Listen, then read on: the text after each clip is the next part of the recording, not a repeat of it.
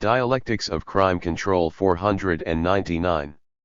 27. Policing in the Black Country was reorganized in the 19th century in much the same way. 28. The necessarily decentralized character of police patrol always reduces the organization's ability to gain officers' compliance with organizational policy. In this period, however, police corruption seems to have been less a case of individual police refusing to enforce the law in return for payoffs, than an organizational policy of non-enforcement in return for bribes at the highest levels of the administrative hierarchy. 29. The merchants who petitioned Parliament blamed the upswing in crime after 1815 on the weakness of law enforcement, but with little basis. The increase is now generally attributed to the difficulty that soldiers discharged at the end of the Napoleonic War had in finding employment. 30. A similar combination of pragmatic and humanitarian concern seems to have been responsible for the campaign against the death penalty in the United States just after the War of Independence. In New York, for example, the campaign of businessmen was led by Thomas Eddy, a prosperous Quaker merchant, for evidence concerning a similar shift in religious doctrine in the United States and a discussion of the effect of this shift on the way crime and punishment were viewed, see Davis and Griffin. 31. To achieve this strict control, imprisonment for debt had to be abolished. Since debtors had not been convicted of a crime, they could not be subjected to the rigorous discipline of the penitentiary. As business indebtedness and bankruptcy were becoming a more normal feature of the capitalist economy, imprisonment for debt also came under increasing criticism from business classes. 32. Most of the committals to the Gloucester Penitentiary between 1792 and 1809, for example, involved breaches of labor discipline on the part of agricultural workers and workers in the putting-out system. 33. Geiss notes that Jeremy Bentham's Panoptian design for penitentiaries and workhouses was adapted from a plan his brother Samuel had devised to stop carpenters employed in a shipyard from pilfering materials. 34. For similar diffusion of control strategies in the French prison, see Foucault. 35. We follow the conventional usage in characterizing the economy during this period as monopoly capitalism, even though the concentration of capital in most sectors of the economy never reached the point of complete monopolization. 36. Chambliss has noted that support for federal regulation of the meatpacking industry came from the industry itself.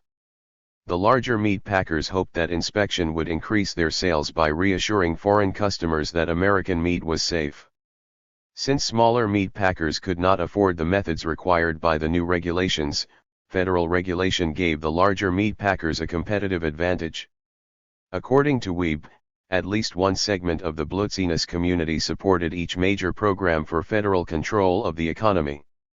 37. On the other hand, Boyer argues that active business support for prohibition was exceptional, and cites evidence that in some localities the business community strongly opposed prohibition, since it threatened investments in tourism, real estate, hotels, and restaurants, and the liquor industry. Divisions on this issue within the capitalist class may have given the middle classes greater political strength than would otherwise have been the case. An additional factor in the success of the prohibition movement was clearly the liquor industry's failure to put together a unified opposition. The wine, beer, and liquor sectors of the industry could not agree on a common strategy. Indeed, the liquor industry was the one major sector of manufacturing that had not developed a national trade association. 38. A few reformers, such as Samuel Gridley Howe, had already publicized the British experiments before the Civil War, but not until after the war were they given much attention. 500. Humphreys and Greenberg. 39. They really meant this.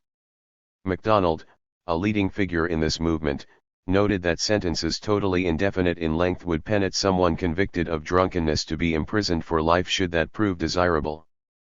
40. Major contributors included such names as Adler, Astor, Carnegie, Dodge, Guggenheim, Harriman, Letchworth, Lowell, Morgan, Rockefeller, Schiff, and Vanderbilt, along with foundations established by these and other leading capitalist families. Hahn, 1978. 41 juveniles were being committed to asylums in the absence of a criminal conviction even in the Jacksonian era. The Pennsylvania Supreme Court upheld the practice in Elf. Part Krauss. In Chicago this was the practice from 1855 to 1870. When a court decision based on laissez-faire doctrine severely curtailed the state's powers to incarcerate juveniles not convicted of a crime. Proceedings involving juveniles after this date still appear to have been procedurally infernal. Fox, 19701. 42 working class salaries in this period did not rise very much with age. Consequently, parents often depended on their children's income.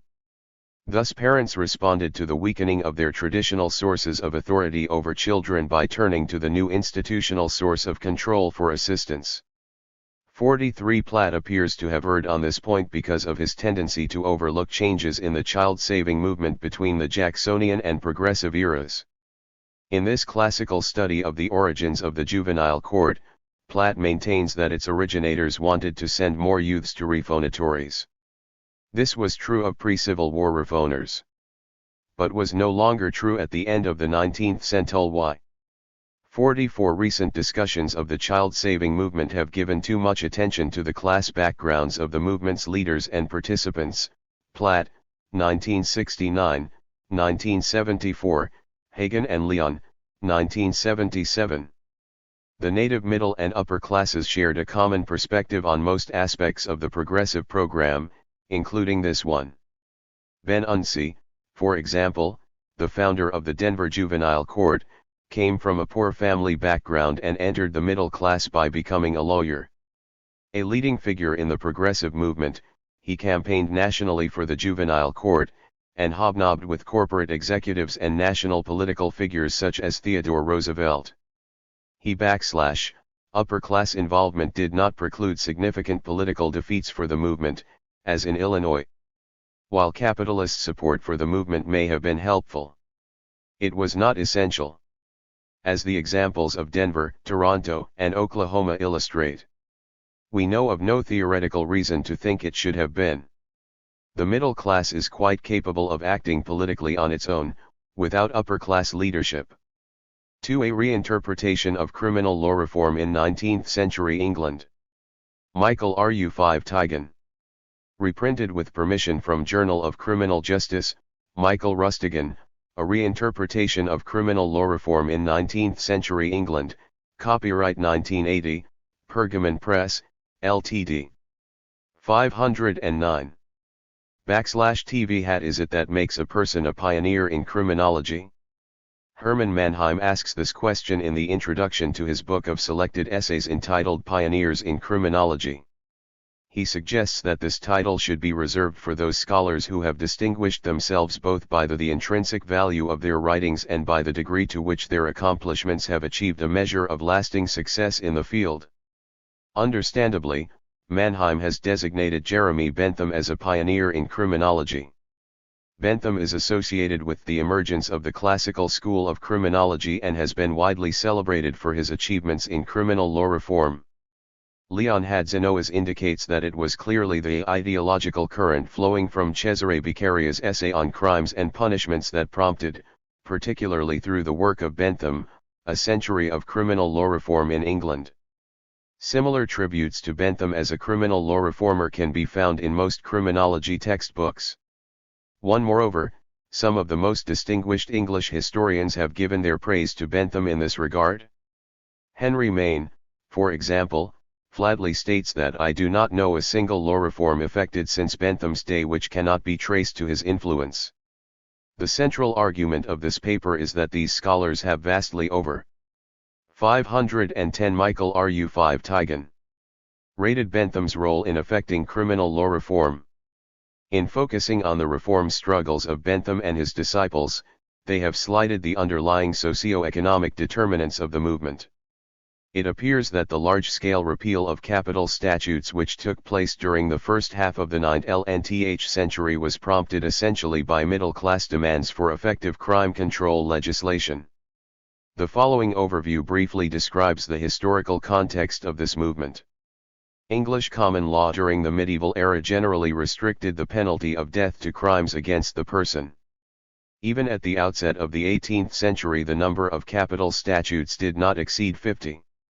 By the beginning of the 19th century, however, the number had nearly quadrupled. Even the conservative William Blackstone had to admit the melancholy truth that, among the varieties of actions which men are daily liable to commit, no less than 160 have been declared by Act of Parliament to be felonies without benefit of clergy, or, in other words, to be worthy of instant death. This sanguinary development was generated by the Industrial Revolution. The new machine age transformed the agrarian way of life in England into an urban industrial complex. Between the years 1760 and 1830, great masses of people from rural England were transformed from settled country folk into mobile urban dwellers. 3. No longer could the government depend on the old mechanisms of informal social control provided by the village. 4. To the aristocratic, Tory-dominated Parliament, the extension of capital punishment to the vast number of newly created offences against property was the only sure method of curtailing the rising crime rate. 5. By the second decade of the 19th century, various urban business groups had begun to condemn the harsh criminal law as an ineffective deterrent against crime. In numerous petitions sent to Parliament, they indicated that jurors were growing increasingly reluctant to convict petty property offenders when the prescribed penalty was death. Allegedly, this served to encourage crime by holding out to the offender the strong hope of immunity. The petitioners clamored for less severity and more swiftness and certainty in the administration of punishment. 6. The need for criminal law reform was mirrored rather clearly in the growing divergence between legislation and practice. In the middle of the 18th century, more than half of all persons convicted of capital crimes were executed. At the close of the century, the ratio dropped to less than 1 in 3. In the period between 1765 and 1820, the number of capital statutes in force climbed to about 220. During the first decade of the 19th century, only 1 in 10 persons convicted of a capital offense was executed. Summarizing the state of the criminal law during this period, James Stephen remarks that Reinterpretation of Criminal Law Reform 511. It was admitted to be much too severe, especially in regard to the punishment of death. It was immensely cumbrous. It was liltedly unsystematic. Its punishments were to the last degree capricious, and it stood in the greatest need of compression, definition, and rearrangement, in nearly every part. 11890:511. Utilitarian and the Criminal Law. In view of Cesare Beccaria's considerable impact on continental criminal legislation, Bentham hoped that his To the Principles of Morals and Legislation would be actualized into widespread reform. To his great disappointment, it attracted but scant attention in his home country. Bentham's second major work was published abroad in French in 1811 as Théorie des peines et des récompenses and eventually appeared in English as The Rationale of Reward and The Rationale of Punishment. These works were first published on the continent because he felt that, at the time, legislative opinion in his own country was too opposed to reform. 7. The bulk of Bentham's ideas on criminal law reform are contained in the Introduction to the Principles of Morals and Legislation and under the 2 titles above. These writings are included with his other important works in a collection of 11 volumes edited by John Bowring and published in 1843. 8. Since the reform of the English criminal law has been directly or indirectly attributed to these writings, the essentials will be described in brief. Utilitarian thought flourished during the 18th and up to about the middle of the 19th century. According to John Playmenitz, there were utilitarian writers on the continent at this time, but basically the school was English. Bentham's writings can be placed into the English empiricist movement, which passed from Bacon to Hobbes, Locke, Hume, James Mill, and on to John Stuart Mill. Bentham in no way tried to claim originality for his utilitarian philosophy. He makes numerous and grateful acknowledgments to all the above, including Beccaria and particularly the French philosopher Helvetius. 9. The utilitarians based their systems of morality, law, economics, and politics on the strength of posited universal laws of human nature. Upon these laws they believed they could build a science of mind and society as exact as Newton's explanation of the physical order. It was with the work of Jeremy Bentham, however, that the term utilitarianism originated and the doctrine became well known. Bentham defines the principle of utility as the greatest happiness of the greatest number. As to the definition of happiness, he sets forth the axiom that happiness is the possession of pleasures with the absence of pains, or the possession of a preponderant amount of pleasure over 512 Michael Ru 5 Tigan. Pain. The distinction between pleasure and happiness, says Bentham, is that happiness is not susceptible of division, but pleasure is. A pleasure is single, happiness is a blended result like wealth.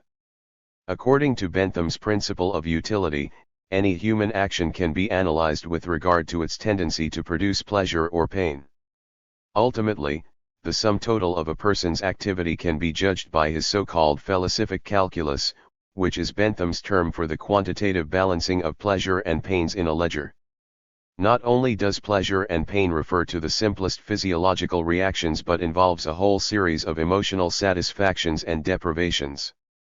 In his classification of pleasures, Bentham includes, for example, health, friendship, and income, along with the corresponding pains which the deprivation of each would entail. Bentham views people as acting fundamentally in their own self-interest and assumes that this drive is desirable in itself. 1 degree It is only the consequences of self-seeking behavior which must be evaluated. Thus, according to the utility principle, it is bad for a person to do that which brings him 9 units of pleasure if it is likely to bring 10 units of pain to others. Bentham argues that the sole purpose of legislation is to promote the greatest happiness of the greatest number. The lawmaker should be no more impassioned than the geometrician. They are both solving problems by sober calculation. In utilitarian terms, the inclination to commit a crime arises from the expectation that it will increase the individual's pleasure or decrease his pain. This is not to say that pleasure or pain causes behavior, it is the anticipation of pleasure or pain that guides a person's actions. Consequently, the belief that a criminal act will result in pain should weaken the inclination to commit it, provided that the administration of punishment is swift, certain, and severe enough to offset the advantage derived from the offense. 11 The most important penal doctrine in Bentham's system is that prevention is the sole justification for punishing the offender. Retribution is precluded because punishment is just only if it is oriented to the future and not to the past.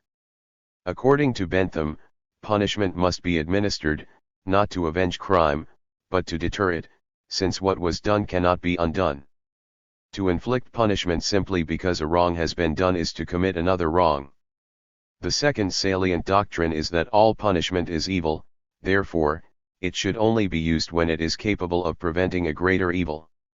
Laws are everywhere very imperfect on this point, says Bentham. Punishment, if it goes beyond the limit of necessity, is a pure evil. 12 Since punishment inflicts pain, it must be as frugal as possible, that is, just severe enough to achieve deterrence. For Bentham, the main objective of punishment is not to be found in the reinterpretation of Criminal Law Reform 513. Actual infliction of pain on a handful of offenders, but in the threat of penalties against the great number of potential offenders, which includes everyone.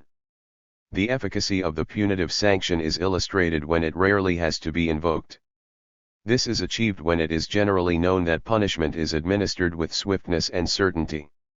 The punished individual is therefore to be viewed as the indispensable sacrifice to the greatest happiness of the greatest number. 13 Bentham's main argument against the death penalty was based on his observation that severity breeds impunity and that the rapid profusion of capital offenses against property was undermining the swiftness and certainty so central to effective deterrence. Also, he argued that capital punishment precluded restitution and, in the case of error, was irrevocable. Bentham's condemnation of the multiplicity of capital statutes in England was based on highly pragmatic reasoning. 1. It makes perjury appear meritorious, by founding it on humanity. 2. It produces the contempt for the laws by rendering it notorious that they are not executed. 3. It renders convictions arbitrary and pardons necessary. All these causes of uncertainty in criminal procedure are so many encouragements to malefactors. Romilly's plight. Samuel Romilly was the first of Bentham's disciples to plead in Parliament for the practical application of utilitarian principles. On May 18, 1808, he informed the House of Commons that he had chosen to devote his energies to reforming the penal code. He announced that he would commence a piecemeal attack on those capital statutes which had become unenforceable on moral and technical grounds. Romilly struggled inexhaustibly to assure the reactionary Tory Parliament that the prevention of crime rested on the swiftness and certainty of punishment rather than its severity. Yet the only reforms that he achieved were the repeal of capital punishment in 1811 for pocket-picking and stealing from bleaching grounds, 1966:299-3001. The repeal of the latter was strongly influenced by petitions from calico printers demanding that the death penalty be abolished on the grounds that convictions had declined while at the same time offences against their property were increasing. The following is the petition of the master calico printers in the vicinity of London, dated February 27, 1811. 514 Michael Rustigan. To the Honourable House of Commons. The petition of the master calico printers in the vicinity of London RESPECTF1JLLY showeth, that your petitioner's property is much exposed, especially while lying out to bleach, and great depredations are annually committed on your petitioners. That the laws which punish the offence with death have been found ineffectual to restrain these depredations, for that owing to the lenity of prosecutors, the unwillingness of juries to convict, and the general leaning to the side of mercy, when the punishment is by the common opinion of mankind considered as disproportioned to the offence, few convictions take place, and consequently offenders mostly escape, and are encouraged in the commission of crimes, which are multiplied from the probability of escape being increased, and from the impunity which lax prosecutions frequently afford.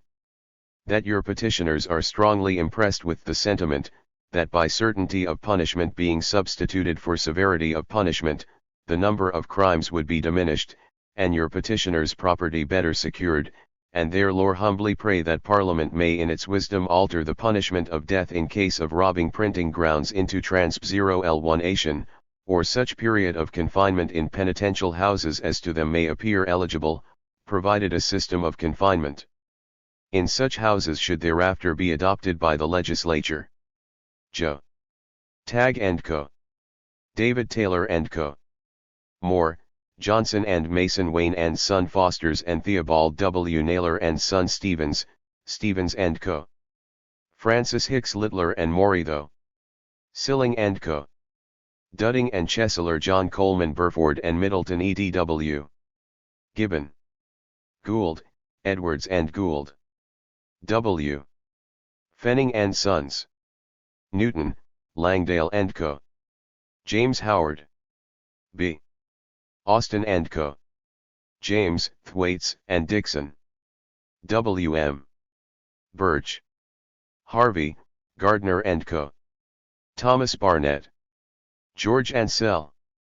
Romilly wisely used this petition and one signed by 150 proprietors of bleaching grounds in Ireland to support his bill in the House of Lords.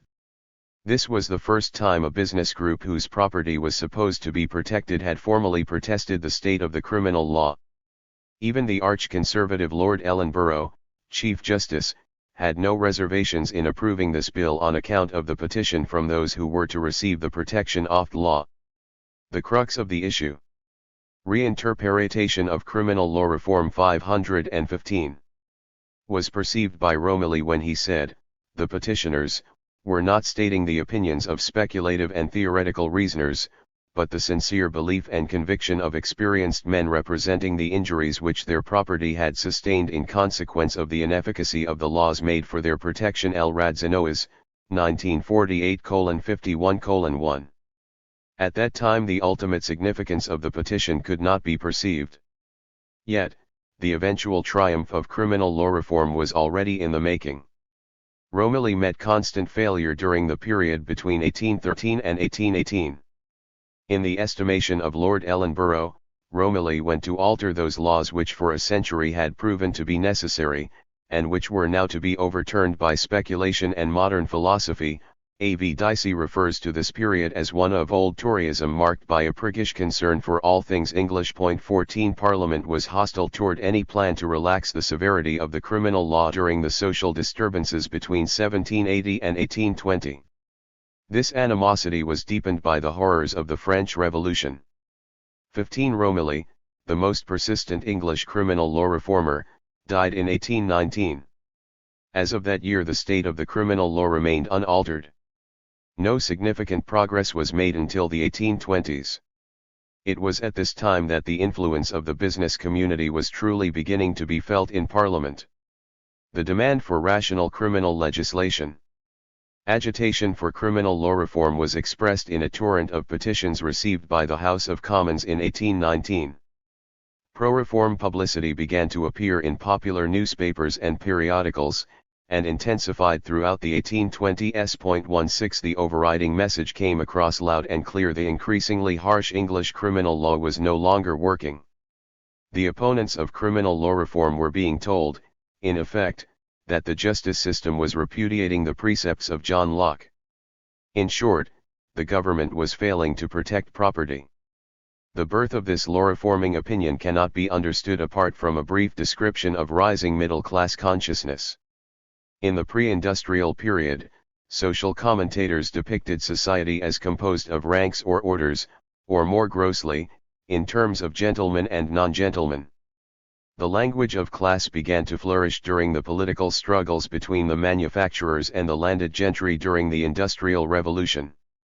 The increasing productivity of the industrialists resulted in an enormous expansion of the middle class.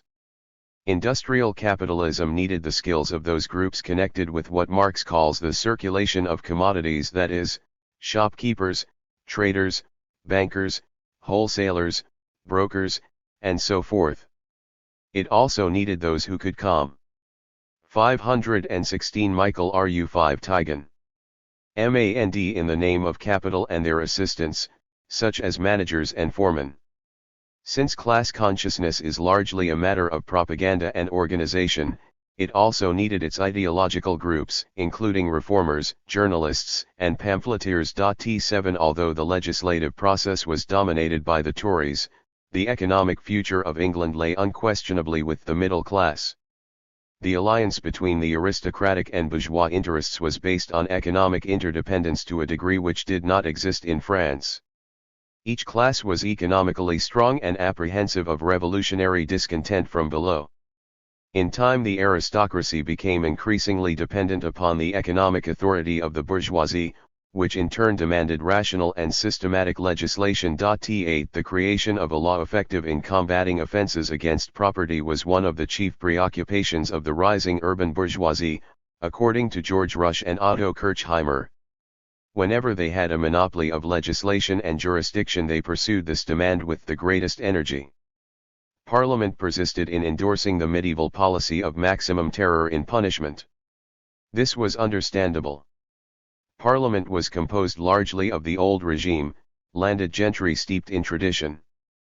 The drive for penal reform reflected the transition from a feudal to a capitalist economy and the rise of a social class whose prosperity was derived from profit and whose consciousness, therefore, was governed by the calculation of results. The bourgeoisie had no respect for policies of church or state that did not protect their interests. Imbued with the pragmatic ethos of the marketplace, they were more concerned with the effectiveness of punishment than with its capacity to wreak vengeance.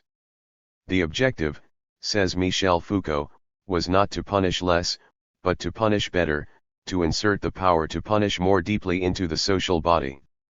Petition! Petition! Petition! Exclaimed middle-class property holders when government policy threatened their interests or when reforms were denied or delayed. The demand for criminal law reform could no longer be ignored by Parliament. By mid-1819 James Mackintosh estimated that the number of petitioners whose petitions are on our table, praying for a mitigation of the criminal law, exceeds 12,000. Mackintosh entered Parliament in 1812 and became a devoted supporter of Romilly's bills to reform the criminal law. Prior to sufficient representation in Parliament, the chief vehicle of middle-class interests was the petition. Its use constituted the popular right of asking Parliament for redress of local grievances. It was mainly the increase of middle-class demands that produced a centralized system of petitioning which was capable of representing on a single petition a number of unified groups in a given city or county. The influence of petitions bearing distinguished signatures could be measured by the discussions which they Reinterpretation of Criminal Law Reform 517 engendered. The most popular subjects, that is those that produced the most petitions, usually led to protracted debates. The need for a centralized system of petitioning first became apparent in 1779 due to the multiplication of petitions connected with the abolition of the slave trade. In 1819 one of the most important petitions presented to Parliament for criminal law reform was the petition of the Corporation of London, which the sheriffs presented on January 25. This was the first time that the Corporation of London expressed its opinion on the subject. The following is the petition of the Corporation of London in full. The petition of the Corporation of London. The petition, as presented by the sheriffs of London and Middlesex, January 25, 1819. To the Honourable the Commons of the United Kingdom of Great Britain and Ireland in Parliament assembled. The humble petition of the Lord Mayor, Aldermen, and Commons of the City of London, in Common Council assembled. Showeth, that your petitions are greatly interested in the police both for the City of London, and for the County of Middlesex, where His Majesty's commissions for the trial of offenders issue yearly, and 8 sessions at the least are held every year, and they are impressed with the conviction, that their representations upon the present state of the criminal law, and its effects on public morals, will be deemed worthy the consideration of your honourable House.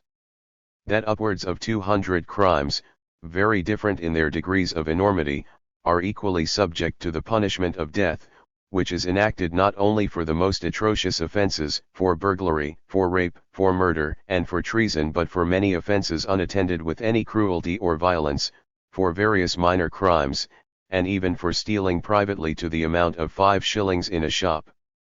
That from the returns upon the table of your honourable House, it appears that crimes have for some years been rapidly increasing, both in number and malignity, to the injury of the rising generation, and the debasement of the national character. That there were committed for trial in Middlesex in the years. That without the interference of your honourable House, in adapting the state of the criminal law to the state of the moral and religious sentiments of the nation, the increase of crimes must be progressive, because, strong as are the obligations upon all good subjects to assist the administration of justice, they are overpowered by tenderness for life, a tenderness which, originating in the mild precepts of our religion, is advancing, and will continue to advance, as these doctrines become more deeply inculcated into the minds of the community.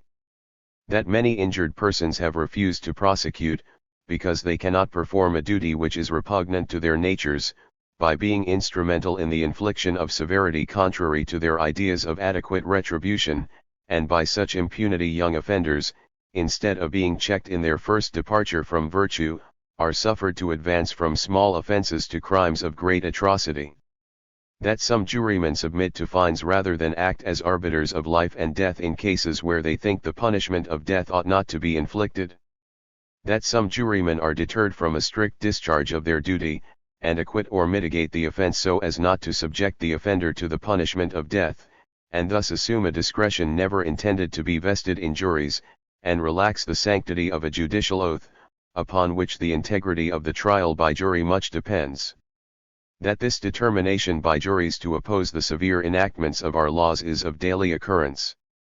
That, amongst other instances, a jury, rather than be instrumental in inflicting the punishment of death for larceny to the amount of 40s from a dwelling, found at £10, note to be worth only 39s.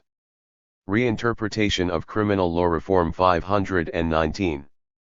That another jury, influenced by the same motives, found 2 bills of exchange, value of £10 each, and 8 bank notes, value of £10 each, worth the same sum of 39s. That your petitioners cannot omit to urge upon your honourable House that even this disinclination to enforce the law is not confined to the injured parties and to juries, but extends to the learned judges, who, impressed with a similar feeling, have exercised their ingenuity in discovering means by which the real value of the property stolen should not be found by the jury, and where convictions have taken place, constantly recommend a great part of these convicts to the royal mercy, and His Majesty's advisers, influenced by the same anxiety to preserve human life, readily apply and easily obtain from the throne a remission of the sentence. That your petitioners do not apply to your honorable house with any feeling but of gratitude and respect for the administration of the law by the learned judges, or for this exercise of the royal prerogative, by causing law and justice in mercy to be executed in every judgment, but they are impelled to submit to your consideration the state of the law itself, which produces evasions dangerous to the community, and which must continue to produce them, as they depend not upon the sentiments of any individuals, but upon certain and general principles of our nature, upon the advanced state of civilization in the country, and upon the diffusion of Christianity, by which we are daily taught to love each other as brethren, and to desire not the death of a sinner, but rather that he should turn from his wickedness and live. Your petitioners, therefore, humbly pray that your honorable house will take the premises into your most serious consideration, and adopt such measures as the importance of the subject requires, and as the wisdom of your honorable house may seem meet. /H.C.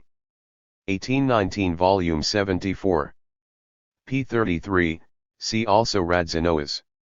1948:7281. In noting the grievances and requests contained in the petitions, there are two extant issues that require explanation before turning to the reform efforts of Robert Peel. The first is the expressed desire for a police force, the second is the contention that juries in particular had grown reluctant to convict property offenders under the existing capital statutes. It is significant that only after the flood of petitioning in 1819 did the criminal law reformers in Parliament recognize that without an organized police force any large-scale attempt to reform the criminal law would be doomed to failure. It became apparent that a wholesale mitigation of severity in the law would be meaningless without better law enforcement. Such a system was established in 1829 by Peel, and it worked so well that by the middle of the century, the fears of an earlier generation that the police would become an instrument of class domination had been entirely forgotten. The bourgeoisie, according to Alan Silver, turned toward a bureaucratic police system that insulated them from popular violence, drew attack and animosity upon itself, and seemed to separate the assertion of constitutional authority from that of social and economic dominance. 19. 520 Michael Ru 5 Tigan. The central issue addressed by the petitioners was the increasing unwillingness of jurors to convict property offenders under capital statutes. The courtroom practice of nullifying the death penalty on felonies was accomplished in two major ways. The first took place when jurors would reduce the value of stolen property. The other involved active collaboration of the judge, the jury, and the prosecutor, whereby the judge would apply any one of a number of technicalities in return for a conviction on a non-capital offense. The process, says Jerome Hall, was clearly outside the contemplation of the legislature, and sometimes directly opposed to known legislative intent. 20 In the traditional view, the turning point in the movement to reform the criminal law occurred in 1822 when Peel took up the cause. Yet if one takes the force of organized petitioning into account, the turning point appears distinctly in 1819. Between 1819 and 1832 the influx of petitions amounted to no less than an onslaught. They came in from all over Britain. 21 When Peel became Home Secretary in January, 1822, the movement had found its leader. Almost immediately he set about the reform of the police and the criminal law. Although he was a Tory, he tended to be in tune with the interests of the business community. 22 Peel was basically a conservative politician who had no sympathy whatsoever with Bentham's utilitarian schemes. He was a shrewd, practical legislator who was clever enough not to jerry to the English legal tradition. This was the clue to Peel's success, and it is the clue to Peel, says G. Kitson Clark. As a result, he was trusted by the very men who had spent their lives opposing reform, and was successful where radicals and philosophers were failures. 23 The task of reform was now placed squarely on the shoulders of an esteemed government official. The House of Lords, furthermore, was no longer dominated by the older reactionary aristocrats.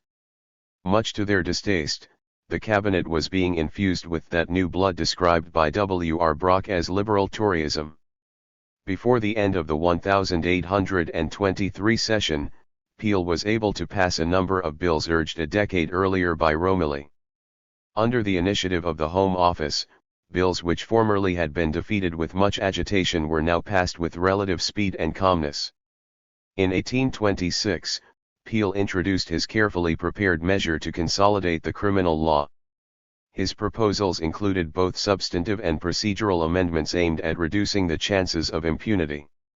By 1828, the death penalty had been abolished for more than 100 offenses and a multitude of procedural reforms had been enacted. 24 When he finally left office in 1830, claims A.A.W. Ramsay, he had reformed and consolidated practically the whole of the criminal law of England. Focusing on Peel's vast administrative ability, it is easy to forget that Peel was, as Lord Rosebery pointed out, a representative of the great middle class. The impact of the petitions combined with the official sponsorship of the Home Office was decisive. By 1864 Murder and Reinterpretation of Criminal Law Reform 521. Treason were the only remaining offences punishable by death.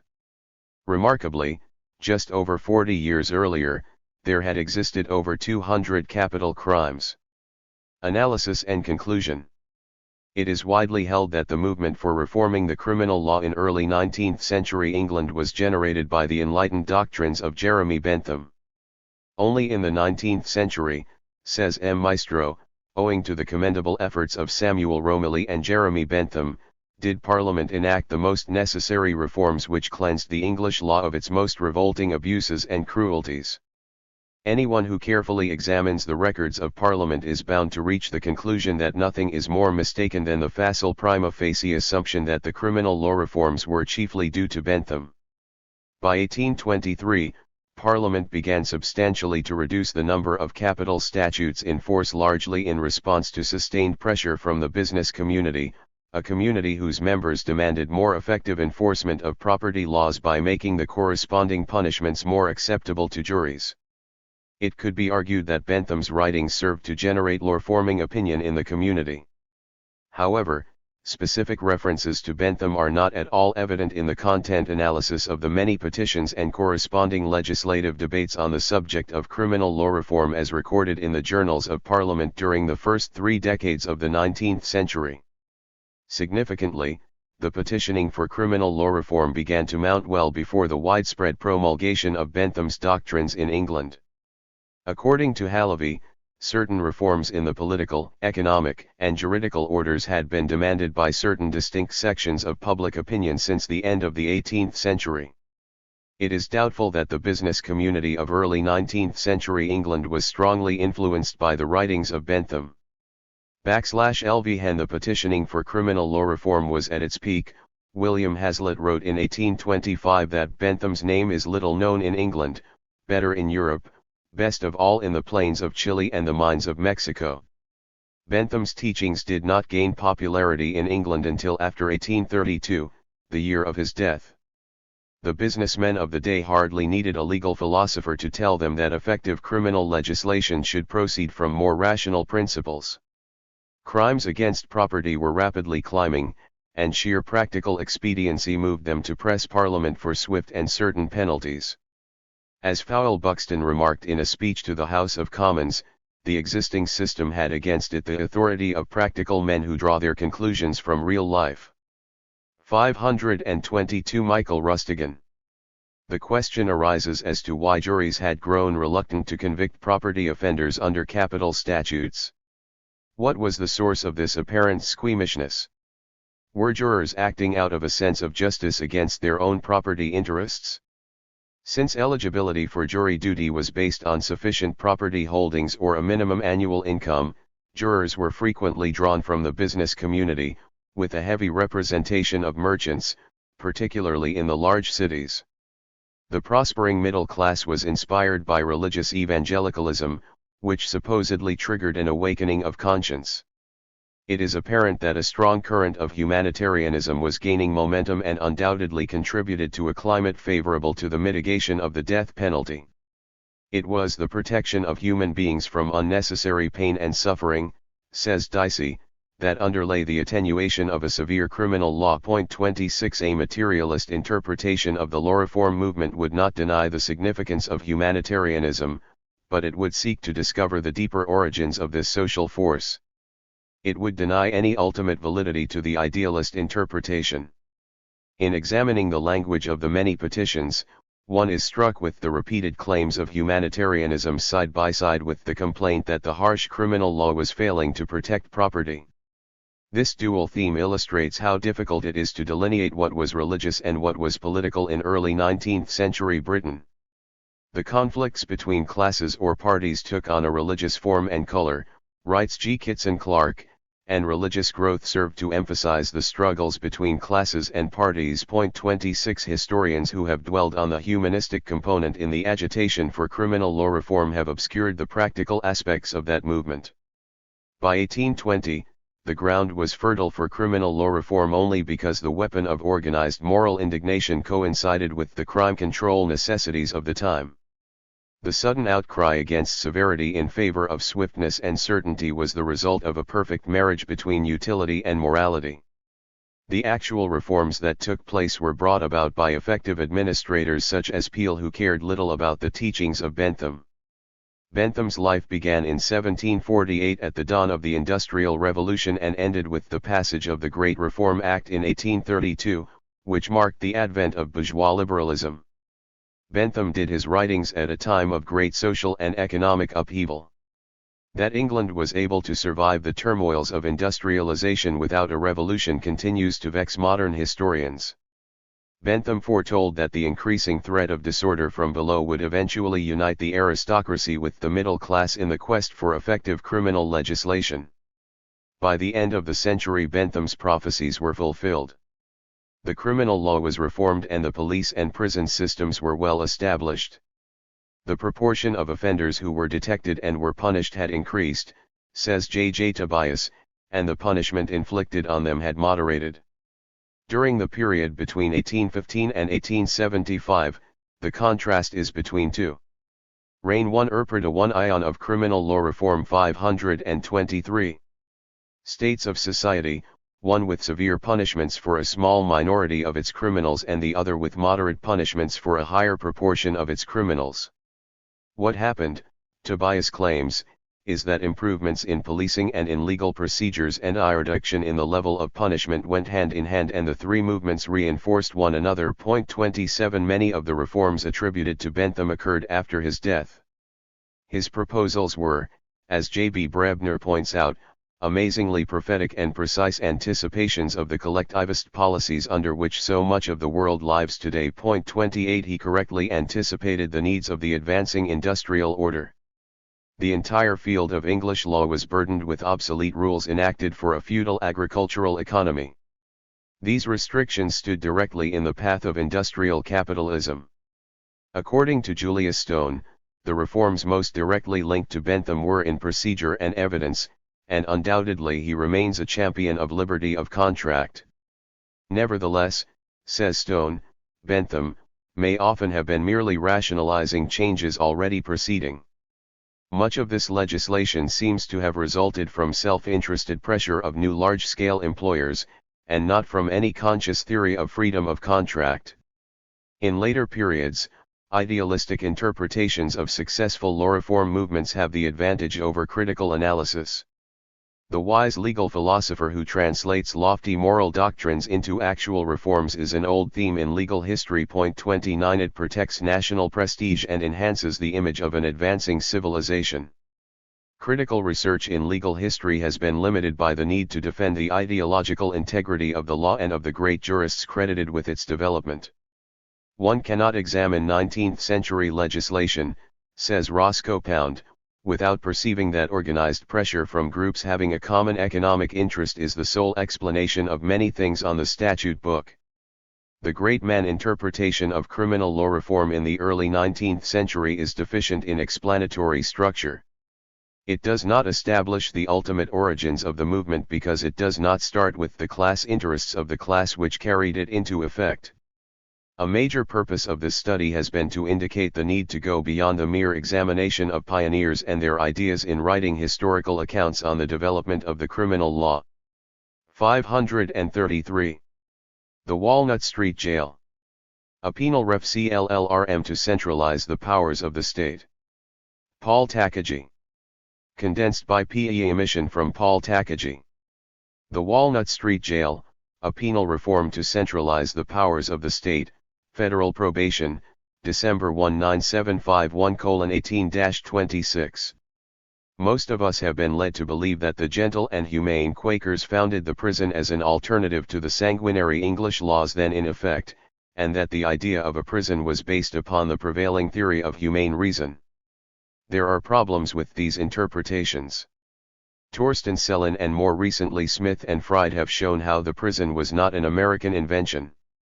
Selin went so far as to conclude, the philosophy of the system was a British importation and the penitentiary house of the Walnut Street Jail was no innovation. English reformers gave us both the fundamental ideas and their application in practice to such an extent that no Pennsylvanians can lay claim to be inventors of the Pennsylvania system. Selin collected data to show how the ideas introduced in the Walnut Street Jail were already in operation in the reformed English jails, but he did not offer an explanation of why the Pennsylvanians adopted the system. Smith and Fried, in a brief chapter, argue that the prison reform was a product of changing productive relationships that in turn required new justifications of both the state and the law. They suggest that the argument of humanitarian principles was invoked to legitimize the political basis for a new social order, and that the prison was designed to moderate the social conflicts resulting from the ascendancy of the bourgeoisie. Torsten Selin in his book, Pioneering in Criminology, invoked a similar argument to explain the emergence of the Rasphaus in mid-16th century Europe. The modifications that occurred in class relations, that is to say, the breakdown of feudalism and the rise of mercantilism and the change in the nature of labor relations, caused considerable dislocation among the work. 534 Paul Takagi. ERS, begging, wandering, idleness, and petty thievery, which led to the establishment of workhouses for sturdy beggars. The formulation by Selin and by Smith and Fried is the point of origin for this article, to sketch out how and why the Walnut Street Jail became a prison. The early jail and workhouse. The first prison society, called the Philadelphia Society for Assisting Distressed Prisoners, was formed in 1776 following the work of Richard Wista, a member of the Society of Friends, and is generally believed to be the parent organization of the Philadelphia Society for Alleviating the Miseries of Public Prisons, credited with the penal reforms introduced in the Walnut Street Jail. The first society apparently gathered food and clothing for the convicts, and its activities centered about improving the physical comforts of the prisoners. When the British Army entered the city of Philadelphia in September 1777, the organization was disbanded. During its brief existence there is no evidence to indicate that it effected any changes in the several jails, including the Walnut Street facility. The work of Richard Wista was apparently with prisoners lodged in the colonial workhouses. Although jails designed for criminals existed as early as 1635, their use as punishment was chosen relatively less often than fines or whippings for two reasons: the jails were small and could hold but a few at one time, and the cost of maintenance was a burden the colonial people wished to avoid. It seems that colonial authorities were much more concerned with the discipline of laborers, servants, debtors, and political prisoners, housed in workhouses, which made their appearance sometime around 1655. Jail sentences were short and most sentences were indefinite. One might be sentenced, for example, for a time, or during the pleasure of the court, or till Saturday morning next, or until the last day of the week at night. If a criminal sentence of a servant, 2 years of imprisonment, proved to be prejudicial to his master, the court frequently modified the sentence and released the offender. A servant in colonial America was not only one who gave personal household services, but was bonded to perform agricultural labor and other work for manorial lords, merchants, shippers, and plantation owners. The workhouses began to appear with the establishment of a landed aristocracy, the plantation owners in Virginia, the manorial lords in New York, and the merchant class and shippers in Massachusetts. The triangular trade of rum, molasses, and slaves transformed the industrial base, and one of the first signs of this was the adoption of a money economy. In 1652 the Massachusetts colony established a mint to coin the pine tree shillings. The change to a money economy marked the beginnings of a wage working class. The wages were fixed by law and the social position of laborers carefully defined. These laws were elaborated to form a Walnut Street Jail 535. Penant class of practically hereditary working people. In all the colonies, laws were passed for the imprisonment of debtors. These laws were not directed at the poor, but applied to wage laborers, the purpose of which was to create a constant supply of subservient workers. Falling in debt because of misfortune or because of the extortions of landlord and tradesmen, the worker was summarily dispatched to the workhouse and remained there until the imprisoned worker agreed to pledge himself in servitude to the creditor. In Pennsylvania the laws provided the landlords the right to recover debts by seizure of the imprisoned debtor's goods and chattels. The laws heaped further abuse upon the worker by authorizing the jailer to be a creditor to collect his fees. Originally the workhouse was a separate facility constructed next to the jail, but William Penn's great laws attempted to fuse the original distinction between the jail and the workhouse. It declared, "All prisons shall be workhouses for felons, vagrants, and loose, abusive and idle persons." But when the English laws were reinstituted in 1718, they substituted for the imprisonment of criminals, restitution, fines and corporal punishment, and where the offender proved not of ability to make such satisfaction, then he should be kept in prison or a house of correction at hard labor. The distinction between a jail and workhouse became increasingly blurred, although the concept of a workhouse was retained under different names. In New York they were called poorhouses for vagabonds, beggars, idle persons, and those without manual crafts, while Pennsylvania in 1766 authorized the establishment of a house of employment for rogues, vagabonds, and other idle and dissolute persons. 1. The Walnut Street Jail, which concerns us here, was authorized by the Act of February 26, 1773, to replace the High Street Jail constructed shortly after the English laws of 1718 went into effect. The High Street Jail consisted of 2 buildings, one for criminals, and the other for debtors, runaway apprentices, and the idle poor. The new Walnut Street facility was to be a jail, workhouse, and house of correction in the city of Philadelphia. The new jail began to receive prisoners in January of 1776, and some 105 prisoners were moved to their new quarters from the old High Street facility. About the middle of the year the prisoners were returned to the High Street Jail, the new prison having been requisitioned by the Continental Army for the confinement of captured enemies. It served as a military prison until 1784, including the period when the British Army used it for the same purpose. It would appear then that Richard Wista and the Society of Friends, in organizing the first prison society on February 7, 1776, worked in the Walnut Street Jail for only a brief period. Their main work was in the High Street facility, where the pillory and the whipping post were used as punishment for the criminals, while imprisonment was the mode of punishment in the workhouse. 536 Paul Takagi. The Society. Shortly after the end of the Revolutionary War, Benjamin Franklin, Benjamin Rush, William Bradford, and Caleb Lowndes led a movement to reform the English Criminal Code of 1718, which was still in effect. The new laws of September 15, 1786, called for the penalty of hard labor, publicly and disgracefully imposed. This meant that prisoners would be employed in cleaning the streets of the city and repairing the roads, and authorities were to shave the heads of the prisoners, and to distinguish them by infamous dress, and to encumber them with iron collars and chains, to which bombshells would be attached. The Philadelphia Society for Alleviating the Miseries of Public Prisons was formed shortly after the new laws went into effect.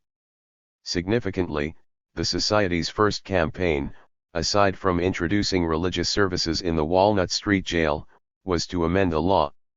In January of 1788, the Society prepared a report noting that the good ends thereby intended have not hereto been fully answered, and recommended that punishment by more private or even solitary labor would more successfully tend to reclaim the unhappy objects.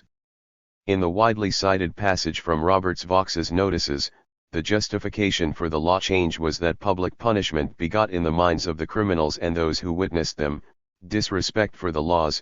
Why did powerful men like Benjamin Franklin and Benjamin Rush, signers of the Declaration of Independence, and William Bradford, later appointed to the Supreme Bench of Pennsylvania, call for a change in punishment to hard labor, publicly and disgracefully imposed, and then change their minds within 1 year to punishment by more private or even solitary labor? Existing works on the history of American penology generally assume that the Society was identical with the Society of Friends and conclude that Quaker beliefs were instrumental in early penal reform. As a matter of fact, no more than 136 out of 340 members from 1787 to 1830 were affiliated with the Society of Friends, and the president of the Society during the first 49 years of its existence was William White, Bishop of the Protestant Episcopal Church of Philadelphia. This does not mean that the ideas of William Penn and the Quakers in the 1780s did not have some influence on the penal reforms, but it is important to note that when actual changes were introduced in the Walnut Street Jail, the Society was dominated by Episcopalians. The work of the Society, as contrasted to Richard Wista's earlier efforts, had nothing to do with alleviating the miseries of the prisoners. Instead, worked closely with some members of the legislature, lobbying or issuing propaganda material, while the powerful remained in the background by not signing any of the Society's position papers. They nevertheless followed closely the activities of the Society, if not actually did. Walnut Street Jail 537. Recting them. Benjamin Franklin, then W.A.S. the President of the Supreme Executive Council of Pennsylvania, and signed the message to the legislature containing the recommendations of the Society.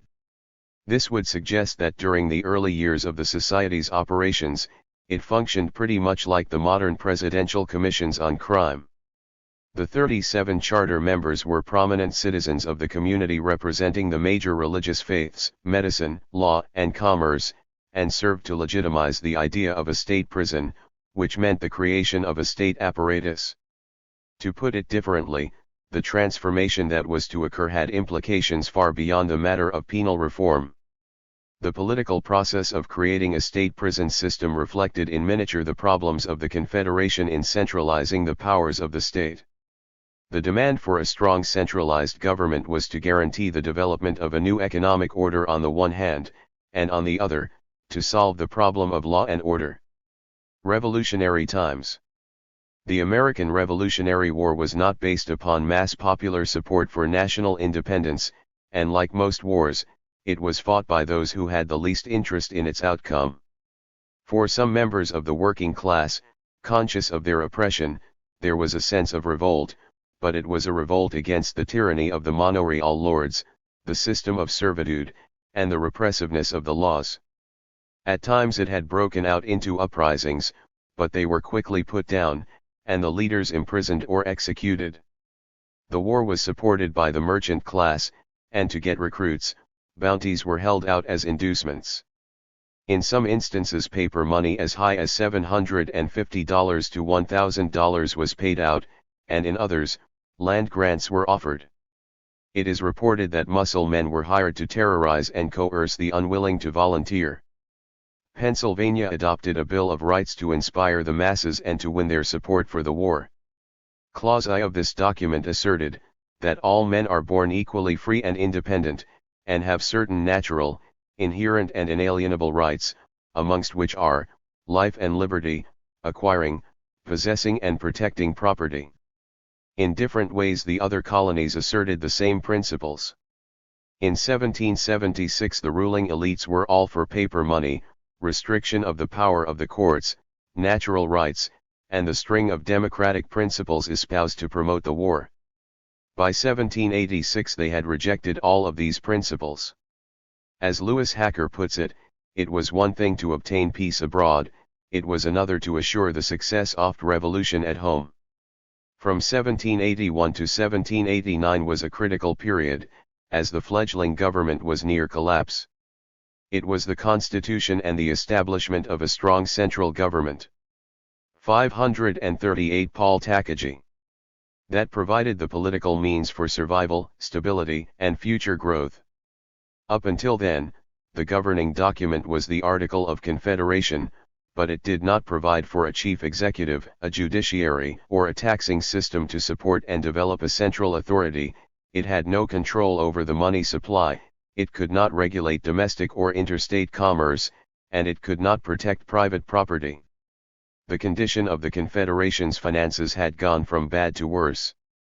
It was aggravated by the arrears in unpaid interest had increased from 1784 to 1789 by about $8.5 million in the case of domestic debts and by nearly $1.5 million in the case of foreign debts.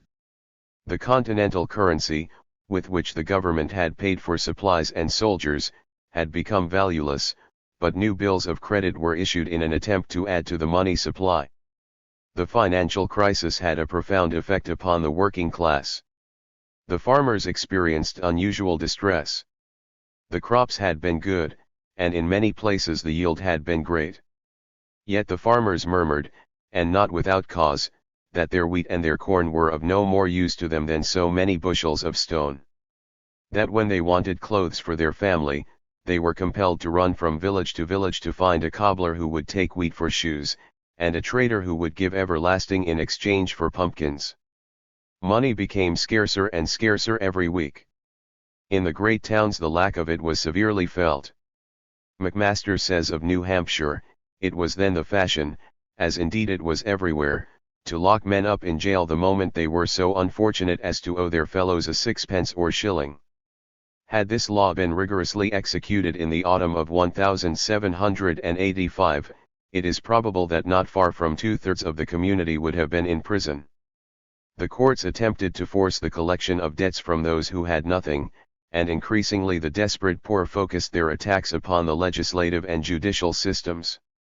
In Rhode Island the debtors seized the legislature in an attempt to force legislation that would require creditors to accept the worthless paper money. In some states people refusing to accept the paper money were subject to hairy fines and the loss of their rights as freemen. But this only served to aggravate the situation. As shops were closed, farmers refused to bring their produce to the cities, and creditors fled from the debtors. In North Carolina the courts were shut down to protect the judges, who were denounced and threatened for ordering the forfeiture of property for non-payment of mortgage interest and for the jailing of debtors. But more than any other single event, Shays' rebellion in western Massachusetts alarmed the ruling class, when the local courts would not, or from intimidation feared to punish the dissidents. The Shayites directed their protests against the Walnut Street Jail 539 courts, disrupting their proceedings to prevent them from handing down indictments. Initially they directed their protests against the Court of Common Pleas on August 29, 1786, and extended their activities against the same court, in other counties. When 1,000 demonstrators assembled at Springfield on September 26 to disrupt the proceedings of the Supreme Court, the militia was ordered out with a call for volunteers, but public sympathy was with the demonstrators. The federal government then attempted to enlist recruits, ostensibly to fight against the Indians, but this plan also failed. Finally the wealthy merchants and bankers in Boston organized a mercenary army of 4,400 to put down the insurrection in January of 1787. These events were reflections of the fiscal crisis, and members of the ruling elite rapidly moved toward the establishment of a strong centralized government. In November 1786, Washington wrote to Madison warning that we are fast verging to anarchy and confusion.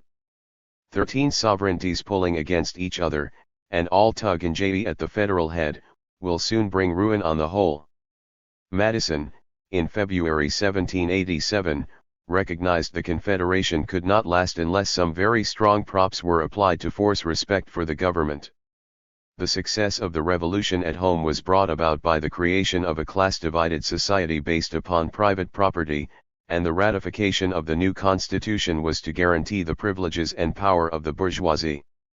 James Madison, who is said to be the father of the Constitution, made this very clear in one of his Federalist papers: the diversity in the faculties of men, from which the rights of property flow, is not less an insuperable obstacle to a uniformity of interests. The protection of these faculties is the first object of government. From the protection of different and unequal faculties of acquiring property, the possession of different degrees and kinds of property immediately results, and from the influence of these on the sentiments and views of respective proprietors, ensues a division of society into different interests and parties. The most common and durable source of factions has been the various and unequal distribution of property. Those who hold and those who are without property have ever formed distinct interests in society. A landed interest, a manufacturing interest, a mercantile interest, a moneyed interest, with many lesser interests, grow up of necessity in civilized nations and divide them into different classes. The regulation of these various interfering interests forms the principal task of modern legislation, and involves the spirit of party and faction in the necessary and ordinary operations of the government. Thus Fisher Ames said in the first Congress, "I conceive, sir, that the present Constitution was dictated by commercial necessity, more than any other cause. The want of an efficient government to secure the manufacturing interests, and to advance our commerce, was long seen by men of judgment, and pointed out by patriots solicitous to promote the general welfare." 540 Paul Takagi. A state prison begins to emerge. Pennsylvania's new penal laws of September 15, 1786, of hard labor, publicly and disgracefully imposed, went into effect just about the time when mass rebellions were taking place in Massachusetts, Rhode Island, and North Carolina. The formation of the society and its immediate efforts to change the laws came about because, rather than deterring crime among the masses, the prisoners at work in the city streets drew large crowds of sympathetic people. Friends and families of the prisoners made contact, and at times liquor and other goodies were given to the prisoners. Roberts Vaux, the chronicler of the society's work, said that the public spectacle of fighting among the prisoners was another reason for changing the laws. Rather than fighting among the prisoners, the fights referred to were undoubtedly public attacks upon the guards. The society's call for punishment by more private and solitary labor was to export out of public view the sufferings and degradation heaped upon the poor. The society's report, issued in January of 1788 to change the methods of punishment, caught the attention of the legislature and, on November 20, 1788, it asked for specific detailed information and recommendations. The Society responded with its long memorial on December 15, 1788, in which it recommended the separation of criminals and debtors, and solitary confinement to hard labor. Following the memorial, the legislature on March 27, 1789, adopted in principle the recommendations of the Society, but it still required additional legislation to put the ideas into practice. Most works on the origins of the American prison assumed on the basis of subsequent events that the recommendations of the Society were routinely accepted by the legislature, and by not examining the lobbying efforts of the Society, concluded erroneously that the changes were inventions of the Society and failed to see the political significance of the reform. The Society prepared a propaganda pamphlet to influence the needed legislation. The contents of this pamphlet provide clear evidence that the origins of the reform were English.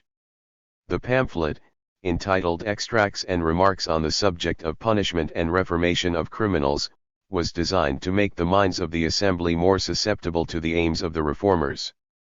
The significance of this pamphlet is that it referred to the successes of the recently reformed English jails, and what was being proposed for Pennsylvania was the same model. The pamphlet cited the experiences at Wymondham, where imprisonment at hard labor was found to be profitable, and by providing hard labor for all on 6 days of every week the prisoners earned more than double the cost of their own maintenance. It noted that the English jails had developed separation for different types of offenders and sexes, as well as provisions for solitary confinement. The pamphlet declared that exactly what was Walnut Street Jail 541 needed at home was to follow the English example.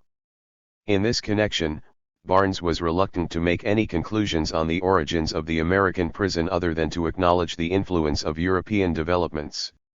Sellin, as noted earlier, was quite adamant that the American prison was an import from England.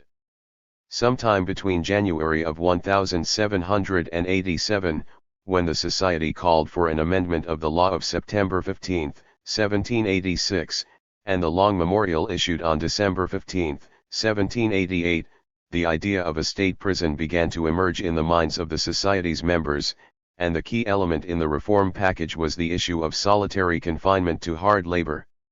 The other reforms were simply dressed as humanitarian principles to persuade recalcitrant legislators. Sutherland was frankly puzzled by this early effort to establish a state prison. He believed that this was designed to obtain greater security for those sentenced to long terms, since the number of prisoners with long sentences was increasing because of the opposition to the death penalty. Actually, the Walnut Street Jail, which came to be designated as the state prison, was a county jail no different from the other jails in each of the several counties. To designate this one county jail as a state prison goes beyond the question of penal management. Sutherland had failed to see the political significance of a state prison system. The law of March 27, 1789, took the first hesitant step toward the creation of a state prison by providing that any felon convicted in any part of the state and sentenced to at least 12 months at hard labor might be sent to the Walnut Street facility. This did not mean that the Philadelphia jail would assume complete cost for the maintenance of the prisoner. The law also provided that the expenses of operating the prison would be defrayed by the counties in proportion to the number of prisoners from each county, and that Philadelphia was to receive £100 annually for maintaining a state prison system, although expenses toward the county could be deducted by any proceeds received from prison labor.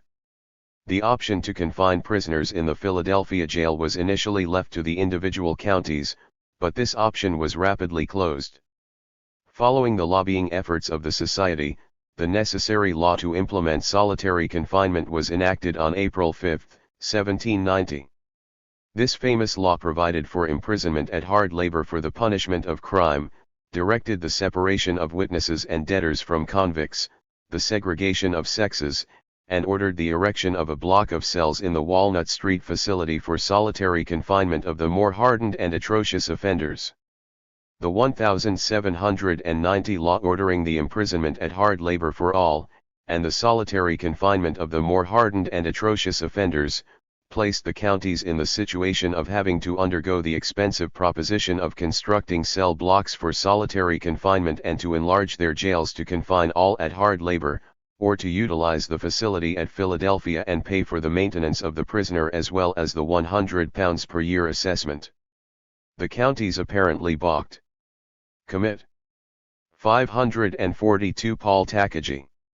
Ments to the Philadelphia prison totaling 131 in 1789, had fallen by 1793 to 45, the lowest commitment figure in the decade 1789 to 1799. While the reduction in prison commitment was being hailed in some quarters as the direct result of the new prison to deter crime, the process of monopolize the penal powers by the state was carried further in order to bring the counties into line. The law of April 22, 1794, directed that all persons in any county, convicted of any crime, should be sent to the Walnut Street Jail in Philadelphia. The punishment of solitary confinement was no longer reserved for the more hardened and atrocious offenders, it was to apply to all for a period of 1/12 to 1/2 the term of imprisonment, and in order to provide flexibility in managing the prison, discretionary powers were granted to prison inspectors to determine the length of solitary confinement. The Walnut Street Jail, as a state prison, came into existence when penal powers came to be monopolized by the state. The significance of a state prison and the adoption of the model by New York in 1796 and by other states, was not so much the architectural design and the classification of prisoners, but the concept of a centralized state apparatus. Here, the issue is not the level of government operations, that is to say a state versus a county-operated prison, it has to do with the establishment of a special public force with powers to exact revenue, to appoint officials with special privileges and power, and the right to use force to whatever degree is necessary. Engels, in his analysis on the origins of the state, said that a coercive state apparatus emerges in a society at a certain stage of development, a stage in which society has become entangled in an insoluble contradiction.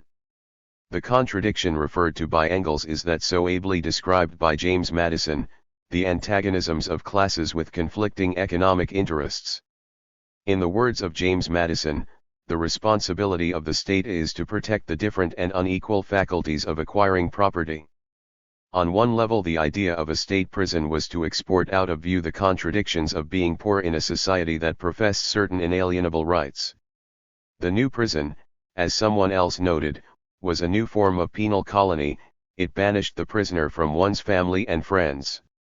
No visitors were admitted except the inspectors, employed lawyers, and ministers.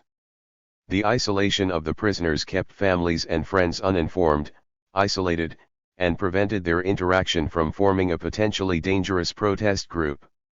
That the prison contained mostly debtors, servants, and paupers, is evidenced by a memorial issued by the Society in 1801. It called for additional reforms, this time the construction of another prison, the Arch Street Jail, specifically for debtors. According to McMaster, the early American prisons contained debtors on a ratio of 5:1. At another level, the establishment of a state prison took the initial steps to create a judicial system. It did this by taking away the discretionary powers of the judges, ordering the confinement of all prisoners, except capital. Walnut Street Jail 543 cases, to the Philadelphia Jail. For more than a century the judges acted arrogantly and often corruptly in sentencing the poor to the jails and workhouses. The reform of the judiciary, however, was not motivated by any sympathy for the poor. The royal judges, who served the interests of the manorial lords, validated titles obtained by fraud and corruption and usurped powers never granted to them, often voiding laws whenever it was convenient to do so. The ascendancy of the bourgeoisie required establishing a rational judicial system and curbing the discretionary powers and the capricious acts of the judges. This was accomplished by referring to the attacks upon the courts during the 1786 uprisings and the necessity to promote among the masses a respect for the laws. 2. That the architects of the state executed this feat by focusing upon the sentencing powers of the judges, adds another dimension to the significance of the first state prison in the United States. Rush and Kirchheimer and Selin understood the relation of the formation of the early workhouses and houses of corrections to the need for socially useful labor. In America, the turn of the 19th century was no exception. Nascent capitalists, with the establishment of woolen, cotton, and linen manufactories in Philadelphia, planned to employ the poor where a certain portion of the work could be done in their homes. The colonies then were largely agricultural, and to assuage the apprehension of the great landholders that the feudatories would absorb men who were wanted as tillers of the soil, it was argued that 2/3 of the labor will be carried on by those members of society who cannot be employed in agriculture, namely, women and children. The conscription of women and children from the workhouses and houses of corrections, it was argued, would lower the cost of manufacturing cloth so as to make the products competitive with the British imports. That the severe laws against paupers and petty offenders were not changed can only be explained by the labor needs of the emerging commercial system. Chronologically, the next major penal reform was the work of the New York Society for the Prevention of Pauperism. The organization was founded around 1816 and established the first separate juvenile institution in the United States, the House of Refuge. The members of the organization were mainly shippers and merchants, and it is no accident that the young boys committed to the House of Refuge were indentured out as cabin boys to America's expanding fleet of clipper ships to contest Great Britain's worldwide mercantilism. Editor's notes 1 Michel Foucault describes the spectacle that accompanied the march of the chain gang, the last surviving element of punishment in public in France in 1837. 1 Michel Foucault, Discipline and Punish, The Birth of the Prison 1. At times, the crowd was hostile to the prisoners, at times, sympathetic. These interchanges seem to have been no less unsettling to authorities in France than they were in Philadelphia. The French response was similar, too. Steps were taken to cut off all interaction between prisoners and the public by making the administration of punishment invisible. The similarity between developments in France and those in the United States tends to confirm Takagi argument that the role of the Quakers has been overstated. Similar steps were taken in the two countries despite the differences in religion. However, the French developments make one wonder whether the Philadelphia crowds who interacted with prisoners working on the roads were invariably friendly. Roberts Vaux, writing long after the events, suggests that hostile as well as subher. Walnut Street Jail 545. Tiv exchanges took place and put to work with simple tools on some craft, usually shoemaking. The reverse of Auburn in conception, the solitary system was equally aimed at inculcating routines of discipline and steady labor, using methods that anticipated operant conditioning. After a period of total isolation, without companions, books, or tools, officials would allow the inmate to work in his cell.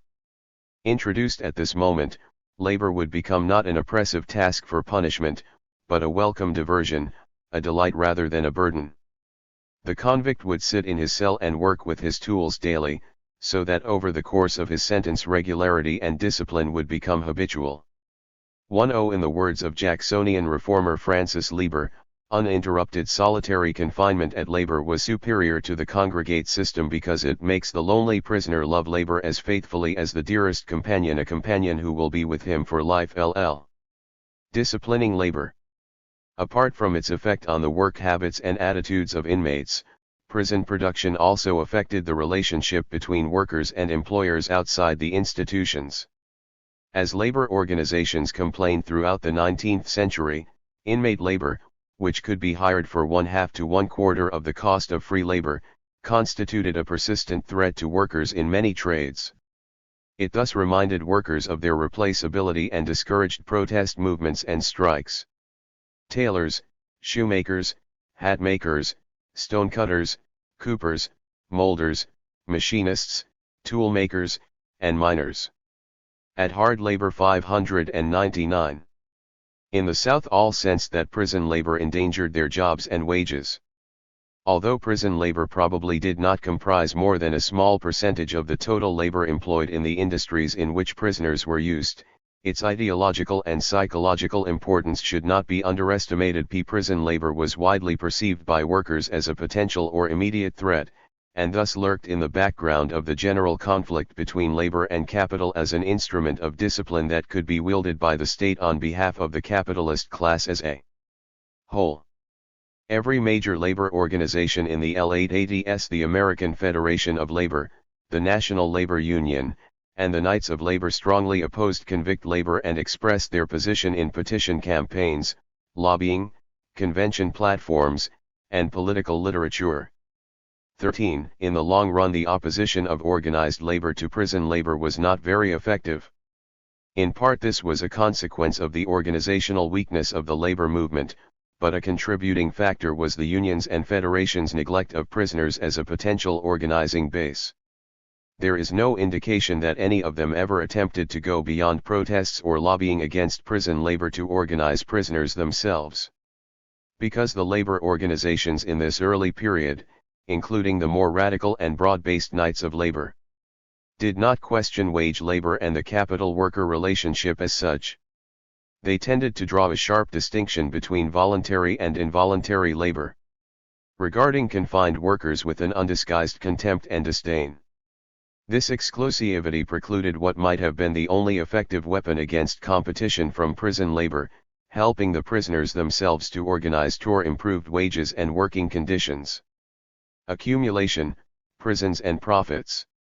In their evaluation of state prisons, Wines and Dwight reported, one thing is harped upon ad nauseam: money. Money. Money. This crops out evil, where? In executive messages and the reports of the wardens, boards of inspectors, legislative committees and special commissions. To bring the prisons to the point of self-support, to secure net profits from convict labor. To make financial exhibits that will gratify the public craving for such profits. This seems to be the supreme object of all, connected with their administration and sharing its responsibility.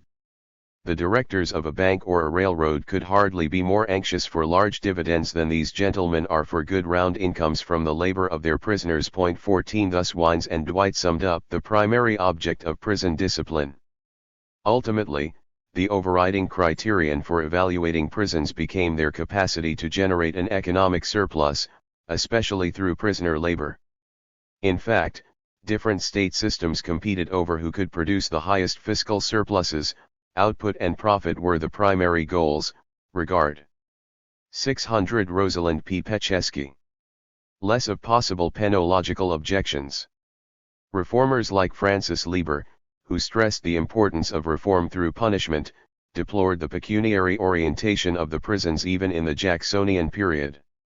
And such objections were voiced more and more frequently as the century wore on, for example, by Wines and Dwight themselves, representing the reform-oriented Prison Association of New York. But as we shall see below, the question of profits for whom and by what means became the critical question a few years later, when the compatibility between fiscal interests and contracting interests became more and more difficult to maintain. In the northern prisons throughout much of the 19th century, prison labor was organized on the basis of the contract system. 6 private contractors furnished the raw materials, which prisoners, working under the close surveillance of prison officials, turned into manufactured goods in return for wages. 17. In exchange for the prisoner's labor power, the state received a fee from the contractor, setting aside the prisoner's low wages in an account in his own name. During the 1830s and 1840s, prisoners at Auburn made shoes, barrels, carpets, ticking, tools, combs, harnesses, furniture, clothing, steam engines, and boilers under the contract system. Elsewhere, prisoners were engaged in weaving, hat-making, cigar-making, mining, and construction. In short, in nearly every major industry. Census data show that by 1870 between 75 and 100% of all prisoners were engaged in some form of productive labor. Of these, some 2/3 were employed in production for profit in the lease system or the more popular contract system. 9. Prison discipline quickly came to be subordinated to considerations of production. The long-standing debate between advocates of the Pennsylvania and Auburn systems was finally settled by the priority of profits and productivity, which ultimately led every state but Pennsylvania to adopt the Auburn method. Auburn was, after all, a system of relatively advanced production, using collective workshops, division of labor and water or steam-powered machines. It was a factory in its technology and output as well as its physical layout, and was clearly the more productive and profitable of the two systems. Even where the Pennsylvania method was tried, as in New Jersey and Rhode Island, it was quickly abandoned as being both uneconomical and unproductive. 2. The lesson seemed to be that social conditions are more conducive to productivity than is solitude, an idea that capitalism itself embodied. Punishment came to be perceived as an ancillary of the machine. Even the notoriously harsh Elam Lins, keeper of Auburn during its early years, argued that flogging was superior to other forms of discipline because it was quick, it took only a small amount of the convict's time away from his labor. 21. As the century wore on, controversy developed over the issue of overwork and bonus payments. On one hand, penal reformers and some administrators charged that such extra payments tended to corrupt. At Hard Labor 601. Prisoners, subvert the authority of administrators, and undermine inmate discipline. On the other hand, most administrators, often businessmen or ex-contractors themselves 22 tended to agree with the growing conviction of contractors that the wage itself was the best means of discipline. According to Wines and Dwight, the rule of silence was often laxly enforced in Auburn-type prisons, without any visible prejudice to labor productivity. In most of the prisons they inspected, they found busy hives of industry where the men work as they do in other great manufactories. 23. Nevertheless, when fees were paid to the state on a piecework basis, officials had an incentive to apply repressive measures to inmates in order to increase their output. 24. In this way the disciplinary aims and methods of prison officials and the productivity standards of contractors reinforced each other. Prison labor appealed to 19th-century American manufacturers for a number of reasons. While prison labor was usually just as productive as free labor, or more so, prison wages, as already noted, were far below prevailing wages on the outside. This low price reflected the objective conditions of prison life. Prisoners maintained the lowest imaginable standard of living, were not supporting families, and, above all, received their subsistence from the state. The use of prison labor was thus one manifestation of the more general tendency among employers in a period of extreme competition, rapid accumulation, and weak labor organizations to increase profits by reducing wages.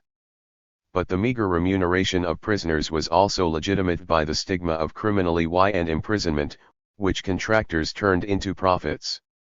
As Wines and Dwight complained, they have been known to decry, in the strongest terms, the labor of the convicts, and to impugn the rigor of the regulations as affecting contractors, with a view both to discourage competition and reconcile the public to a low compensation for convict labor. 25 Besides providing contractors with cheap labor, the contract system provided manufacturers with a ready-made factory, a plant, free or low-cost energy, storage facilities, and sometimes even machinery and tools. 26 In addition, confinement was a valuable adjunct to the enforcement of strict labor discipline. By providing a nearly, though far from perfectly controlled environment, constant surveillance, and a rigorous system of reward and punishment, the prison represented a practical model for reducing unwilling workers to an efficient, collective machine. There had been recurrent outbreaks of strikes by free workers during the 1840s. Shoemakers, coal miners, weavers, iron workers, tailors, carpenters, cabinet makers, and textile operatives struck repeatedly against the reduced wages, speed-ups, and rising prices. They agitated for a 10-hour day and resisted the degradation of work that the Industrial Revolution had brought. 27 It is in the context of free workers' resistance to the rapid mechanization and degradation of the traditional crafts that we must see the conscription of prisoners as workers in these occupations. Finally, the organizational contribution that the prison provided contractors was no less important than the direct financial subsidy. What prison? 602 Rosalind ppe 1 Chesky. Labor provided to an entrepreneurial class that was still more involved in accumulating capital than in managing production was an integrated system of supervision and discipline that contained within it the techniques needed to keep the production process going, control of large bodies of workers, gathering of workers under a single roof, enforcement of regular hours, coercive methods to habituate the workers to their tasks and keep them working throughout the day and the year, a paralegal structure of punishment, as well as rudimentary processes of accounting and record-keeping. In short, a system of management. The total economic, spiritual, moral, and physical domination of laborers required by the factory system found its prototype in prison industry. 28 The prison labor system from the 1820s to the 1880s and 1890s must thus be seen as a special form of subcontracting. One that represented a transitional form, a phase during which the capitalist had not yet assumed the essential function of management in industrial capitalism, control over the labor process. 29. This subcontracting function was more important to the development of capitalist manufacturing than was the state function of collecting and hiring out pools of cheap labor to work in the primary and extractive industries. Under the convict leasing system, employed primarily in the South, the coercive power of the state was used to furnish a scarce commodity, labor, for the most grueling tasks. But in doing so, the state served largely as a procurer, remaining uninvolved in the organization and management of the work, which was left in private hands. Where penal institutions were equipped as manufacturing establishments and made available to private entrepreneurs, however, the state's role in production was active and innovative. Manufacturing under the contract system both reflected and reinforced factory discipline, as well as providing a large array of subsidies that contributed directly to the accumulation of private capital. The decline of prison labor causes and conditions. Through the 1870s, the contract between the state and manufacturers was reciprocally advantageous. State legislators, at least until the Civil War, perceived it as a source of revenue, and prison officials regarded contract labor as the most effective antidote to disciplinary troubles, bitterly opposing moves to abolish it. In the end, however, bringing the prisons to the point of self-support and securing net profits for private capital often proved to be contradictory goals. Predictably, collusion and bribery among contractors and between contractors and prison officials kept prison wages down and undermined competitive bidding for contracts. Contractors were able to influence the appointment and dismissal of wardens, and occasionally they even moved their offices right into the penitentiary premises. Some contractors brought frequent suits against the state for damages, alleging deficiencies in the water supply, absenteeism on the part of prisoners, and at hard labor 603. Other dubious charges of breach of contract, frequently winning awards that exceeded the profits of production. Wines and Dwight referred to Napoleonic achievements, in the science of public plunder 30. To the extent that prison labor enriched capitalists at the expense of the state, the prison contract system contained the seeds of a fiscal crisis. This is not to suggest that prisons always operated at a deficit, however. Until the mid-1860s or even 70s, they were highly profitable, piling up impressive surpluses for the state during most years. 31. But at that point the contract system, though still profitable for contractors, incurred increasing loss and occasional scandals for the state. 32. Testimony before the New York State Prison Commission in 1876 revealed constant swindles, frauds, misuses of funds, overassessment of the value of contracts, a lack of careful accounting procedures, false entries, exorbitant prices paid for materials all of which evils tended to produce the general result of pecuniary loss to the finances of the state. 33. The more that private profits from prison labor came to depend on the forms of subsidization and fraud just described, the more the prisons were unable to maintain their fiscal self-sufficiency and sank into debt to contractors. By 1880, the states of New York, New Jersey, Connecticut, and Massachusetts had set up commissions to investigate the convict labor system, under pressure from many diverse voices, and in New York, the 1880s also saw a series of referendums and legislative measures, all of which moved in the direction of abolishing first the use of machinery in prison production and then the contract system itself. Initially, such proposals had little effect. 34. Finally, an amendment to the New York State Constitution enacted in 1894 made it illegal to farm out or contract the labor of any state prisoner to any private contractor, substituting the state use system, which confined prison labor to road building, public works, and the provisioning of public institutions.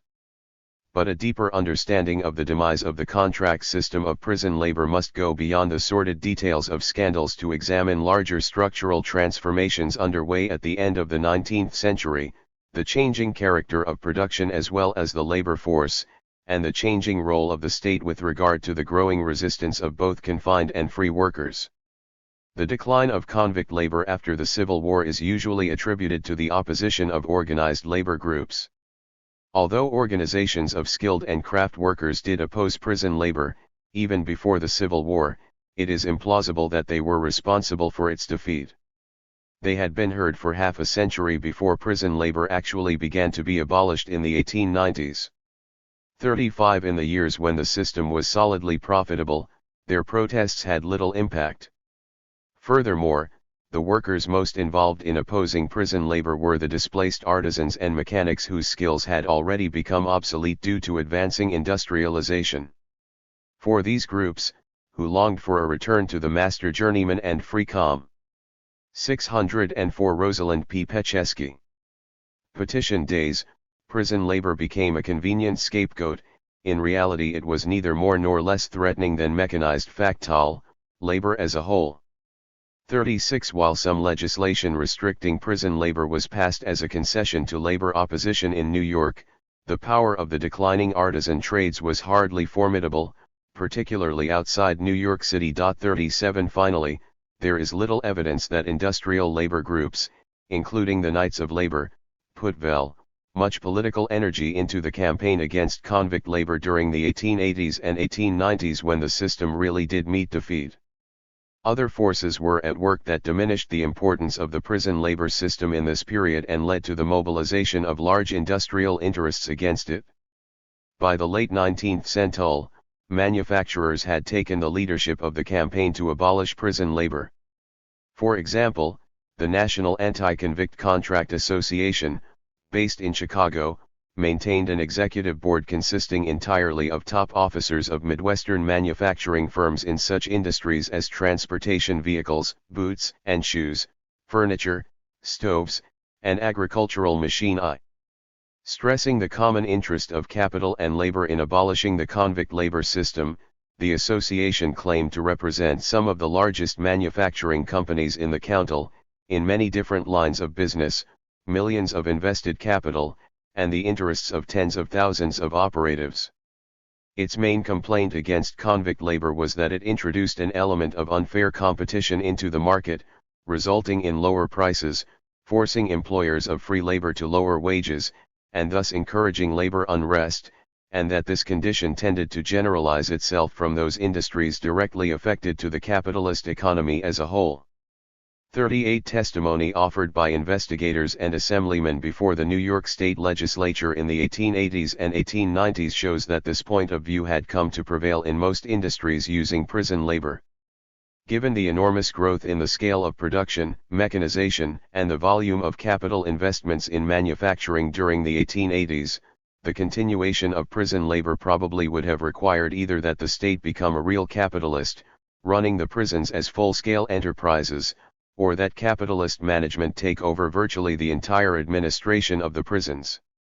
In fact, the latter tendency was already in evidence in some states immediately after the Civil War, when bribing of officials increased, contractors' offices were installed on prison premises, and more outside foremen were hired to supervise the production process on the inside. As might be expected, this infiltration of the prisons by industrial managers at hard labor 605 tended to create a dual power situation within the prison and was the source of friction between state legislators and prison administrators on the one hand, and individual contractors on the other. State legislative hearings investigating prison labor during this period reveal these tensions as well as the specific complaints that contractors voiced. 40 On the prison officials' side, there was a constant effort to show that the reins of discipline were still firmly in their hands and had not been yielded to industrial supervisors. On the contractors' side, the most persistent complaint heard was that concerning the lack of efficient discipline which supervisors and contractors clearly equated with productivity. Prisoners were accused of wasting materials, stealing them, spoiling products, talking too much, and, above all, slacking. These deficiencies in discipline were attributed to various causes, sometimes by wardens as well as manufacturing interests, the rapid turnover in prison personnel, the fall-off in old-style means of imposing discipline, such as flogging and cold shower baths, and the continuation of a piecework system of payment rather than a time work, or bell-to-bell, system. This last point was made frequently by the contractors, who argued that it was the duty of the state to see that had, from each convict, a fair day's work, in other words, to abolish the piecework system, which was uneconomical in times of short demand, in favor of a daily wage. 41 What was at stake here was the attempt to impose modernized, rationalized methods of industrial management on the organization of prison labor. But capitalists were not prepared to take over the entire penal system. Neither was the state prepared to undertake large-scale capitalist operation of the prisons. Just as the contract system had been introduced by employers and the state in response to rebelliousness among free workers as well as inmates, so the abolition of that system was a response to mounting resistance from workers within and without the institutions to a later phase in the reorganization of capitalist production. With regard to inmate workers, there is considerable evidence that they were active in opposing the bell-to-bell system of payment. In the 1876 hearings cited above, there are many indications that prisoners preferred the piecework system because it meant a shorter day. They recognized the attempt to impose the bell-to-bell system as a form of speed-up, and resisted this change in the terms of their employment in a conscious, organized, and sometimes militant manner. 42-1 strongly suspects that behind the chronic complaints by private contractors of a decline in discipline there lay the incidence of acts of resistance on the part of prison workers, a rise which itself was a response to worsening conditions for prison labor.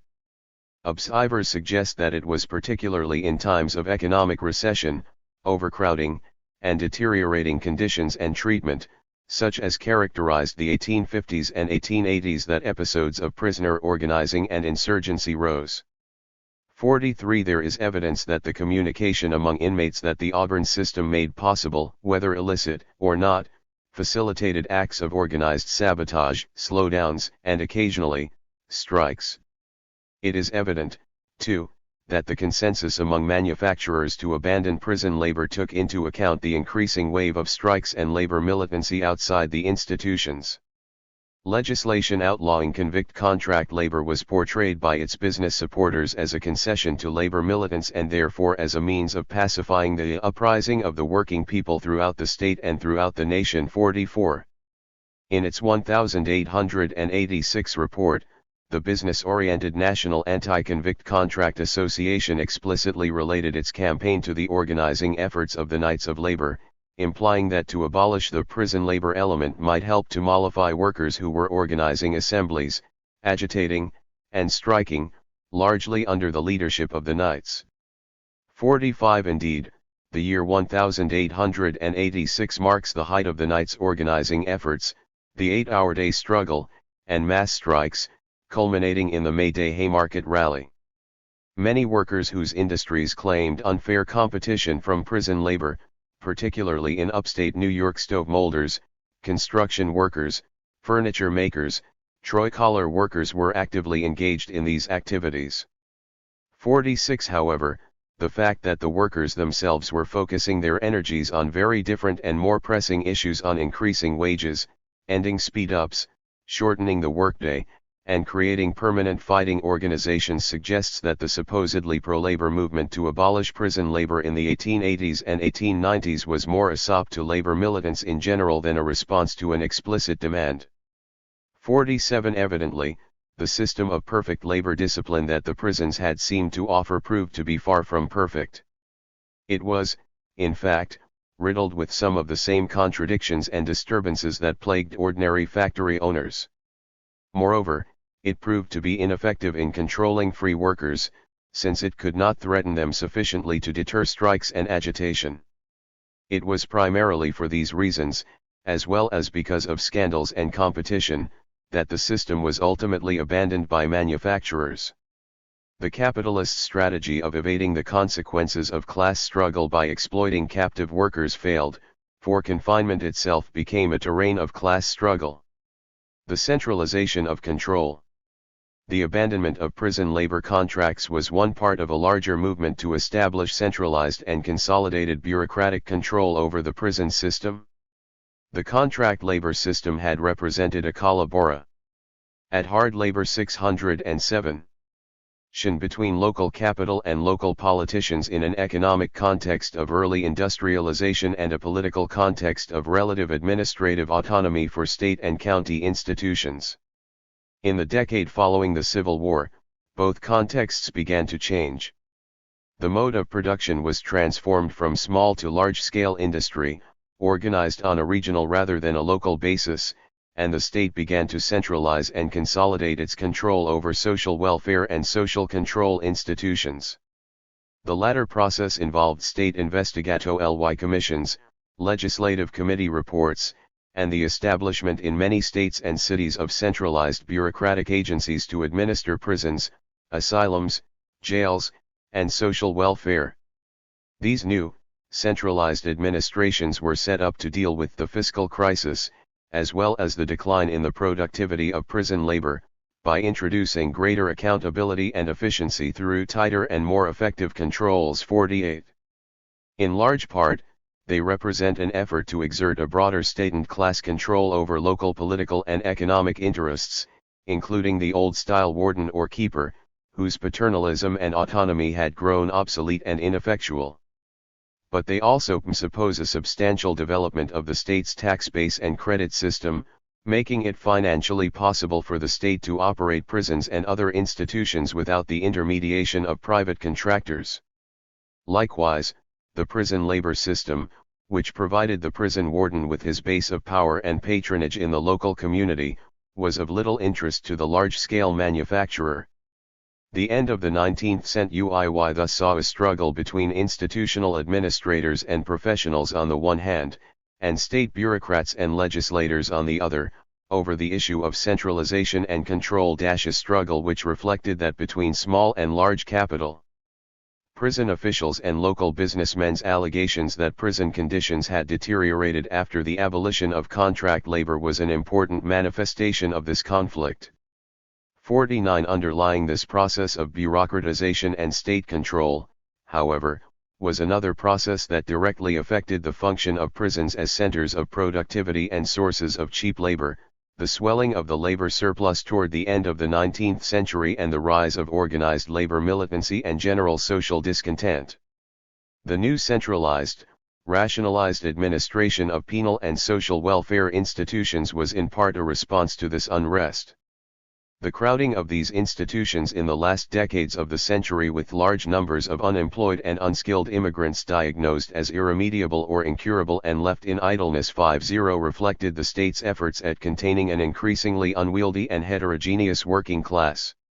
Thus, on the broadest level, we should see the decline of prison labor and the absorption of prison administrators into larger bureaucratic structures as merely one aspect of the general process of consolidation of the capitalist state, particularly its social control functions. 51. This process represents the 608 Rosalind P. Pecheski establishment of a state administrative apparatus that could rationalize the contradictory functions of penal institutions, contributing to local capital accumulation and creating the conditions for social harmony by absorbing and stigmatizing deviancy. 52. At the turn of the century, widespread social unrest and unemployment required that the earlier institutional goals of productivity and profit be subordinated to that of social control. In the next historical period, the primary function of American prisons would be containment. 7. Convict leasing, an application of the Rushkirch-Hamer thesis to penal changes in Tennessee, 1830 to 1915. Randall G. Sheldon. In the backwoods of the Gulf states miles and miles, he may not leave the plantation of his birth. In well nigh the whole rural South the black jarmers are peons, bound by law and custom to an economic slavery, from which the only escape is death or the penitentiary. W. E. B. Du Bois, The Souls of Black Folk, 1903. The authorities simply lengthened the chains binding man to man, and the railroads and other companies that leased such labor gladly pushed their construction camps her into the mountains, the swamps, or the mining region. Race hatred, slave-driving traditions, necessities jor economy, public ignorance of the facts, and desperation among convicts all combined during the first trying years of Reconstruction to saddle a damnable lease system on the southern states. Blake McKelvey, American Prisons, 1936. Some decades ago, George Rush and Duo Kirchheimer argued in their classic study Punishment and Social Structure that changes in forms of punishment reflect changes in economic and political institutions in the larger society. Prison labor, for example, is impossible without manufacture or industry. Put differently, Their argument says that changes in the dominant mode of production result in changes in the dominant mode of punishment. In this paper I will argue that as the southern United States changed from a slave economy to a capitalist. Convict leasing 613. Economy after the Civil War, imprisonment became the dominant mode of punishment. More specifically, I will argue that, as in the early development of capitalism in general, capitalist development in the South required an abundant and steady source of cheap and ill-forced labor. One source of this labor was offenders sentenced to southern prisons and utilized by a unique form of forced labor, the convict lease system. To illustrate the application of the Rush and Kirchheimer thesis, this paper will focus particularly on penal changes in the state of Tennessee after the Civil War.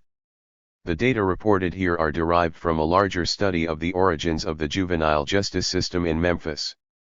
As suggested in the quotations by Dubois and McKelvey, the convict lease system was one of the outstanding features of the post-Civil War penal system in the South. The burden of the system rested primarily on the shoulders of black convicts. Despite their alleged freedom, Southern blacks were still subjected to forms of slavery. The development of the convict lease system can be seen as one among many attempts to control and oppress blacks in particular, and the working class in general, and to aid in the development of capitalism in the South. More important, convict leasing helped to manage the labor force, especially blacks. Prison developments before the Civil War. The first prison in Tennessee was opened in 1831 in the state capital of Nashville. Like Eastern prisons, this prison adopted the Auburn plan of organization and discipline and concentrated on making profits so that the prison could become economically self-sufficient. From 1831 until the start of the war, convict labor primarily involved work for state use. Even so, as early as the 1840s, complaints of competition with free labor were being registered by state officials, corporations, and labor unions. The problem of competition was partially solved after the war by convict leasing. This was because, in the 1870s, there was a great demand by private companies for unskilled and cheap labor. Prison officials believed that such employment of convicts would ease the complaints of the mechanics unions, the major complainants. But complaints arose anyway. Eventually such complaints ceased for a few years when convicts were leased to mining companies. Although complete data on prison populations before the war are not yet available, a few reports give some indication of who was in prison during this time. Crow, for instance, reports that about 14% of the inmate population at the Nashville prison was under 20 years of age in 1843 and that most of the offenders were white. 121. A visitor in 1841 found that there were 173 white and 6 black prisoners, all male. 140. The building of prisons and the establishment of imprisonment at hard labor reflected the need of the state to provide private employers with labor. 614 Randall G. Sheldon. It was believed, furthermore, that prisoners should be taught a trade, as this would make a penitentiary self-sustaining rather than a burden on the taxpayers. After the war, the South was faced with the problem of how to control the ex-slaves. The following statement by a Tennessee physician shows how this problem was perceived by white racist Southerners: "We have delinquencies at the South, which you at the North have not. We have a large alien population, an inferior race. Just what we are to do with them as prisoners is a great question as yet unsettled. The Negro's moral sense is lower than that of the white man. The Negro regards it as no disgrace to be sent to the penitentiary. He never cares to conceal the fact that he has been there. How we are going to reform that race we do not know." Convict leasing 615. Several methods for controlling freed blacks were employed. The method of the Ku Klux Klan and similar groups was to use extra-legal force and terror. As several writers have noted, the use of force to subjugate blacks increased after the war. Much of the control function, however, was carried out under law. For example, a series of laws known as the Black Codes was enacted during 1865 and 1866. These codes became a system of social control that would be a substitute for slavery by fixing blacks to a subordinate social status, they also provided a manageable and inexpensive labor force through the use of vague criminal statutes prohibiting vagrancy and loitering. These laws made it possible to arrest blacks at will and sentence them summarily to prison. Moreover, as Woodward notes, Jim Crow legislation began to sweep the South during the 1880s, and by the end of the century had become the law of the land. One result of these laws and statutes was the shift in prison populations from predominantly white to predominantly black. Data for Tennessee prisons demonstrate this change. As indicated in Table 13.1, while blacks represented only 33% of the population at the main prison in Nashville as of October 1, 1865, 2 years later their proportion had increased to 58.3%. By 1869 it had increased to 64%, and between 1877 and 1879 it reached an all-time high of 67%. The percentage remained around 60 well into the second decade of the 20th century, even though the proportion of blacks in the general population of Tennessee was rarely higher than 20%. The decrease in the number of inmates at the main prison in Nashville between 1880 and 1898 can be explained in part by the opening of two branches, Brushy Mountain and Inman, in the 1890s. As indicated in Table 13.2, the population of Brushy Mountain Prison was never less than 78% black. The only data available for the branch at Inman are for prisoners on hand as of December 1898. At that time there were only 58 prisoners, all of whom were black. The social and economic context of the above changes was the period known as Reconstruction and the emergence of the New South after the Civil War. It was the beginning of the shift from a slave society to a caste society in which the basic social structure and value system of slavery was, for the most part, preserved. The convict lease system contributed both to economic recovery and to the perpetuation of white dominance. After the slaves were freed, the prison population rapidly became black workers and peasants. Negroes convicted of minor crimes were hired out to private businessmen under slavery conditions. It was undoubtedly a deliberate move by the ruling class to secure forced labor on a large scale as a partial substitute for chattel slavery. Under leasing, convicts were released from prison during the day to work outside the prison walls for a particular company. At night they were convict leasing 617.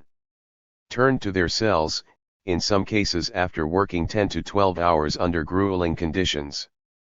In return, the corporation paid the state a certain fee.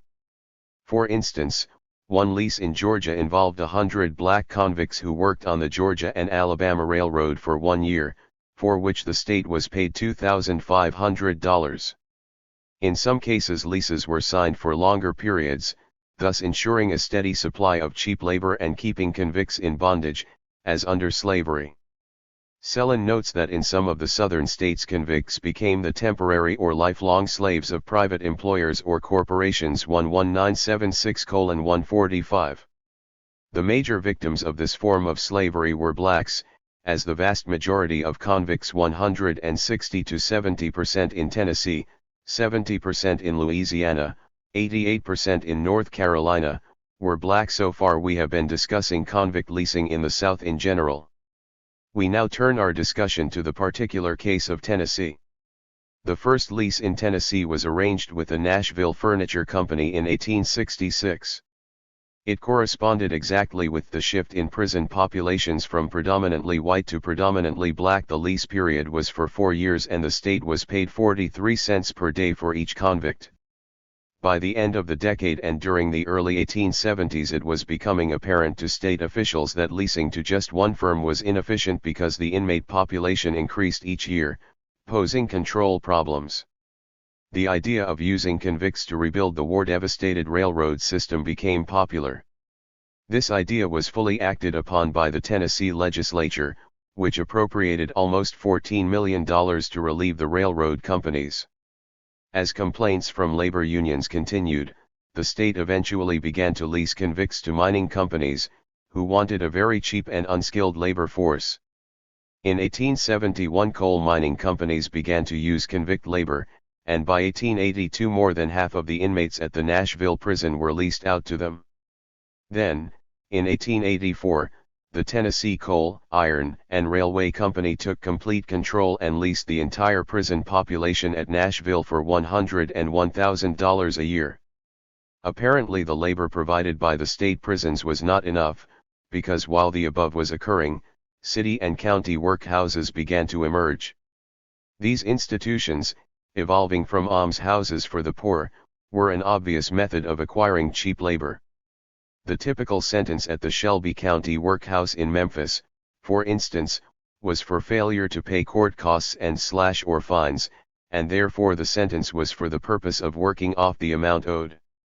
A tremendous increase in workhouse populations resulted from a bill passed by the Tennessee legislature in 1875 requiring those convicted even of misdemeanors to work out the costs of conviction in city and county workhouses.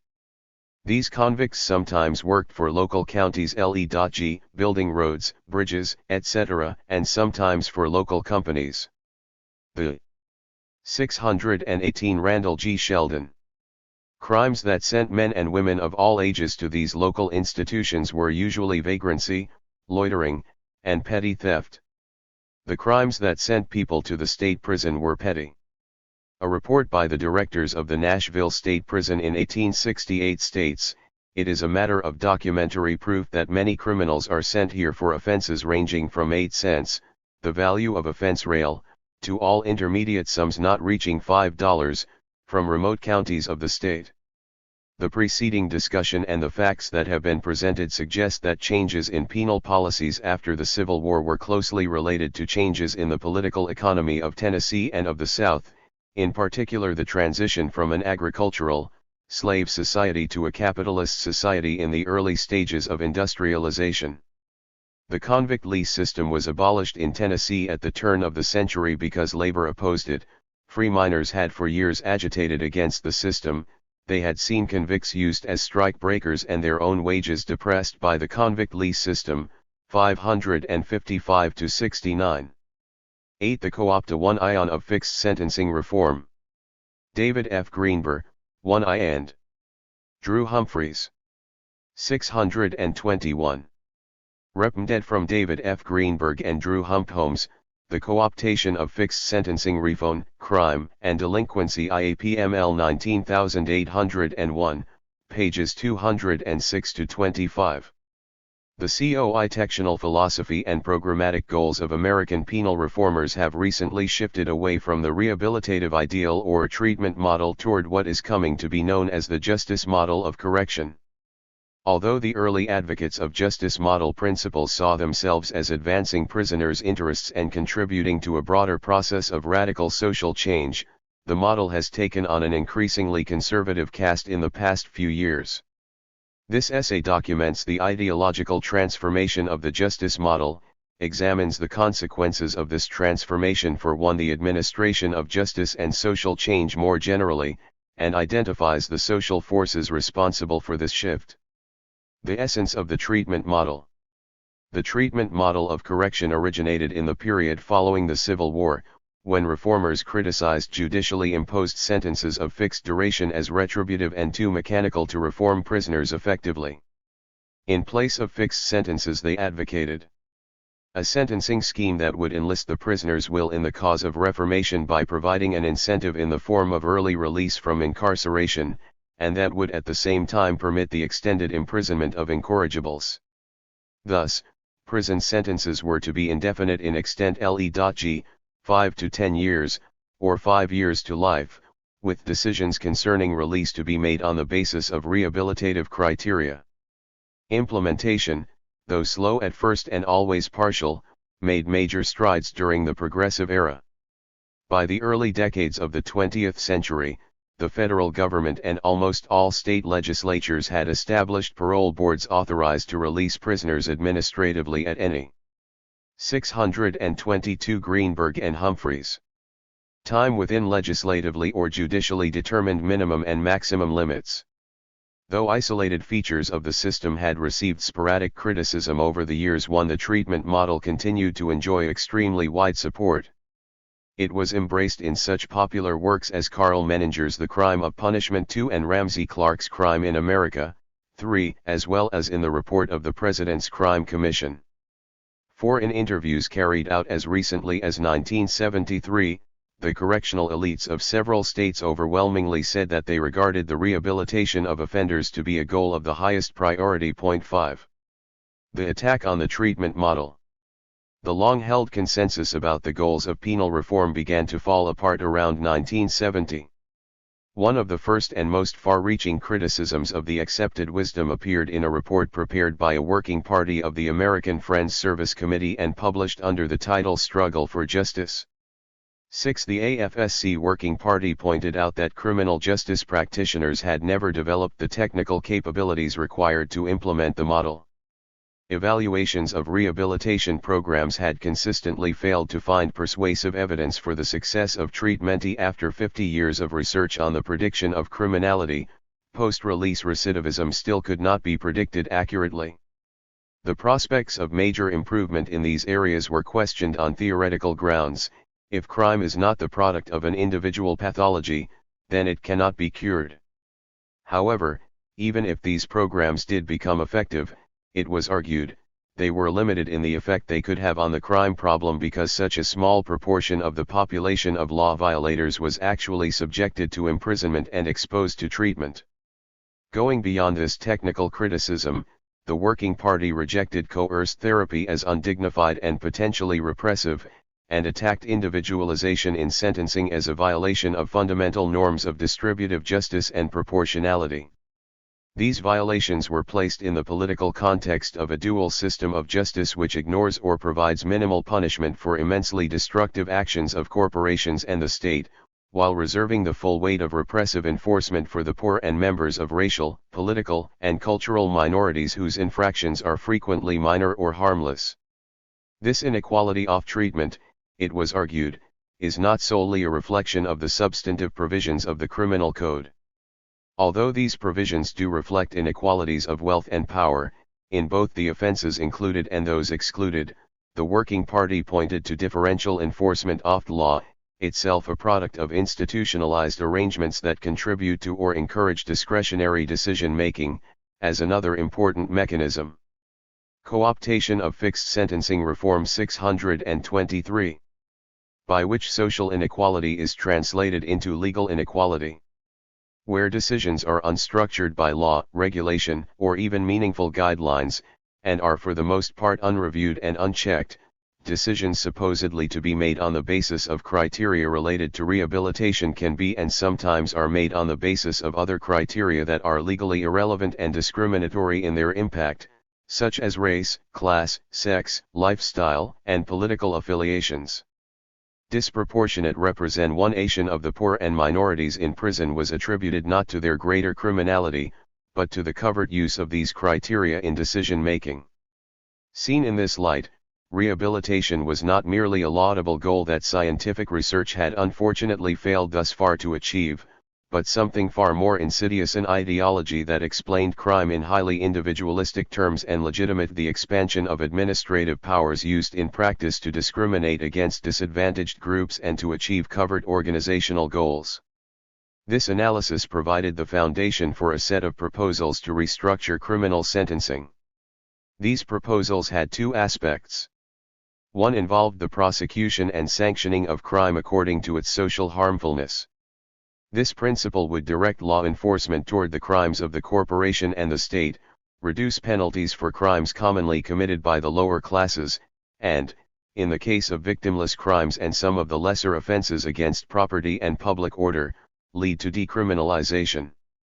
The second aspect of the proposed restructuring concerned the justification of punishment and the related question of the principles of sentencing. On technical, moral, and political grounds, the Working Party called for the exclusion of mandatory treatment programs and the termination of preventive confinement on a predictive basis. Deterrence of the general public to procure conformity to some minimal set of essential prohibitions was to constitute the sole ground for punishment, and the administration of this punishment was to be constrained by norms of distributive justice. Discretionary decision-making, lacking any rationale under these principles, was to be reduced or eliminated wherever possible, and replaced by sentences of fixed length that were much shorter than those presently imposed. To the authors of Struggle for Justice, a non-discretionary system of justice was expected to have implications not only for the elimination of discrimination in sentencing but also for the reform of the substantive law. In a discretionary system, Robert Kennedy's son can be given probation for possession of marijuana while a white hippie or black ghetto youth is sent to prison. In a non-discretionary system, everyone or no one must go to prison. Faced with the prospect of sending Robert Kennedy's son to prison, it was argued, legislators would repeal the marijuana laws and other non-essential prohibitions. Thus, it was hoped that the adoption of formal rules of sentencing would help to bring about substantive reform of the criminal law. 624 Greenberg and Humphreys. This analysis did not come out of the blue. The attention paid to the discriminatory aspects of criminal justice administration reflected the impact of a decade of civil rights activity and growing black militancy. One of the targets of the civil rights movement was the unequal and sometimes brutal treatment of blacks at the hands of law enforcement officials.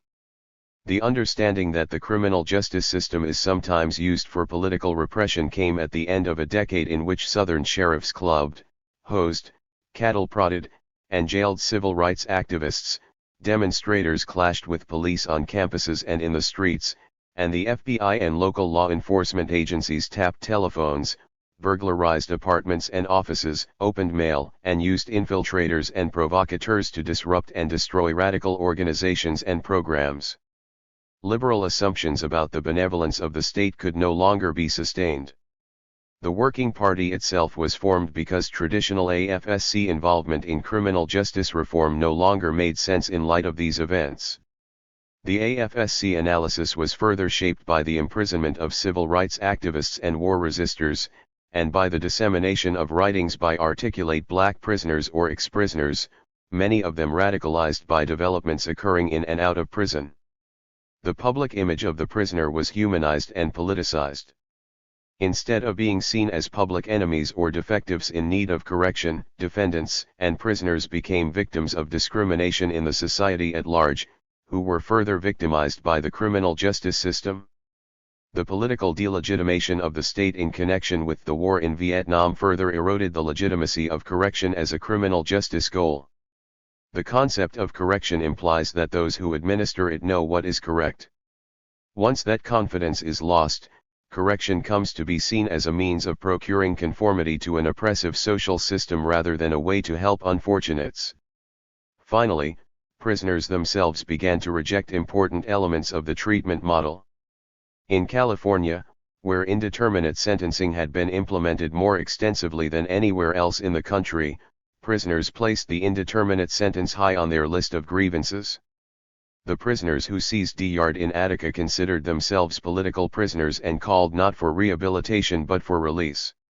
It was in the context of these developments that brief published summaries of the as yet unpublished findings of Douglas Lipton, Robert Martinson, and Judith Wilkes concerning the failure of rehabilitation were interpreted as demonstrating the bankruptcy of a system organized around treatment goals, rather than as the occasion for a call to redouble research efforts. In contrast with most proposals for criminal justice reform, Struggle for Justice was not addressed to official policymakers, as beneficiaries or representatives of the beneficiaries of the present system. They could hardly have been expected to take the initiative in changing it. Instead, those whom the system oppressed were to be the central actors. Cooptat, Ion of Fixed Sentencing Reform 625. Central to our framework for action is the concept of empowerment. As a basis for social change, start with the people who suffer most grievously under the present system. Actions that shift power relationships, that place power in the hands of the heretofore powerless, have the potential for creating basic change. Such actions place people in new relationships to institutions. The concept of empowerment leads to the organization of oppressed peoples and abused groups for self-determination. The proposals were therefore addressed to the insurgent groups that were politically active at the end of the 1960s, prisoners, blacks, and Hispanics, as well as liberal whites who could ally with these groups. The substantive content of the AFSC proposals was based on this political perspective. Whereas previous proposals for penal reform had been premised on purely technical criticism, or were suffused by paternalism and in practice tended to heighten the powerlessness of prisoners, the AFSC proposals were intended to shift power to defendants and prisoners, enabling them to set their own priorities. Though the Working Party was politically diverse and consequently never achieved a full consensus concerning the precise nature of the relationship between its proposals and movements to achieve broader social change. L1 However, the report established a clear link between criminal justice reform and efforts to bring about a more egalitarian society. The construction of a just system of criminal justice in an unjust society is a contradiction in terms. There must be fundamental reallocations of power and resources, a radical change in our values and a drastic restructuring of our social and economic institutions. 12. Clearly, the proposals for criminal justice reform were to be part of a wider struggle to bring about change in a number of different areas of American life. These struggles were conceived as being grassroots in character, rather than as originating at the top governmental and organizational levels. For at least one of the members of the Working Party, the AFSC proposals fit logically into a program for building a socialist movement in the United States because of the difficulty of implementing the proposals within the existing institutional framework of American society. 13 In a judicial system that manages to avoid paralysis by securing 90 to 95% of its convictions through guilty pleas often obtained through plea bargaining, the elimination of the prosecutorial and judicial discretion that makes these bargains possible cannot be accomplished solely by freeing resources through the repeal of victimless crime laws. Given the volume of crime in the United States, it would be necessary to stop prosecuting crimes of medium seriousness as well, and this is not politically possible. The proposed reforms, then, are in fact feasible only in the context of a society that generates less crime than occurs in the United States, or is willing to allocate far more resources to controlling crime. Although subject to flagrant violations in practice in low-visibility proceedings, concepts like equal treatment under the law, due process, and right to trial by jury are important elements of the American political 626 Greenberg and Humphreys systems legitimating ideology and enjoy extremely wide support. Even those who do not particularly value economic equality are nevertheless likely to believe that at least in court everyone should be treated equally. The contradiction between the norm of equality under law and the routine violation of the norm necessitated by the high crime rate generated by a deteriorating capitalist social system seemed to hold out the possibility for building a mass movement to reform the criminal justice system, a movement that would be likely to take a socialist direction as it encountered the limitations imposed on the implementation of these ideals by the exigencies of a capitalist economy. 14 The structural basis for carrying out such a strategy had been created by the very social developments that led to the AFSC proposals. The civil rights movement and the war had partially destroyed the legitimacy of official authority for a substantial portion of the population and nurtured widespread skepticism about the benevolence of the state. Within the prisons, striking and rebellious prisoners posed new problems for management of the institutions.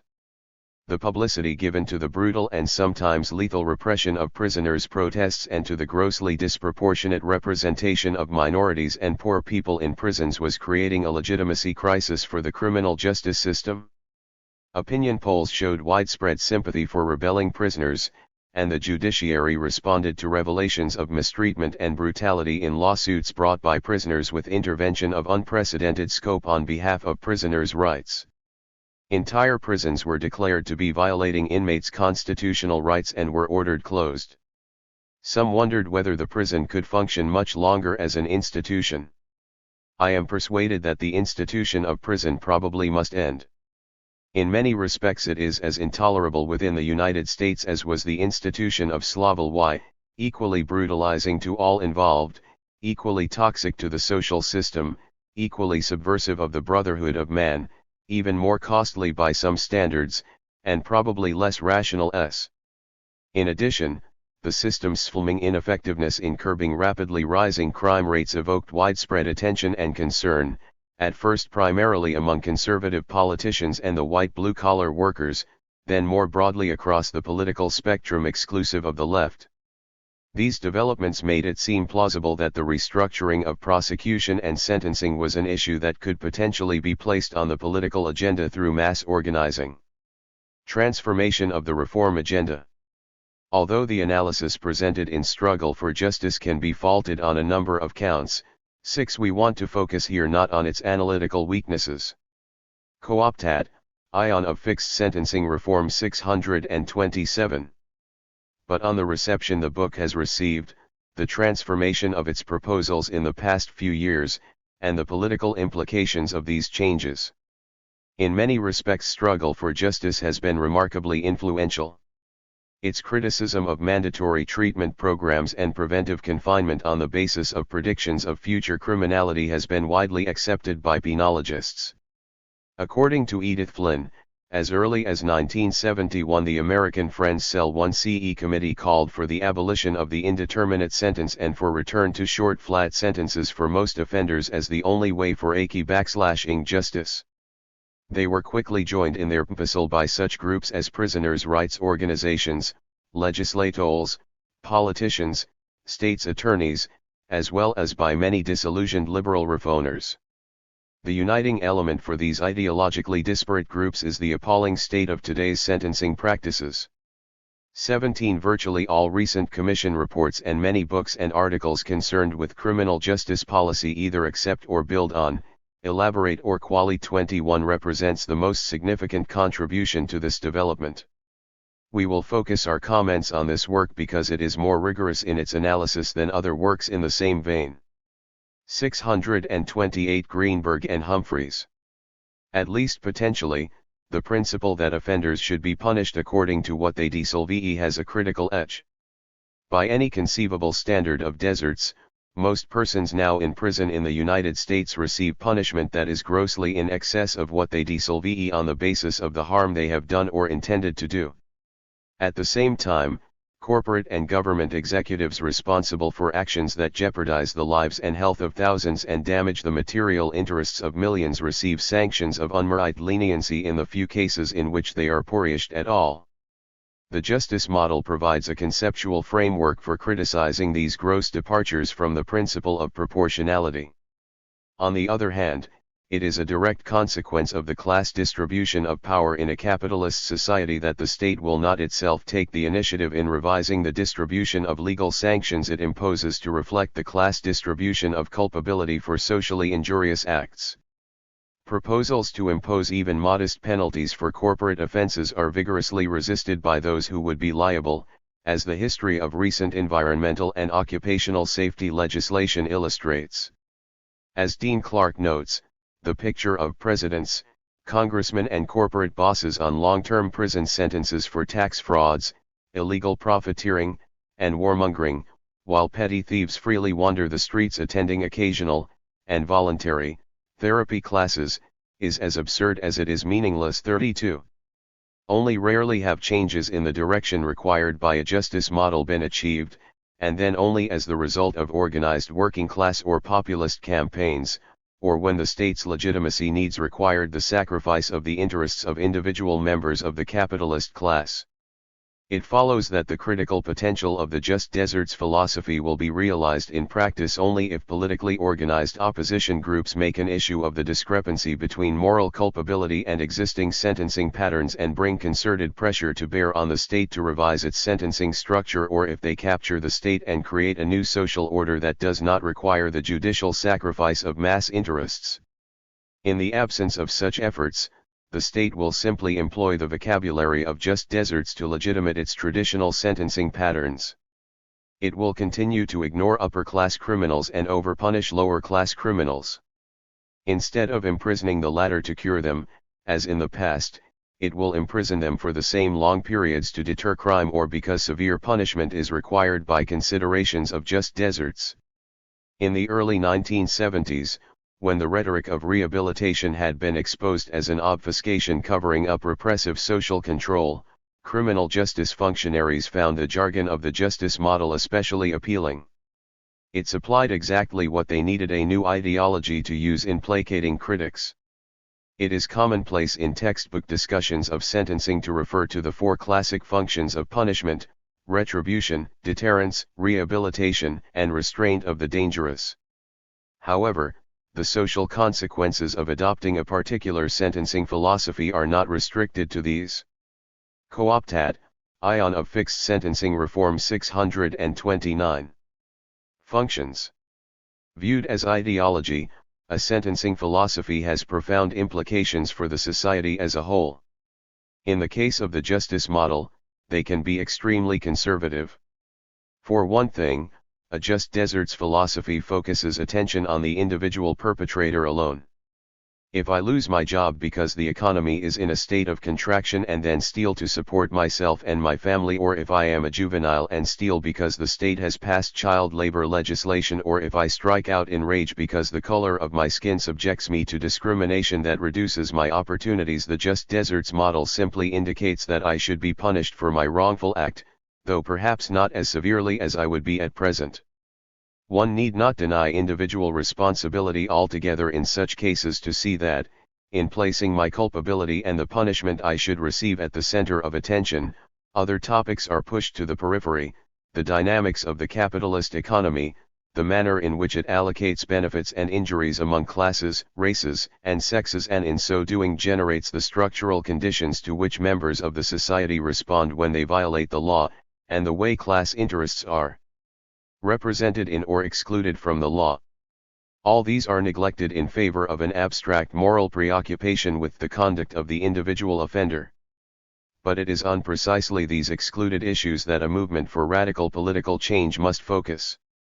The just deserts model interferes with this task, not merely by giving unduly abstract answers to the questions it asks, but even more by choosing to ask the questions it does. 23 To the extent that the reporting of state-imposed punishment in the mass media contributes to the shaping of popular conceptions of criminality and moral worth, the language of the justice model, when employed in the context of a system that selects individuals for prosecution on a basis that is sharply class-biased, continues to reinforce ideas about crime and morality favorable to the powerful. The text of Doing Justice, like other justice model literature, displays no awareness of these difficulties. In focusing almost entirely on a consideration of the classic functions of sentencing, their justification, and their implications for a sentencing scheme, and for the most part ignoring the question of the kind of society in which the punishment system is to function, it was not led to these issues. Since none of the members of the CSI appears to have shared the goal of abolishing capitalism and establishing a socialist society, or considered the question of sentencing in the light of this goal, this neglect is not surprising. 24 The political distance between the CSI report and the report of the AFSC Working Party is maintained even in the final chapter of the former, Just Deserts in an Unjust Society. Here, where the larger social setting is finally brought into the picture, the author notes that, in the preceding 16 chapters, we have scarcely mentioned poverty and social class. 25. By contrast, poverty and class are kept in the forefront throughout the text of Struggle for Justice.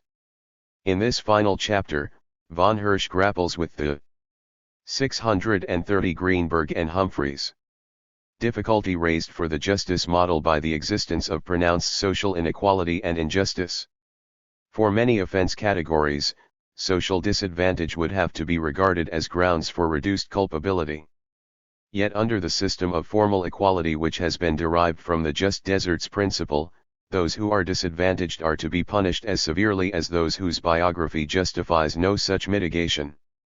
We are persuaded, as was the CSI, that the implementation of the justice model would represent a distinct gain for those who are now socially disadvantaged, even though formally equal sentences might in particular cases be substantively unequal and therefore unjust.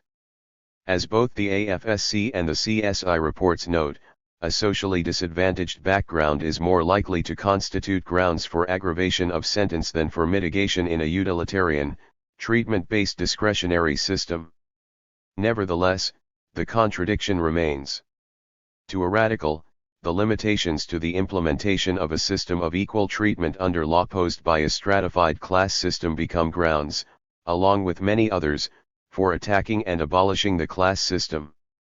For the CSI, this limitation is simply the occasion for feeling uneasy about a morally flawed system of punishment. 26.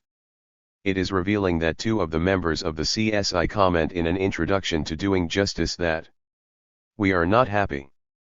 Our solution is one of despair, not hope. We recognize that, in giving up the rehabilitative model, we abandon not just our innocence but perhaps more. The concept of deserts is intellectual and moralistic. In its devotion to principle, it turns back on such compromising considerations as generosity and charity, compassion and love. It emphasizes justice, not mercy, and while it need not rule out tempering justice with mercy, by shifting the emphasis concern for the individual to devotion to the moral right, it could lead to an abandonment of the former altogether.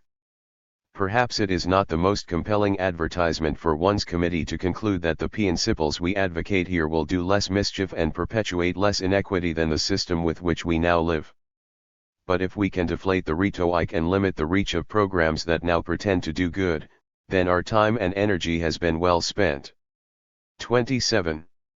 This CRIDICAR represents the anguish of the modem liberal intellectual faced with the contradiction between liberal ideals and a capitalist society that stands in the way of achieving liberal ideals and that the liberal cannot conceive of replacing. In the 3 decades following 1940, the treatment model made a certain amount of sense. Unemployment remained fairly low, so that there seemed to be a place in the economy for those who wanted it, with the exception of blacks, whose exclusion was attributed to individual prejudice and was thus not regarded as systemic. Following the Second World War through the 1960s, treatment specialists of all kinds entered the prison in ever-increasing numbers, with solid support from liberal intellectuals. The Co-optation of Fixed Sentencing Reform 631. Deterioration of the economy in the 1970s, with its seemingly intractably high levels of inflation and unemployment, has destroyed the material base for the rehabilitative ideal. The hope that all who want a job can have one if they can be given appropriate training or resolve their psychological conflicts is no longer even remotely believable. With no plausible solution to the problem of crime or racial oppression, the most liberals can offer is a system of punishment that promises to do a little less damage.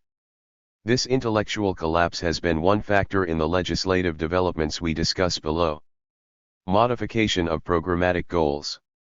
A second line of development has been the modification of important features of the struggle for justice proposals to help enable implementation. Our concern with this lies not with the minor modifications that are inevitably required to realize abstract principles, but with those that are sufficiently drastic to jeopardize the initial goal of eliminating discrimination and unjustified disparities in sentencing. Thus, Richard McGee, Norval Morris, and David Fogel all advocate an end to indefinite sentences and propose sentencing to fixed terms 28, but none of them favors an end to plea bargaining, even though it is widely conceded that this practice is a major source of disparity in sentencing. 29. If one is concerned with the immediate implementation of the proposals, this flexibility is understandable, even astute. As noted above, an end to plea bargaining would probably require decriminalization on a scale that is politically unachievable, or a growth in the magnitude of resources allocated to enforcement that is fiscally inconceivable. Even if these apparently insurmountable obstacles could somehow be overcome, the elimination of plea bargaining would still pose grave problems of implementation. There may, of course, be some benefits for defendants or prisoners even in a highly restricted version of the justice model. The elimination of uncertainty concerning the date of release from prison is a positive step, and the small number of prisoners who serve unusually long sentences for reasons unrelated to their offense are likely to get out sooner. But these benefits will affect only a fairly limited number of prisoners and will at best make a modest contribution to the elimination of class-based and racial disparities in sentencing. Even less will they help to build a larger radical movement. Legislative implementation. Within the past 3 years, several states have restructured their sentencing provisions, ostensibly along justice model lines and with the encore. 632 Greenberg and Humphreys. Agement and support of justice model advocates. Arizona, California, Illinois, Indiana, Maine, and Minnesota have all passed new sentencing bills, and legislation to restructure sentencing or eliminate parole is under consideration or has recently been considered in at least a dozen states. A bill to reform federal sentencing 30 was introduced into the United States Senate by Senators Kennedy and McClellan with the support of the Carter administration and was passed early in 1978. In one way or another, all the bills seek to restrict the range of sentences for a given offense by proportioning the penalty to the severity of the offense, at least roughly, and by creating mechanisms for specifying the aggravating and mitigating circumstances that can increase or decrease the sentence within the permitted range. 3. From the point of view articulated in Struggle for Justice, a number of features of the new sentencing bills are disappointing. First, the substantive features of the criminal codes remain unchanged.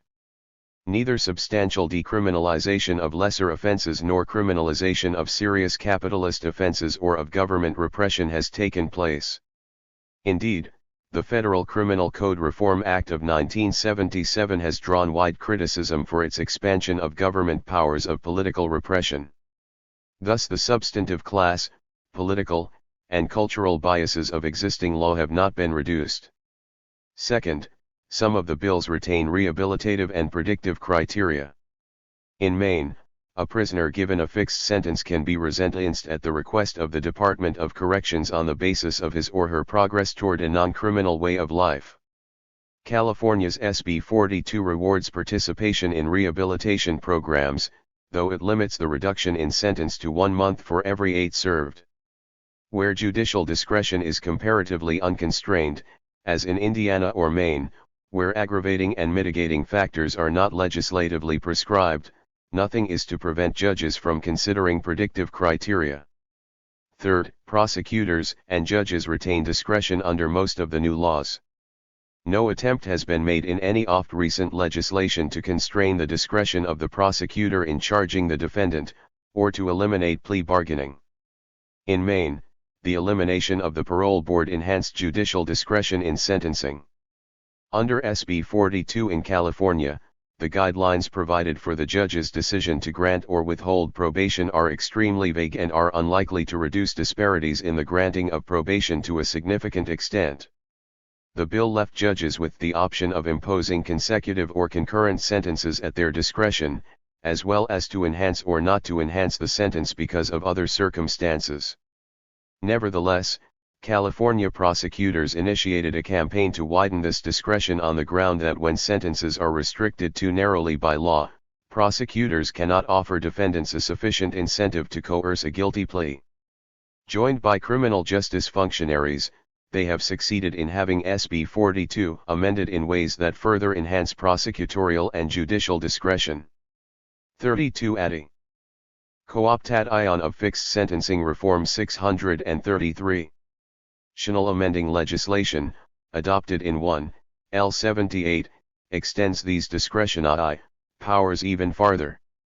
Fourth, the new legislation will increase rather than reduce sentence lengths. Although a definite prediction about how sentence lengths in California will change cannot yet be made because of uncertainty as to how prosecutors and judges will make use of their discretionary powers, preliminary projections based on SB 42 suggest that the average time spent in prison might increase somewhat. 33 Sheldon Messenger and Philip Johnson concluded that the first piece of amending legislation, AB 476, would substantially increase sentence lengths 34 while SB 709 raised the maximum penalties permitted in 40 major crime categories and established provisions requiring multiple sentences to be served consecutively rather than concurrently. These amendments will increase average time spent in prison. Trends toward increased sentence lengths have not been restricted to California. Indiana has established extremely high maximum sentences, with an additional 30 years possible for multiple offenders. Time served is up in Maine, and legislation recently introduced in the Ohio legislature will increase sentence lengths. In Colorado, a new sentencing act was vetoed by the governor on the grounds that the sentences it provided were too short. Following a gubernatorial veto in Minnesota on similar grounds, new legislation was adopted in which sentencing guidelines are to be determined by an appointed commission.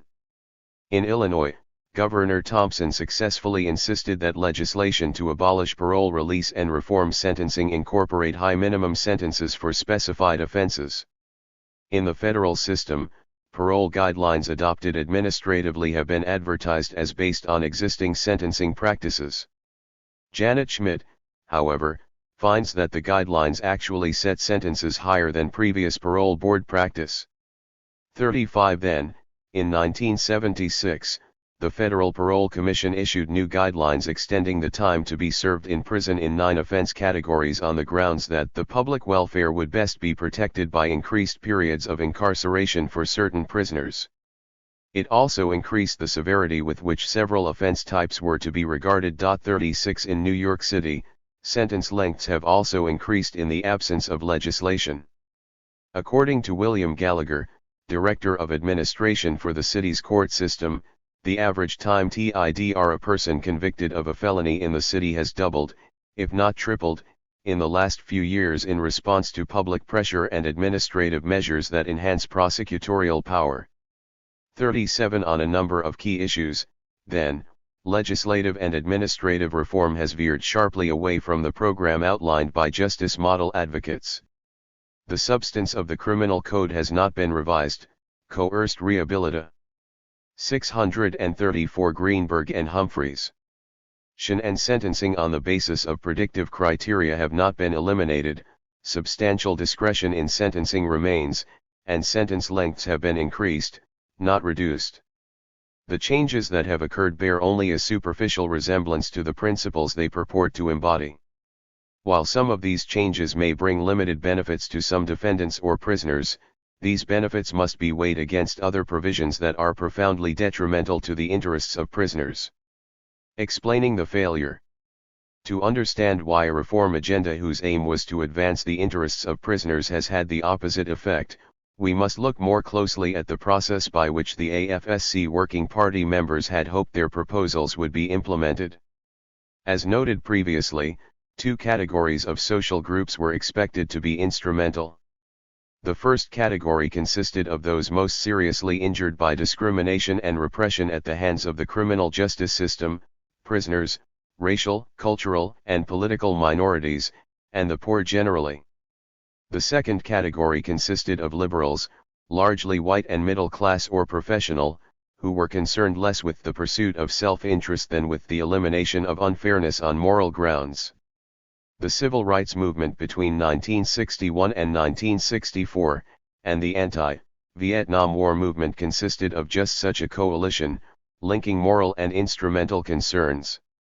We have already pointed out that the preconditions for building a similar coalition around criminal issues all appeared to be present in 1970. After 1971, however, the basis for such a coalition rapidly disappeared.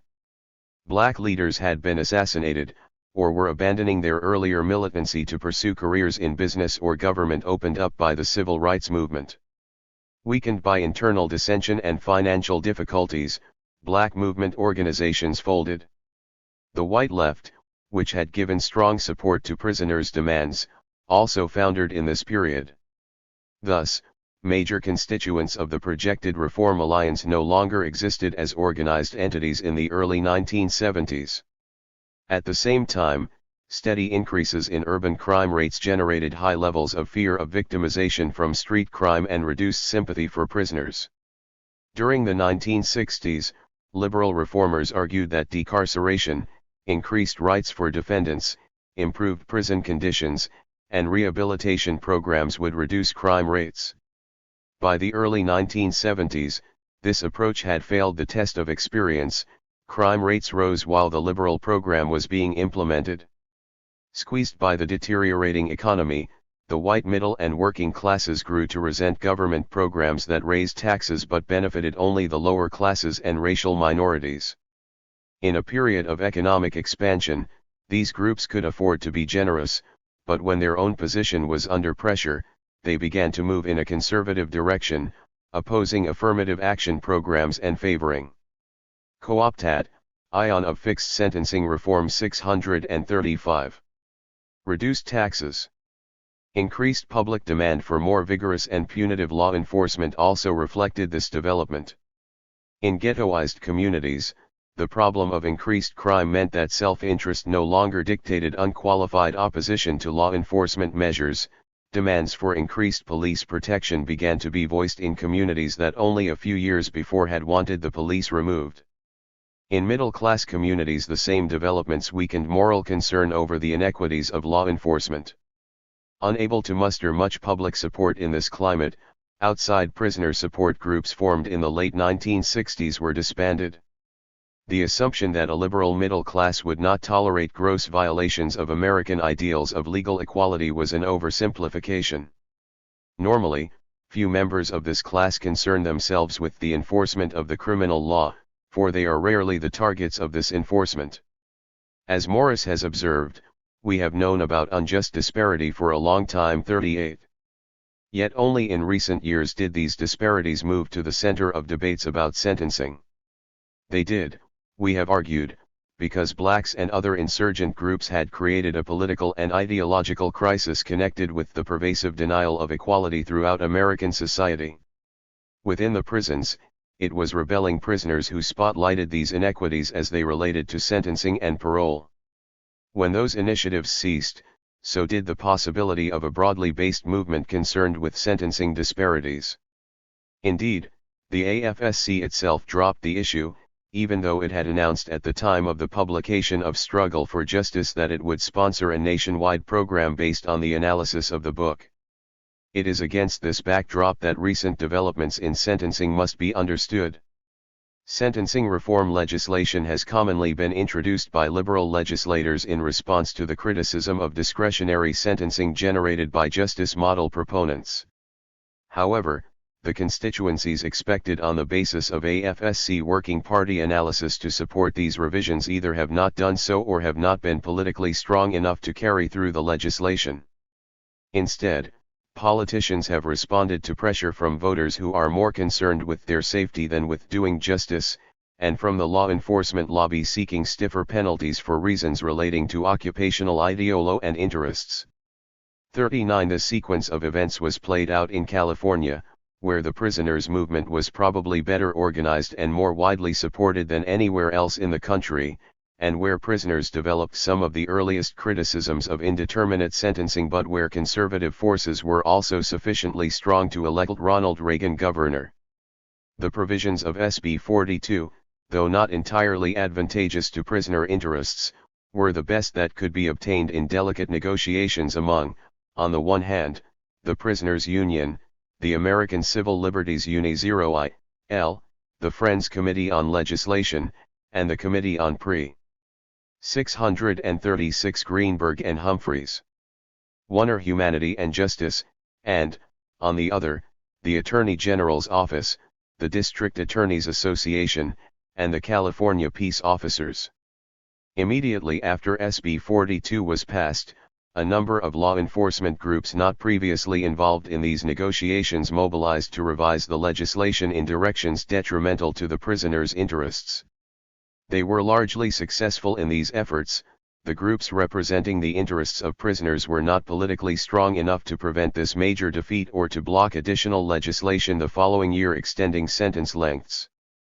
In short, the expansion of the United States economy during the 1960s permitted an alliance of middle-class liberals and radicals with lower-class insurgent minorities because an expanding pie allowed the demands of the latter groups to be satisfied without cutting into the share of the former groups. The contradiction between an ideology of formal equality and pervasive discrimination could be solved, or so it seemed, by an expanding economy and legal reforms. Structural changes in American capitalism have, at least for the moment, destroyed the possibility of succeeding with this strategy. The high rates of crime generated among lower-class groups by the deterioration of the economy and the absence of prospects for the future create objective conflicts of interest concerning strategies of crime control that preclude broad public support for true justice model reforms. The authors of Struggle for Justice, having failed to anticipate these developments, were overly optimistic about the capacity of insurgent groups to sustain a program of institutional reform. These structural difficulties might conceivably have been overcome had an organized and energetic left been capable of building mass opposition to the corporate domination of the American economy. Such a movement might have been able to unite working class and middle class constituencies on economic issues. With regard to crime, a functioning political movement might have been able to offer unemployed youths an alternative to crime and to reduce the public's tendency to respond repressively to crime. At present, the American left does not possess the ability to do this, and it is not likely to be able to do so in the immediate future. If there are any prospects for short-run change, they do not lie with popular social movements, nor with prisoners, whose power is very limited in the absence of outside support, but with the state's limited ability to cope with more stringent sentencing schemes, given current budgetary constraints. At this writing, prison populations have increased by roughly 50% in this decade from around 200,000 to around 300,000. The trend toward longer sentences is contributing to this increase. If sentencing reform continues along current lines, prison populations will increase even more. The costs of prison construction are high and rising. At a time when a middle-class tax revolt is spreading across the country, a large-scale program of prison construction is difficult to manage. Thus, in California a joint co-opted ion of fixed sentencing reform 637. Legislative Committee on the Budget vetoed the administration's request for the construction of 4 new prisons with space for 2,400 inmates at a cost of $100 million shortly after a referendum reduced property taxes and necessitated major budget cuts. As long as most prisoners were released via parole, prison populations could be kept under control despite changes in commitment patterns through adjustments in the release rate. At times of overcrowding, more prisoners could be paroled. 41 With discretion concerning releases from prison removed from the executive branch or eliminated altogether, and commitment rates and sentence lengths determined by the legislature and judiciary, there is no obvious institutional mechanism for adjusting the prison population to the existing bed space. Within limits, of course, overcrowding is possible. But excessive overcrowding reduces the standard of living of inmates and poses the risk of riots. Moreover, judges have ordered some prison populations reduced following suits brought by inmates. Thus, there is an organizational contradiction between the new sentencing policies and the fiscal ability of state and local governments to handle the larger prison populations which the new policies are creating. At a time when the popular challenge to criminal justice has largely subsided, reducing legitimation problems, and management problems loom larger, correctional administrators are beginning to have doubts about fixed sentences, and some have publicly opposed them. 42 As more states move toward fixed sentencing schemes, this opposition is likely to become stronger, and may well lead to shorter sentences or toward the restoration of increased discretion in releasing prisoners. 9. The enforcement of anti-monopoly legislation. Harold Barnett. Reprinted from Wealth, Crime, and Capital Accumulation, Contemporary Crises 3 and in bringing about the transformation of profits into new capital creation. Such additions to the stock of capital are necessary for the implementation of new technology, the maintenance of economic growth, and for expansion in employment opportunities. Consequently, these activities must occur in the private sector in general, and in the monopoly sector in particular, if the STATE is to maintain desirable levels of economic activity without totally socializing the process of savings and investment. Therefore, since antitrust violations may contribute to monopoly sector profits and expansion, non-enforcement is consistent with state promotion of capital accumulation in the monopoly sector. In the extreme, it has been argued that the speculative nature of the data upon which evidence of violations is based is a reason for weak laws, since strong laws would increase the damage to industrial efficiency resulting from a misapplication of enforcement powers. 4 This implies that state support for accumulation in the monopoly sector may require not only limitations on the use of antitrust, but also limitations on the potential for these statutes to be applied to monopoly sector. Corporations. 642 Harold Barnett. To understand how monopoly sector enforcement is structured so as to yield resolution of these conflicting demands on state police power, we will consider actions of Congress, the judiciary, and federal law enforcement agencies as they affect the use of antitrust powers to prosecute monopoly sector violations. We will then consider some general implications for monopoly sector enforcement of the existing allocation of police powers over various state agencies, given the manner in which agency function relates to the promotion of capital accumulation and social harmony. The impact of antitrust enforcement. The legislative basis for legal controls over the acquisition and abuse of market power are the Sherman Act, the Clayton Act, the Federal Trade Commission Act and their subsequent amendments. While the Sherman Act prohibits agreements related to restraint of trade and monopolization, the Clayton Act limits the dynamic process of concentration through merger and outlaws specific practices not covered by the Sherman Act. The Federal Trade Commission Act outlaws unfair methods of competition too. Given the common law basis for these statutes, they could be widely applied to the promotion of social harmony in the face of market and extra-market conflicts as well as to the elimination of structural constraints on the efficient allocation of social resources. Antitrust laws have been seen to have several inherent weaknesses. First, their orientation is toward conduct rather than structure.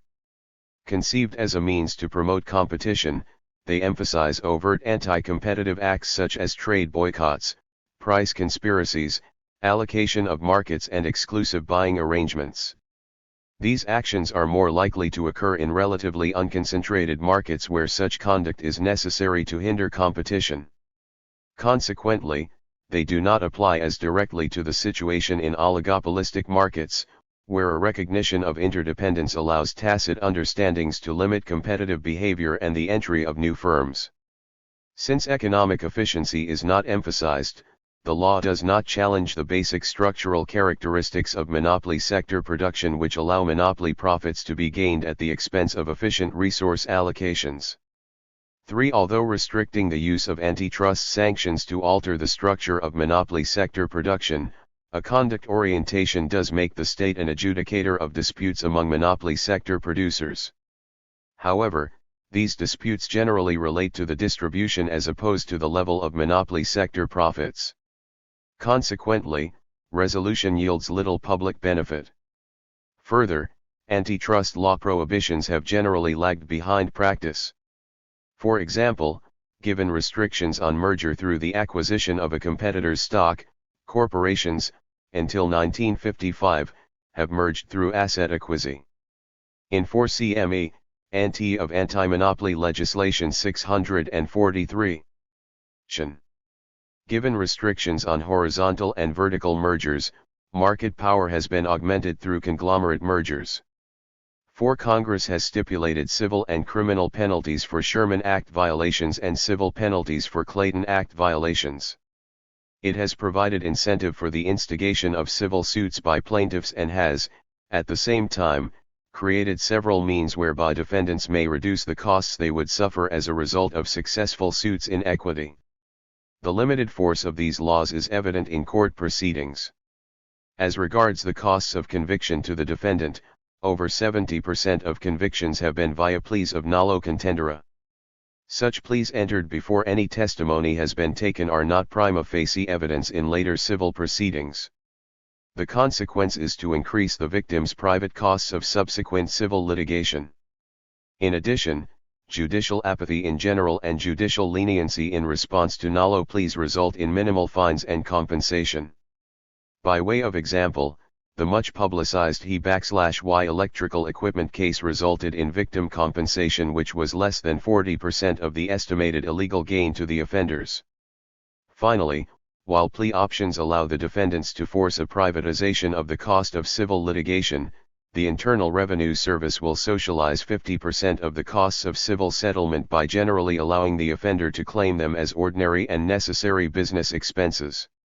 In reviewing these outcomes, Mark Green has noted that while some court-imposed fines achieve compensation and others create deterrence, antitrust fines have the distinction of doing neither. 5. Additional constraints on enforcement result from judicial interpretation and reticence. The judiciary has generally seen its function as enforcing a congressional mandate to protect competitors as opposed to consumers. In addition, the judiciary has been reticent to force divestiture, dissolution, or divorcement upon firms utilizing complex technologies and exhibiting complex economies out of a fear that their rulings may impair industrial efficiency. 6. This combination of law and judicial attitude places rather strong limits on the possible outcomes of antitrust enforcement. First, successful prosecution is likely to impose a loss on the offender which is less than the illegal gains experienced. Second, to the extent that nolo pleas privatize the cost of civil litigations, the likelihood of a small victim suing a large offender is reduced. Third, the likelihood that monopoly sector firms will be successfully prosecuted for restraint of trade is reduced.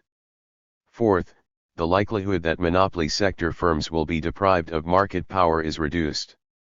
Given these objective characteristics of law and adjudication, the use of antitrust sanctions and public resources against competitive and monopoly sector violators will depend on the actions of the state agencies which participate in enforcement. While prosecutorial powers are held. 644 Harold Barnett. By the Justice Department and the Federal Trade Commission, evidence, recommendations, and demands for judicial review originate in other government regulatory agencies. Several studies have demonstrated that the prosecutorial agencies have tended to allocate disproportionate percentages of their enforcement resources to the prosecution of small versus large cases. In this context, small and large define the size of the defendant, the magnitude of the offense, and the size of the agency's required expenditure. Such agency decisions are seen as a rational response to several objective factors. First among these is the historic fact that the chance of successful prosecution is greater in small cases when the defendant's violations may be characterized in terms of simple economies and overt acts than in large cases when the defendant's violation must be characterized in terms of complex economies and structural presumptions. Second is the fact that defendants in small cases may have a limited ability to purchase defense resources and, consequently, cannot significantly reduce the chance of agency success. On the other hand, defendants in large cases may have defense budgets which are large relative to agency budgets and, consequently, can significantly reduce the agency's chance of successful prosecution. And, finally, congressional evaluations of agency performance have placed emphasis on the total number of cases prosecuted and the rate of successful prosecution. Since small cases are more likely to involve violations by competitive sector firms while large cases are more likely to involve violations by monopoly sector firms, the actions of the prosecutorial agencies will tend to place a relatively greater burden of enforcement on competitive sector firms even when the expected social loss imposed through monopoly sector violations is greater. When we combine this result with the characteristics of law and judicial action, we find that the structural characteristics of monopoly sector firms which contribute to their potential for generating illegal incomes also contribute to their relative insulation from prosecution. At the same time, the structural characteristics of competitive sector firms combines with the state or agency's need for legitimacy through enforcement to yield a relatively greater burden of enforcement on competitive sector violators. The relation of other state agencies to monopoly sector enforcement. While the Justice Department and the Federal Trade Commission play prosecutorial roles in a wide range of business violations, other agencies share in the process of enforcement. The overall impact of state agency participation on the extent of enforcement depends in part on the manner in which Congress has allocated enforcement powers to the various agencies. Enforcement of anti-monopoly legislation 645. Given the agency's primary responsibilities, a government agency is in many respects a microcosm of the state.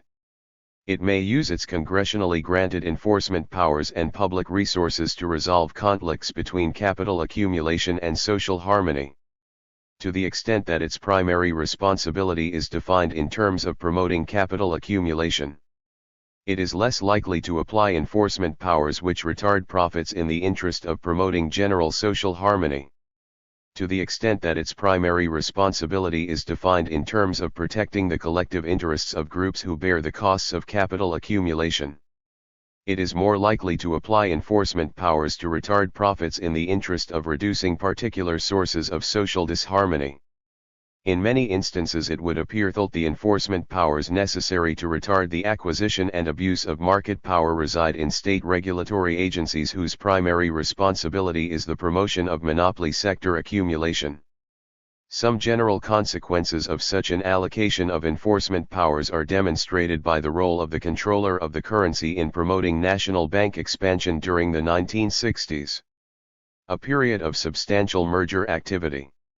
Early in that decade, federal legislation and Supreme Court rulings stated that bank mergers should not be approved if community convenience and needs could not be expected to substantially outweigh potential anti-competitive effects. To determine the net impact of a merger, the bank regulator with primary jurisdiction was to solicit advisory opinions from the other bank regulators and the Justice Department.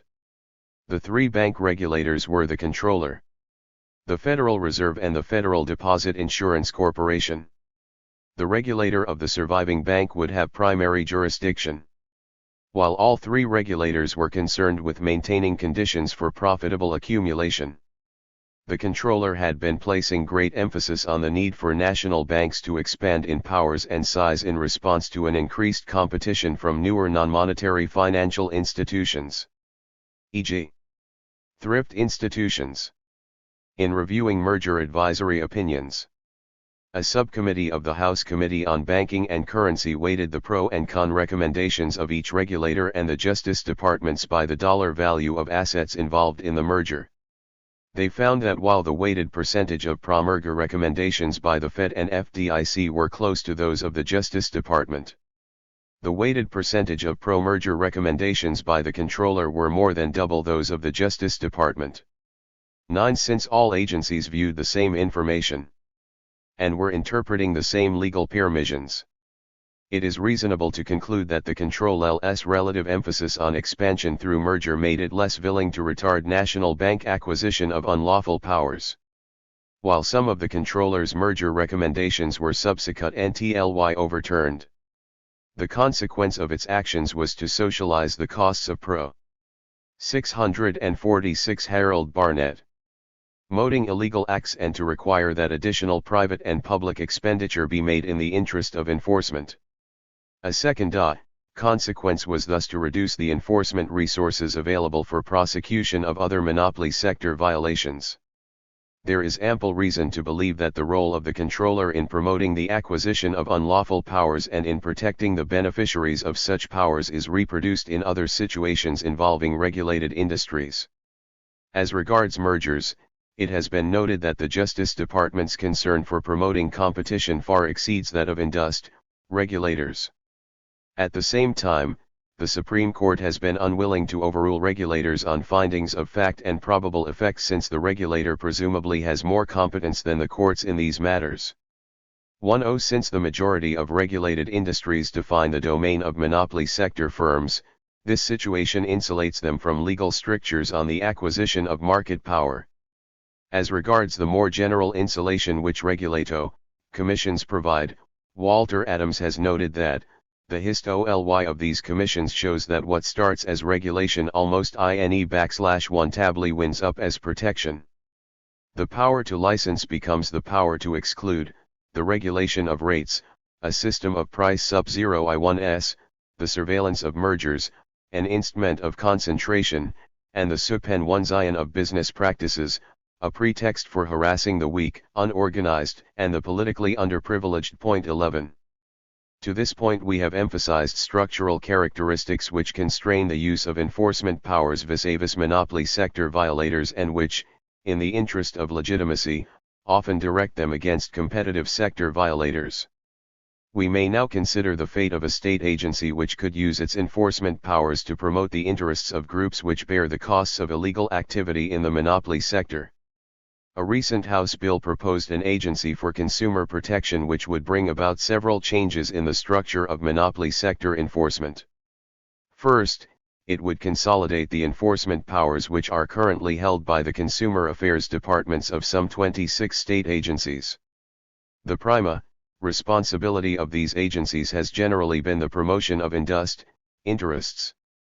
Second, the Agency for Consumer Protection would use these powers to intervene on behalf of consumers in federal agency proceedings and to seek judicial review of agency actions which involve substantial consumer interests. Third, the agency could obtain the information required to effectively promote consumer interests. This interrogato power could only be exercised relative to the 5% of firms with $5 million or more in assets, i.e., relative to the firms which define monopoly sector production. 12. While the socialized costs of promoting consumer interests would not necessarily be increased through passage, the consolidation of powers held and the prima responsibility of the new agency would certainly make the use of enforcement powers against monopoly sector violators more likely. Enforcement, Ante of Anti-Monopoly Legislation 647.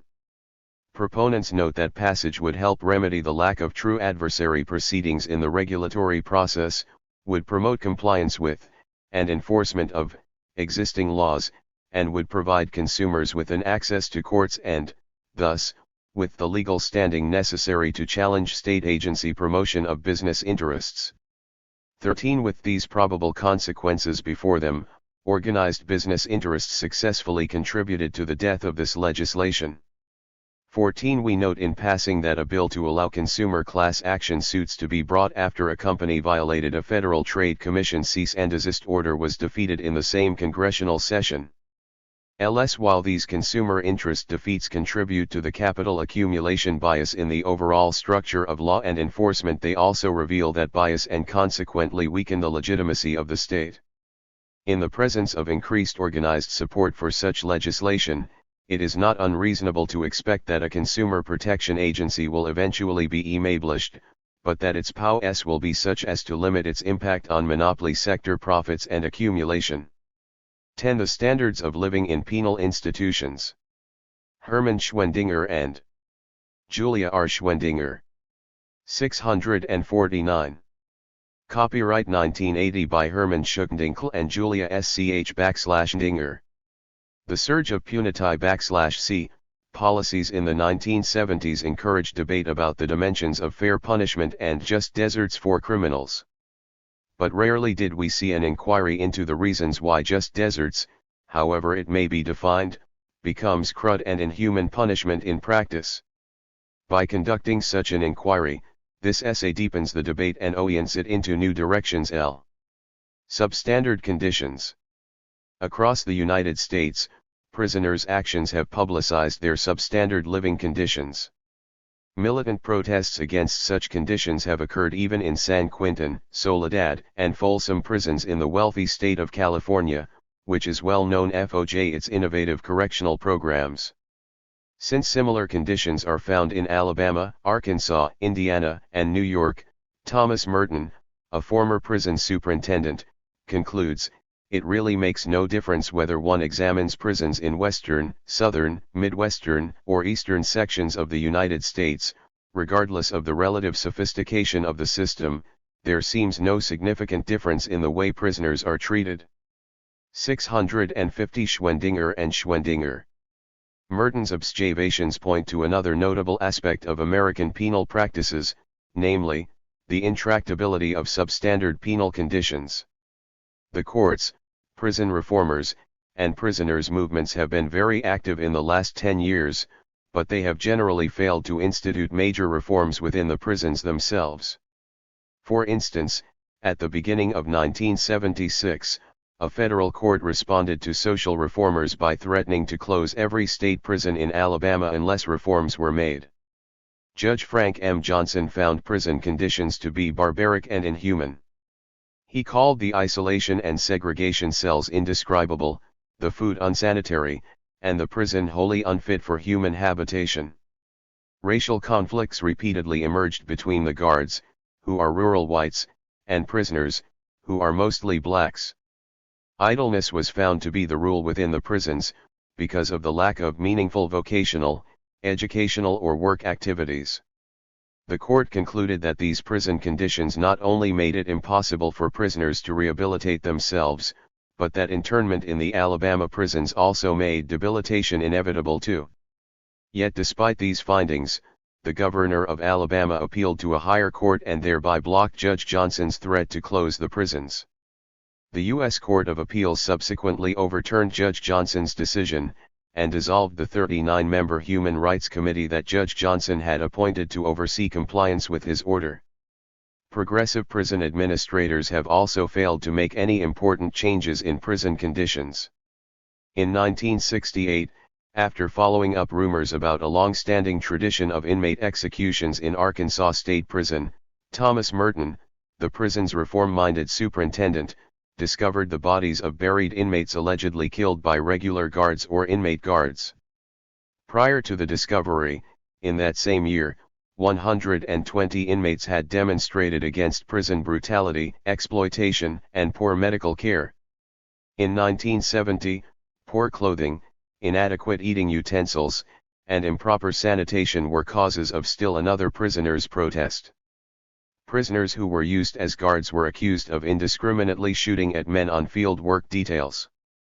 Courts investigating the prisons had reported prisoners were being subjected to cruel and inhuman punishment which violated the Eighth Amendment to the Constitution. In fact, the court had ruled 3 times against such inhuman treatment as the use of isolation units, the chaining of inmates to fences for several days, and the shooting of unarmed, nonviolent prison protesters. Racial discrimination, homosexual assaults, and political corruption can also be added to the litany of complaints about the Arkansas prison system. Despite these complaints and findings, no fundamental changes in prison conditions have been made by authorities. Instead, shortly after his discovery of the inmate bodies, Thomas Merton's efforts to reform the prison were rewarded with his dismissal by the state's governor, Winthrop Rockefeller. Superintendents and commissioners of correctional systems in Ohio and Massachusetts have also been fired for their reform efforts. Livin, 1 Standards in Penal Institutions 651. Furthermore, numerous prisoner protests and uprisings over brutal and substandard conditions have been suppressed by savage reactions from deputies, prison administrators, and political officials. In the state of Indiana, which contains one of the nation's largest prisons, 25 inmates protested the health and living conditions in 1968. 1 year later several hundred inmates protested again, but this time in support of 4 inmates who had been placed in solitary confinement. The protesters set fire to the prison factory, conducted a sit-down strike, refused to return to their cells, and the supreme act of defiance. One black prisoner raised his fist in a black power salute. The guards reacted with 1Z gauge shotguns. The defiant inmate, who was only 0 years old, was shot 5 times and killed. Official investigators of the Pendleton Massacre, as it is called, further reported that 46 men were wounded, many critically, from shots in the head, in the back, through the chest, in the legs, feet, thighs, through the groin, in the side. In fact, some who tried to throw up their hands in a traditional gesture of surrender had their hands shattered and are fingers. Many of the injured had multiple wounds. The 1971 Rising in Attica, a New York State prison, is the most notable example of the unending prisoner protests about substandard conditions. Several prior Attica protests which preceded the major uprising pointed to the vicious treatment of prisoners by guards, racist brutality, poor food, inadequate medical care, overcrowding, 1 shower per week for each prisoner, 25 cents per day wages, and highly restricted visiting privileges. The 1971 Rising voiced similar demands after the earlier smaller protests had failed to reform prison practices.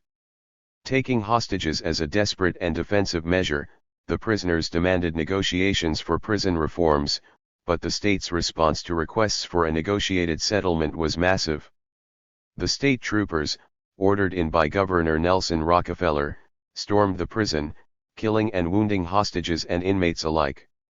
Yet, despite this savage repression of their demands, almost 4 years later, in August 1976, Attica prisoners again expressed their hatred for prison conditions by engaging in a 6-day demonstration during which 95% of the inmates refused to work or go to other prison programs. The systematic suppression of militant prisoners and prisoners' movements has taken its toll. Since the early 1970s, movements for prison reform have ebbed and traditional modes of prisoner existence, including brutality, gang wars, racial hostility, and economic exploitation have reasserted themselves. Changing penal practices. The existence of substandard conditions, extraordinary brutality, and savage repression in most prisons requires an explanation. Some of these present-day conditions find their sources in the past. Prisons emerged throughout Western Europe during the 17th and 18th cen. 652 Schwendinger and Schwendinger. Theories when legal systems were being transformed and penal practices were securing the social, economic, and political relationships accompanying the rise of capitalism.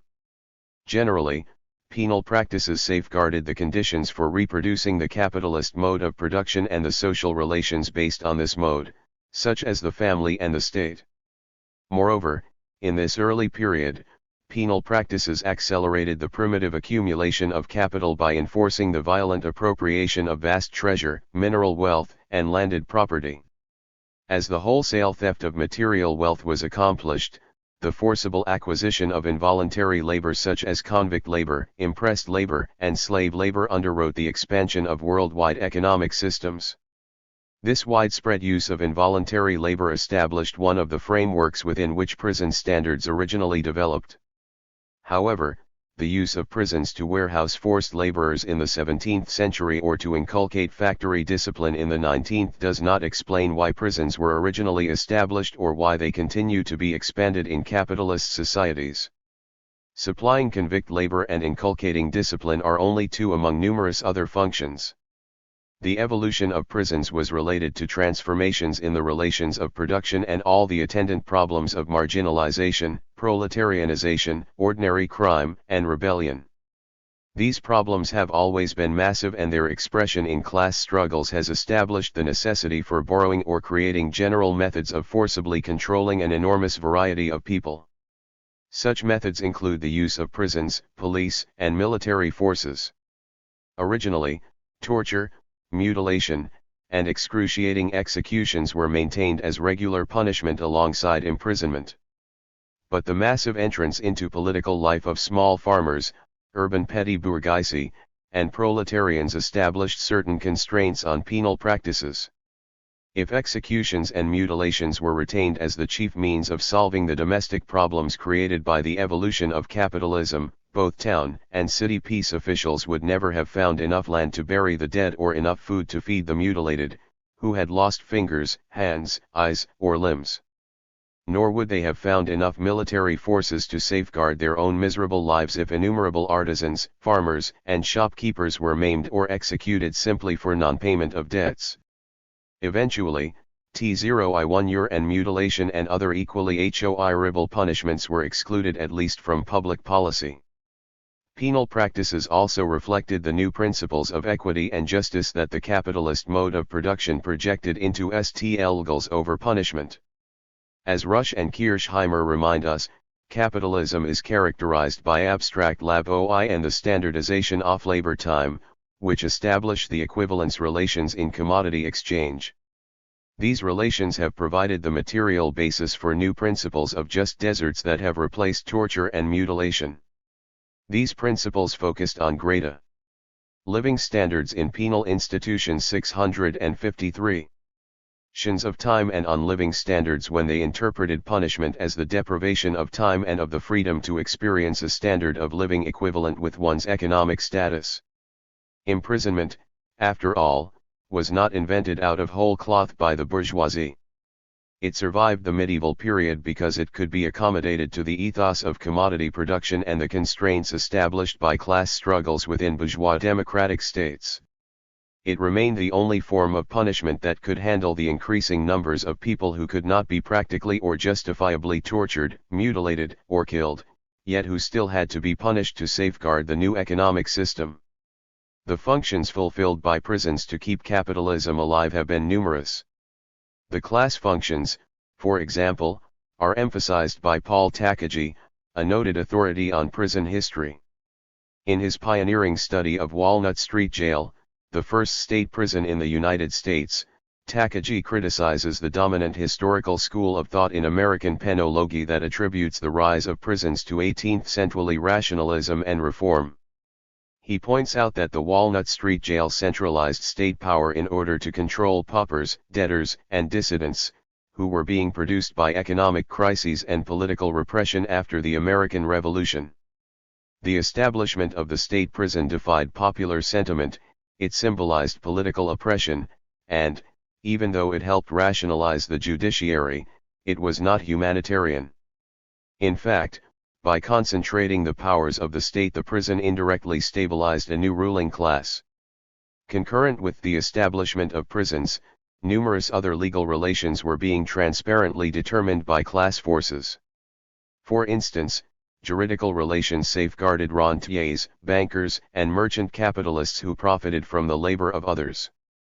Payments of interest and rent, and the exchange of goods that are bought cheap but sold dear, obviously secured exploitative conditions. Above all, prisons secured the increasing dependence of the labor force on commodity transactions, such as the wage bargain, by enforcing laws and practices that eliminated the customary rights of workers and farmers. Another transparent function of penal practices in early capitalist societies was the direct reinforcement of labor discipline and the direct contribution to labor exploitation. To safeguard the repressive governmental policies and the commercial norms that were undermining self-earned property relations, 17th and 18th century English prisoners were contracted out to manufacturers and landowners, impressed into naval service, transported to colonial territories, and forced to work at home and abroad on roads, harbors, sewers, fortifications, and other state projects, as payment for their alleged crimes. Finally, from the 19th century into the 20th, penal practices systematically suppressed labor movements. In the United States, imprisonment was used to smash unions and to break strikes, which became the 654 Schwendinger and Schwendinger, fined as criminal syndicalist conspiracies. Because of their anti-labor bias, the class determination of penal sanctions was readily perceived by numerous working people. Penal practices have changed in certain crucial respects within modern bourgeois democracies. Exploitation still exists, and it is an important determinant of life within many prisons. Where it exists, prison labor is still generally forced labor, but, when compared to earlier practices, this labor is more restricted and it is not visible to the public at large. Thus, in the United States, although prison work gangs can be observed laboring on southern roads or on southwestern factory farms, these forms of penal servitude have diminished nationally. Penal practices have changed in numerous other ways. Prisoners are not currently impressed into the armed forces, nor do they function any longer as scab labor. In the face of legislative changes that outdate the enforcement of criminal syndicalist labor codes, imprisonment oppresses organized labor in more disguised forms. Furthermore, because of changes in bankruptcy laws, state subsidies, and welfare programs, bankrupt farmers and other debtors no longer fill whole tiers of modern prisons. The use of the industrial organization of time and labor as one model for the moral economy of prison life has also diminished greatly. With the rise of the welfare state and the acceptance in society at large of a permanently idle stratum of state dependence, there has been a departure both from severe labor regimentation of prisoners and from forced labor as a form of torture. Prison factories do operate and military prisons still remain dedicated to the use of hard labor as a form of punishment, but factory discipline as described by some authors can hardly have inculcated discipline successfully whenever it was used in the past. Certainly it is unimportant at present. Today, throughout the country, tens of thousands of men and women languish aimlessly, for years on end, in jails and prisons. The apparent function of imprisonment, since these classical penal practices have diminished, obscures the structural effect of imprisonment to the eyes of most observers. Thus, although prisons still maintain the class structure, they no longer do it transparently. Imprisonment in bourgeois democracies appears to be no more than the expression of universal legal norms solely dedicated to preserving the freedom, life, and property of every individual. Invisible class justice. Clearly, then, the obvious legal functions cannot explain substandard conditions in prisons today. Such conditions can be clarified, however, by connecting them with capitalist relations that operate on different levels of reality.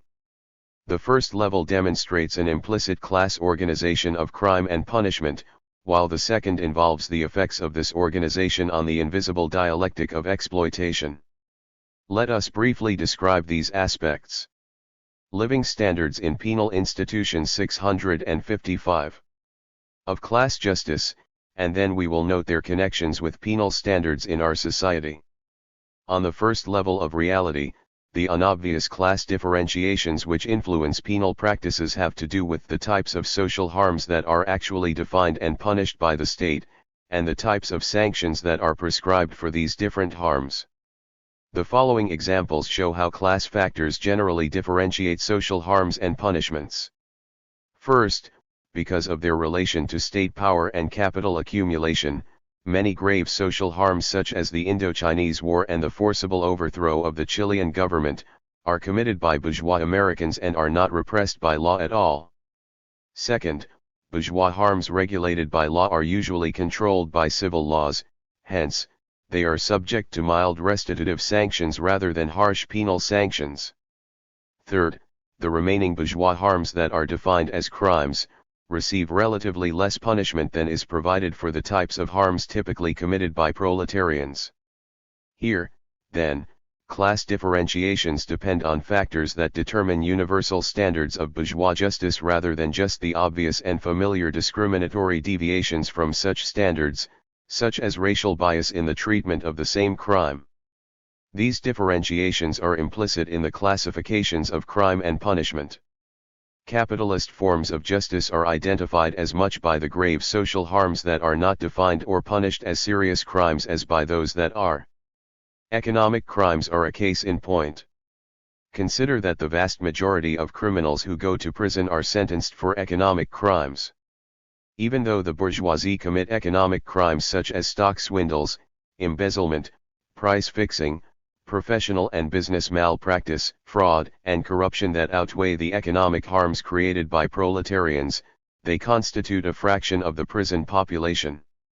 Therefore, while it cannot be justifiably claimed that proletarians generally commit more economic crimes than the bourgeoisie, it can be maintained that certain types of economic activities are sanctioned more than others. The primary types of economic crimes receiving penal sanctions are those committed, in the main, by proletarians. Also, penal sanctions are applied universally but, for obvious reasons, they are applied especially to marginal proletarians. This privileged treatment was noted by Anatole France, whose sarcastic statement, "The law, in its majestic equality, forbids the rich as well as the poor to sleep under bridges, to beg in the streets, and to steal bread," tells it all. The realities of economic life involve the poor and not the rich in violations of these particular economic norms. As a result, since the earliest development of penal systems in emerging bourgeois societies, marginals have contributed disproportionately to penal populations. Today, prisons confine some bourgeois criminals who have been entrepreneurs, government officials, and corporate executives, but studies repeatedly show that they predominantly confine persons who have been marginal members of the labor force. For there are as many as 340,000 incarcerated adults on any given day, many 656 Schwendinger and Schwendinger of them living under conditions similar to those described earlier. They are housed in jails and prisons on local, state, and federal levels. Examining the jail population, we find that during the summer of 1972, 40% of the inmates had been unemployed at the time of their arrest, and, of those with employment, 20% had only part-time jobs. For the years prior to their incarceration, almost half of the inmates in jails had incomes below that defined as poverty-level income by the U.S. government.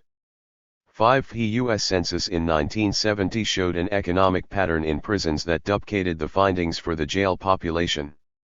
In the year before their arrest, 54% of the prison inmates had no earned income at all, and 32% had received less than $2,000 annual income. Thus, the vast majority of the prison population is drawn from the poorest stratum in society, the stratum that consists chiefly of marginal members of the labor force. Moreover, concentrated in urban slums and ghettos, marginals disproportionately come from racial and ethnic minority groups. Consequently, it is not surprising to find such groups overrepresented in prisons and jails. The 1970 census found that 40% of the inmates in prisons were blacks in a national population where blacks were approximately 10%, a small fraction of the total. On the other hand, class and strata differentiations in the types of punishable harms and penal sanctions do not alone determine prevailing penal standards. While prison standards are affected by these differentiations, they are also affected by essential structural relations based on class exploitation. Thus, at the second and much deeper level of social reality, penal law in modern bourgeois democracies remains capitalist law because it safeguards the exploitation of free wage laborers. However, since this form of exploitation is veiled by an objective reality and an ideology based on the fetishism of the wage transaction, the essential structural foundations of bourgeois law are completely unobservable. On the level of observable reality, the wage transaction seems to be no different from countless other types of exchange. It is not an act that appears to initiate the exploitative relations which begin when labor power is placed at the disposal of capital in return for wages. The wage transaction seems to express the use values being exchanged, the money fulfilling the need of the individual worker and the concrete labor serving the capitalist's need for profits. Instead of class domination, inequality, and conflict, this transaction appears to express the qualities of individual freedom, equality, and mutual advantage. Consequently, when referring to the commodity exchange that takes the form of wages, Marx writes, this phenomenal form, which makes the actual relations invisible, and, indeed, shows the direct opposite of that relation, forms the basis of all the juridical notions of both laborer and capitalist, of all the mystifications of the capitalist mode of production, of all the apologetic shifts of the vulgar economists. Hence, as wage labor and capital become predominant, the relationship between penal practices and the reproduction of the class structure is. Living Standards in Penal Institutions 657. Blocked from visibility, by the wage FOITIL. Under these conditions, the state does not appear to reproduce class relations when it is protecting economic rights, including the rights of workers to earn wages. Yet, by safeguarding his rights, penal practices secure the economic relationships that operate behind the backs of individuals and that reproduce the basic structure of capitalist societies. Furthermore, civil practices based on the wage transaction and penal practices stemming from class differentiations in crime and punishment are interrelated insofar as they both ensure the condition of exploitation. For example, civil laws that protect the wage transaction ensure the conditions that directly motivate wage earners to reproduce themselves through exploitation. Simultaneously, the laws that deter proletarians from living by illegal gain accomplish the same end indirectly. These particular laws force persons who have no other means of support to work for wages. 6. Thus the effectiveness of penal practices in this regard is not measurable by the magnitude of imprisoned offenders. So long as proletarians who are outside of prison are generally deterred from economic crimes, penal practices accomplish these invisible goals. Such relationships also affect the rate of exploitation automatically. By generally deterring proletarians from reproducing themselves illegally, penal practices maximize the number of persons who are in the labor market regardless of the demand for their labor. This maximization constitutes one of the many juridical preconditions for the relative surplus labor force, therefore, it heightens rates of exploitation because the surplus labor force is used by capitalists to depress wage rates and to reinforce labor discipline and productivity. On the other hand, Penal practices do not heighten exploitation because they are functional, that is, because they function to serve a system that created them for exploitative purposes. The intent behind penal practices may not have been exploitation at all. Rather, such consequences are due to structural tendencies, to the socio-economic relationships that spontaneously mediate the practical applications of criminal laws. These political and economic relationships constitute the structurally based dialectic of legal repression. Unique to capitalism, this dialectic juxtaposes the bourgeois democratic juridical practices regulating observable relations among FOITILally equal and independent commodity exchangers, and the unobservable consequences of this regulation, namely, class exploitation. While the laws of property and the rule of law provide a measure of protection to most individuals, they are also at the center of this dialectic.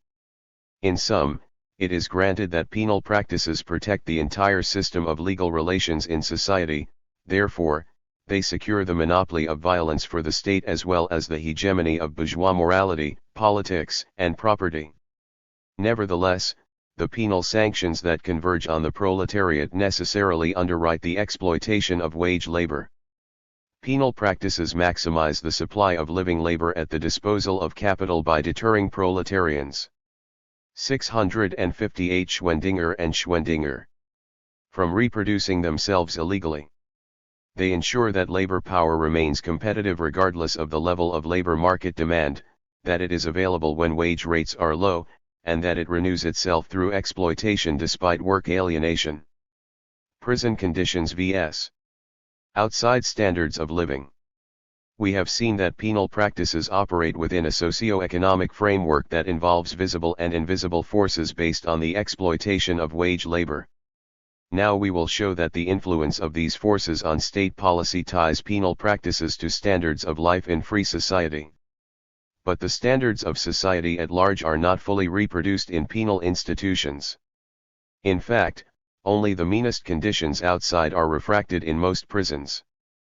Penal practices traditionally take for granted that offenders will not be deterred from crime and hence will not be motivated to work for wages, if prison conditions are superior to the offender's conditions on the outside.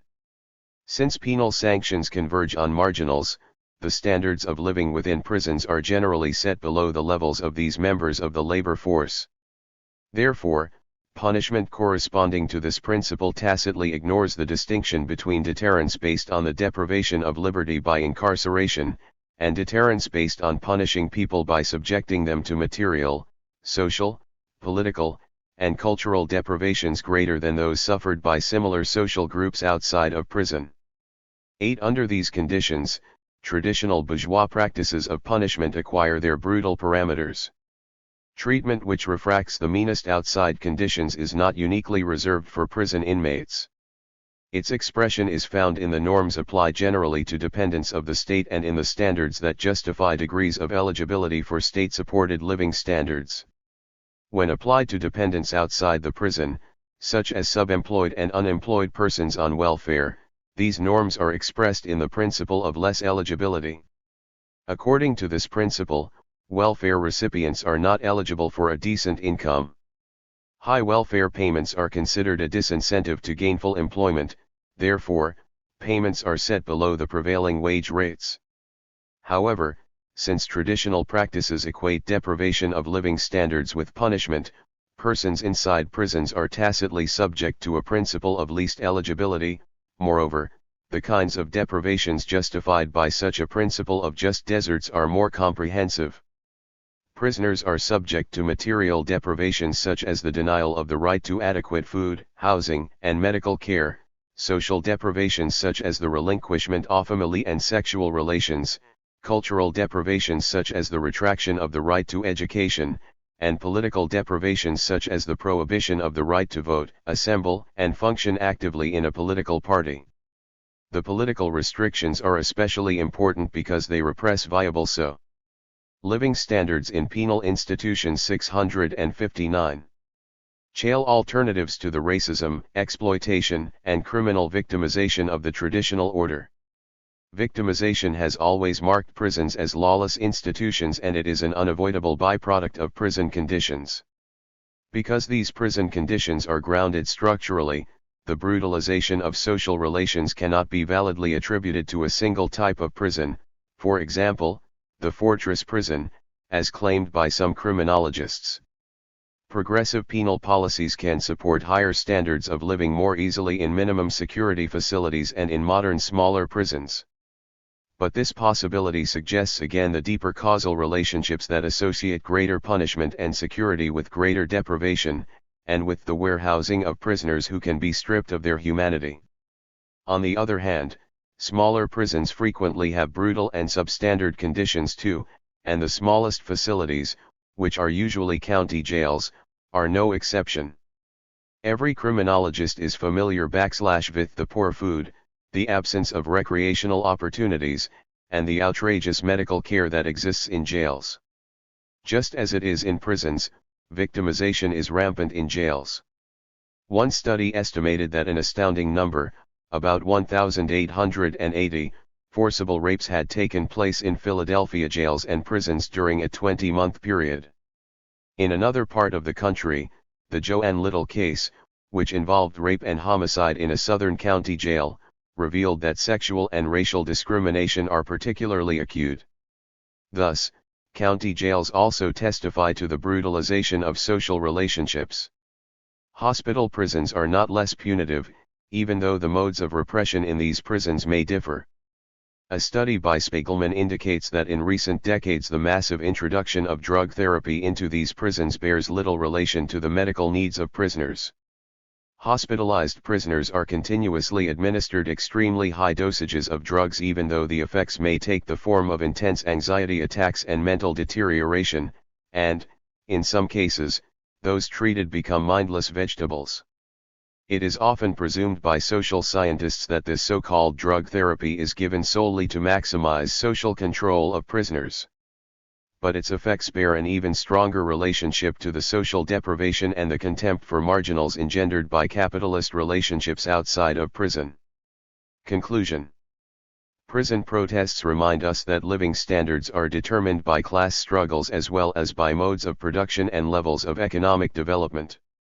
Class struggles, for instance, oppose the laws of uneven development and profit which tend to reduce the price of labor power to a minimum. Hence, living standards are not necessarily fixed merely by the price of commodities that can be bought by an individual's labor. People, regardless of their ability to pay, are now demanding certain rights to Meti. 660 Schwendinger and Schwendinger. Calcare, education, housing, food, and so on. Phrases such as basic rights and human rights are political categories arising especially from recent struggles for better standards of living.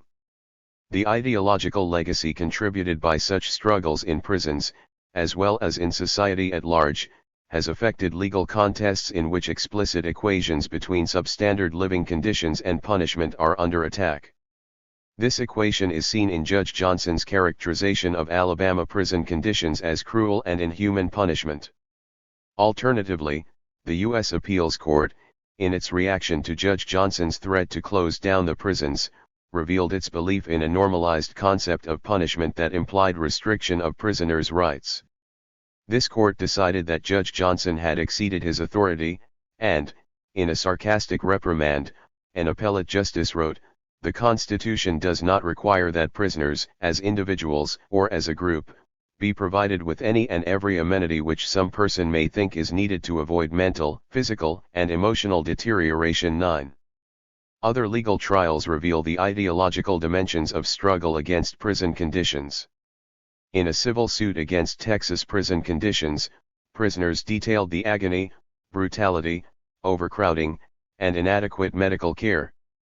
A former prisoner told of losing both arms below the elbows after he was ordered by supervisors at the prison farm to feed silage into the threshing machine by hand, a violation of safety procedures.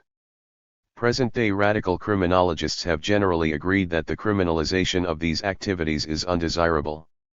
Marxists have often defended some politically motivated crimes as well, though with the understanding that socialist revolutions are not made by individual acts of terrorism, but rather through the mass revolutionary activity of the working class.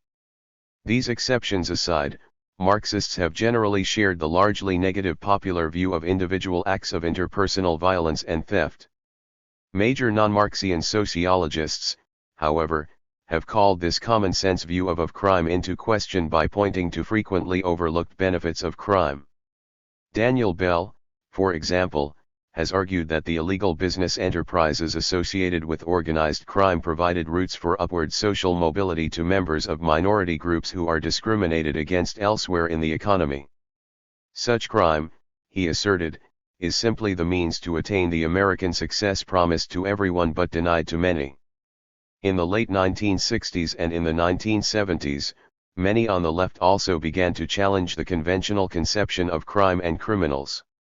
The industrial working class seemed to have lost its militancy after the Second World War, and radicals tended to view it as having been co-opted by high wages.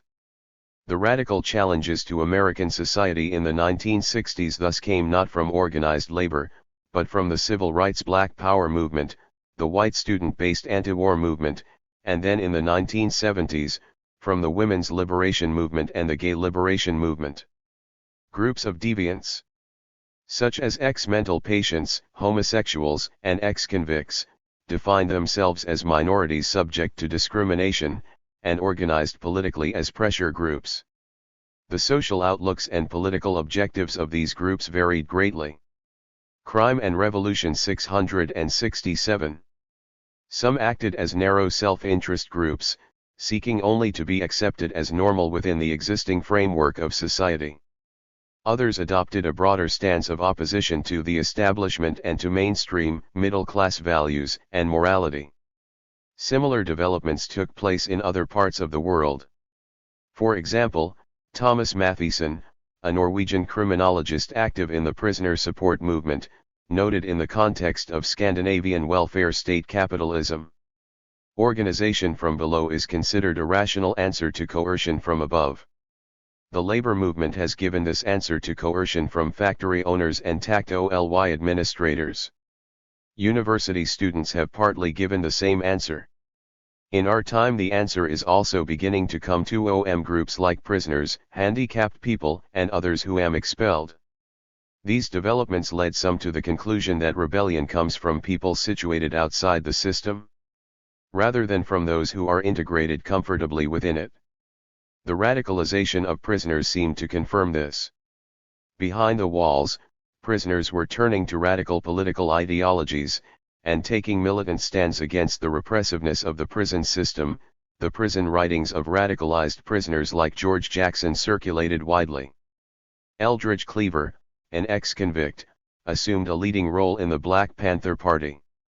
Given these developments, it is hardly surprising that some observers began to portray criminals and prisoners as incipient revolutionaries, or even as the vanguard of the revolution. This perception was obviously grounded in reality, but at the same time it was easily distorted by wishful thinking.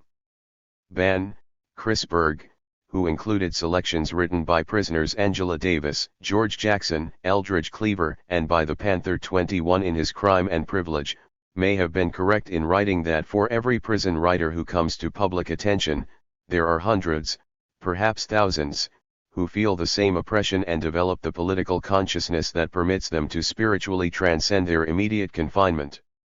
But those who work extensively with prisoners do not encounter thousands who are like Angela Davis or George Jackson politically. They find wide variation in levels of political consciousness. Faye Stender, a California attorney active in prisoners' rights litigation, could write in 1972, "I certainly feel that, person for person, prisoners are better human beings than you find in any random group of people. They are more loving. They have more concern for each other. They have more creative human potential." In 1979 she narrowly survived an assassination attempt apparently perpetrated by a small group of ex-prisoners. As she and Karen Wald had both noted, prisoners often had limited information about what was happening outside, and exaggerated notions of what was politically possible. Many were politically inexperienced. And 8 Part 4. Inst. And had had limited opportunities to develop leadership skills. The romanticizing of prisoners went hand in hand with the romanticizing of crime itself. If, as many radicals had come to believe, the function of the law was to preserve bourgeois society, a society whose essence was exploitation and repression, then, some concluded, the breaking of those laws was a revolutionary act. Others, while not going quite so far, nevertheless viewed crime as a creative act of protest against oppression, perhaps even a manifestation of the diversity a socialist society should encourage. 3. Much of the more recent Marxist literature on crime has criticized this new left romanticization of crime as an obstacle to the development of the cooperation required by a successful social movement. It generates suspicion, not trust. It feeds the fear that permits the government to strengthen its repressive capacity with popular approval. The universality of this fear in America makes it easy for politicians to campaign on a platform of cracking down on crime, thereby avoiding the more controversial issues connected with clashing economic interests. These arguments notwithstanding, some Marxian criminologists have argued that crime does serve progressive functions in a capitalist society. Some see it, as Engels did in The Condition of the Working Class in England, as the first stage in the development of a socialist consciousness. In the next chapter, Wenger and Bonomo review these arguments and criticize them as both inconsistent with Marx's scornful view of the lumpen proletariat, and implausible. They then go on to outline and reject another quite different argument linking crime and social revolution, one focusing on state financing.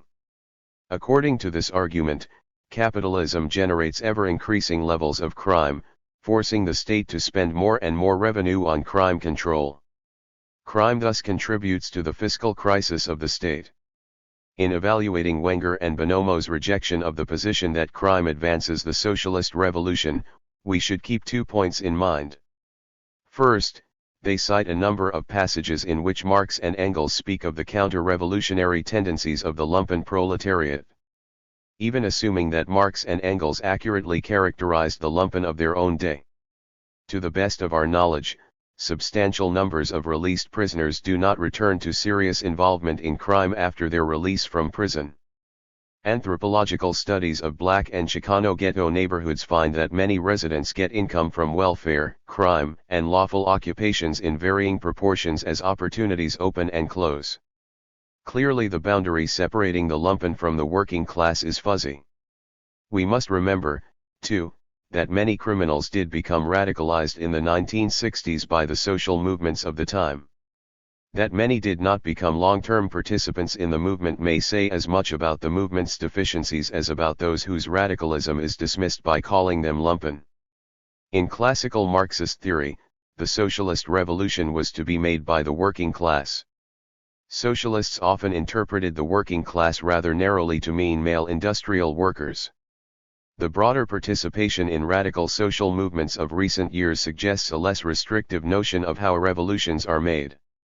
We should not forget that the February Revolution in Russia in 1917 was sparked by a strike of women textile workers and a demonstration for bread, held in connection with International Women's Day. According to one estimate, roughly 90% of black American males will be arrested at some time in their lives. To exclude them from a socialist movement on the grounds that they are part of the lumpen proletariat would be absurd. Clearly, we must exercise great caution in using this category. In testing the fiscal crisis thesis, Wenger and Bonomo distinguish between state expenditures for social welfare and for crime control. Although they find social welfare expenditures to have increased substantially as a percentage of gross national product, they find that crime control expenditures have not. It may be worth considering whether the distinction between these types of expenditures can be sustained. Spending on social welfare accelerated in the mid-1960s in response to ghetto riots, and it is not unlikely that a continuing concern with preventing crime and riot underlies the continued growth in these budget items. Evan Stark's contribution approaches the question whether crime is progressive from a different angle, and arrives at a different conclusion. Stark's work must be seen in the context of developments in the writing of social history that have taken place over the past 20 years. Most. 670 Part 4. Histories focus on the activities of political leaders and the upper classes generally, neglecting such matters as how ordinary people live their lives and what they think about the events of their time.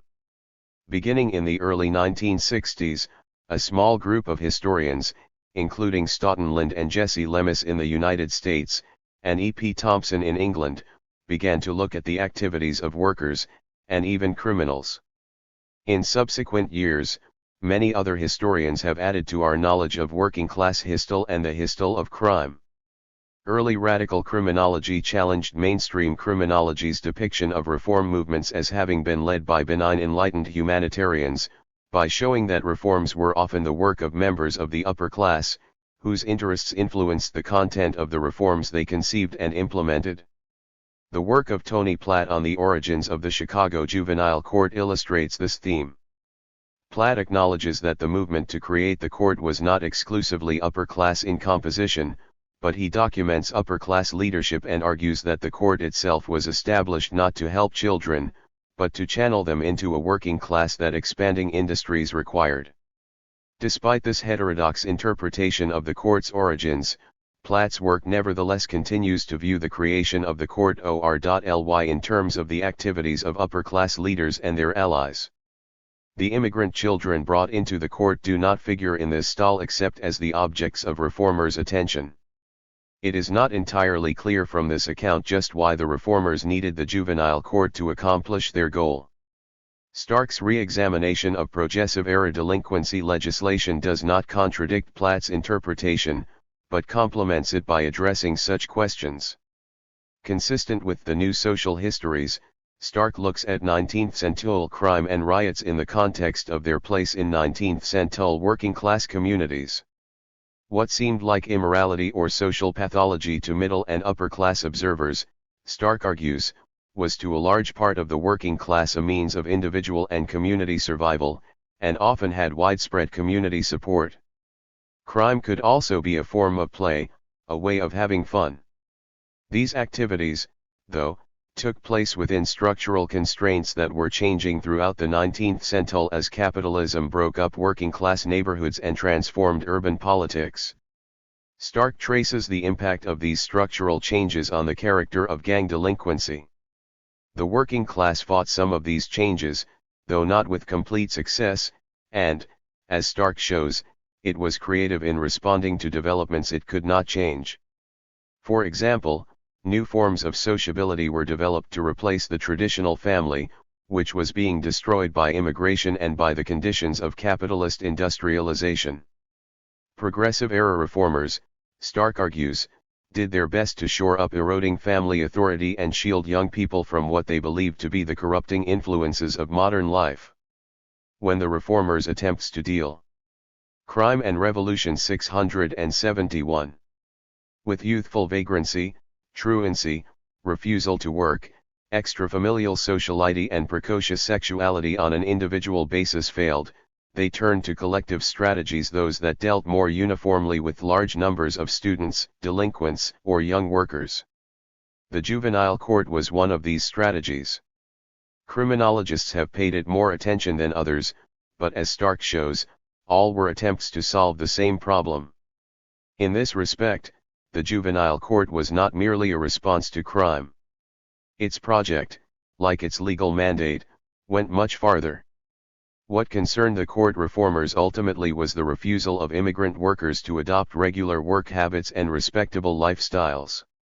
Although the goals of progressive-era reformers may have been conservative, Stark argues that the consequences of these reforms were objectively progressive. They helped to break down particularistic divisions among workers, a necessary step in the creation of a unified working class. This unity helped to make possible the gains that labor won during the 1930s.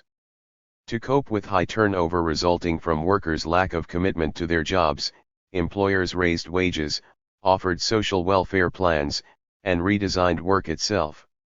The result was production on an expanded scale and wider prosperity, at least for a time, but also a new and higher level of class struggle. Marxists are familiar with the idea that class struggle serves to develop the forces of production. If wages rise, employers have an incentive to introduce labor-saving or cost-cutting equipment. Stark's analysis suggests that we must not interpret class conflict too narrowly in considering processes of this kind. Working class refusal to accept factory jobs on the prevailing terms was a response to class relations that had beneficial consequences for workers. Reforms initiated by the elite should not be considered only as part of a capitalist offensive against workers. Some of them should perhaps be seen as reluctant concessions won by workers in a kind of tacit bargaining. This is not exactly an argument that crime itself is progressive, but crime was a necessary concomitant of the refusal to work. 5. 1. Crime, the Crisis of Capitalism, and Social Revolution. Martin G. Wenger and Thomas A. Bonomo. This work represents a synthesis of a critique of radical criminology on surplus population, an examination of Quinney's thesis by Bonomo and Wenger, presented at the annual meeting of the American Society of Criminology in Dallas, 1978, and Crime, Crisis, and Social Revolution, an examination of the progressive thesis in Marxist criminology by Wenger and Bonomo, presented at the Third Annual Conference on the Current State of Marxist Theory in Red Feather, Colorado, 1978. The authors are named here in reverse alphabetical order. Although it was never a major issue within the classical or orthodox Marxist tradition, the relationship between crime and the terminal crisis of capitalism has become the subject of considerable debate within modern American radical criminology. The debate does not concern the role of capitalism in producing crime to all but the reactionary or the naive. Such questions have long been settled. Rather, the debate concerns the contention on the part of some practitioners of the new criminology that crime is not merely a negative consequence of capitalism, but is also objectively progressive because it is one of the mechanisms by which capitalism is transformed and moved toward a socialist revolution. Here we briefly explore the theoretical pitfalls of such an argument when viewed from an orthodox Marxist perspective, and move on to a partial empirical test of the argument. Crime, Crisis, and Revolution. 675. Criminals as revolutionaries. The radical criminology literature connected crime with revolution in several ways. Some criminologists and political writers have argued that criminals are in some sense rebels against bourgeois society, and thus constitute a potentially revolutionary class. Richard Quinney's latest work affirms this point of view. As long as the capitalist class attempts to dominate, using forms of legal repression, actions that threaten the established order will be defined by the capitalist state as criminal. In this sense, crime and political actions are inextricably linked. Marx and Engels took a very different view. Their earliest position is stated in the Communist Manifesto. There they warn that the lumpen proletariat is the dangerous class, the social scum, that passively rotting mass thrown off by the lowest layers of the old society, may here and there, be swept into the movement by a proletarian revolution. Its condition of life, however, prepare it far more for the part of a bribed tool of reactionary intrigue. In the 18th Brumaire of Louis Bonaparte, Marx, casting a fine net wide, amalgamates a variety of social roles as lumpen, even though some of them perform necessary functions for society independently of any criminal activity. In Marx's words, alongside decayed roués with dubious means of subsistence and of dubious origin, alongside ruined and adventurous offshoots of the bourgeoisie, were vagabonds, discharged soldiers, discharged jailbirds, escaped galley slaves, swindlers, mountebanks, lazzaroni, pickpockets, tricksters, gamblers, brothel keepers, rag pickers, knife grinders, tinkers, beggars, in short, la bohème, the refuse of all classes. Engels agreed. In the preface to the Peasant War in Germany, he considers possible allies of the proletariat and expresses the following opinion: the lumpen proletariat, this scum of the decaying elements of all classes, which establishes headquarters in all big cities, is the worst of all possible allies. It is an absolutely venal, an absolutely brazen crew. If the French workers, in the course of the revolution, inscribed on the houses, "Mort auxiliary voleurs," and even shot down many, they did it, not out of enthusiasm for property, but because they rightly considered it necessary to hold that band at arm's length. Every leader of the workers who utilizes these gutter proletarians as guards or supports, proves by this action alone a traitor to the movement. The rationale for the position Marx and Engels take is purely political. In their view, the individual habituated to a criminal lifestyle is destructive to revolutionary progress. In the words of Paul Hirst, the criminal career and the delinquent's solution, however much enforced by the harsh 676 Wenger and Bonomo necessities of capitalism, are not in effect forms of political rebellion against the existing order but a more or less reactionary accommodation to them. He lists, as exceptions, machine breaking, industrial sabotage, and the murder of landlords and officials by peasants as crimes having a more obvious political connotation to them. Quinney's hope is that the accommodating, reactionary form of criminality will give way to revolutionary forms when coupled to a progressive ideology.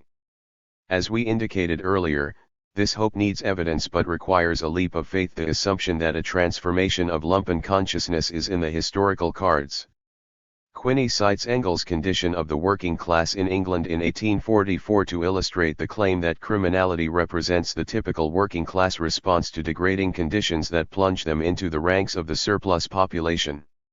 What he does not say, however, is of utmost importance: workers who become unemployed or underemployed do not automatically drop into the lumpen stratum or class. In Capital, Marx says that the surplus population consists of three sectors: floating, latent, and stagnant. If workers are partially, not fully employed, they float from one low-paying, precarious job to another, hence Marx coined the term floating surplus population. Members of this sector are less likely to engage in widespread criminality because of their tie to the labor market. They have a partial, though meager, stake in the system. The stagnant sector of the surplus population is employed with great irregularity and in numerous instances is locked out of the labor market. Marx devoted considerable attention to this sector, subdividing it into three parts, exclusive of vagabonds, criminals, prostitutes, in a word, the dangerous classes. This layer of society consists of three categories. They are the following: first, those able to work; second, orphans and pauper children; and third, the demoralized and ragged, and those unable to work, chiefly people who succumb to their incapacity for adaptation due to the division of labor. The lumpen proletariat constitutes yet a fourth fraction of the stagnant sector, although in his description of the surplus population just cited, Marx actually excluded them, undoubtedly due to their lack of desire to enter the labor market. What Quinney does not consider is that workers who are relegated to the ranks of the surplus population may drop into the floating sector or into any of the categories of the stagnant sector, only one of which is defined by a criminal lifestyle. To be sure, Engels displayed a noticeably different position when he described the English working class of 1844. He emphasized that the workers' whole position and environment involves the strongest temptation to immorality. What inducements has the proletarian not to steal? Their condition is described as one of poverty and generalized squalor which it is of no concern or advantage to the bourgeoisie to eliminate. Engels also states that when the poverty of the proletariat is intensified to the point of actual lack of the barest necessities of life, to want and hunger, the temptation to disregard all social order does but gain power, and this power is derived from stealing. These statements appear to point to a contradiction between the two founders of dialectical materialism. In appraising these somewhat divergent treatments of crime, however, one must attend to the following facts. First, Marx's analyses in Capital are far more precise than those of Engels. Where Engels treats the proletariat as a homogeneous entity, Marx recognizes its heterogeneity. Thus, Engels tends to generalize where Marx tends to specify. Second, Engels wrote The Condition of the Working Class in England in 1844 from a pre-Marxist perspective, and it appeared more than 20 years before the first volume of Capital. It thus makes greater sense to look to the mature Marx and not the immature Engels when looking for the Marxist perspective on the issue at hand.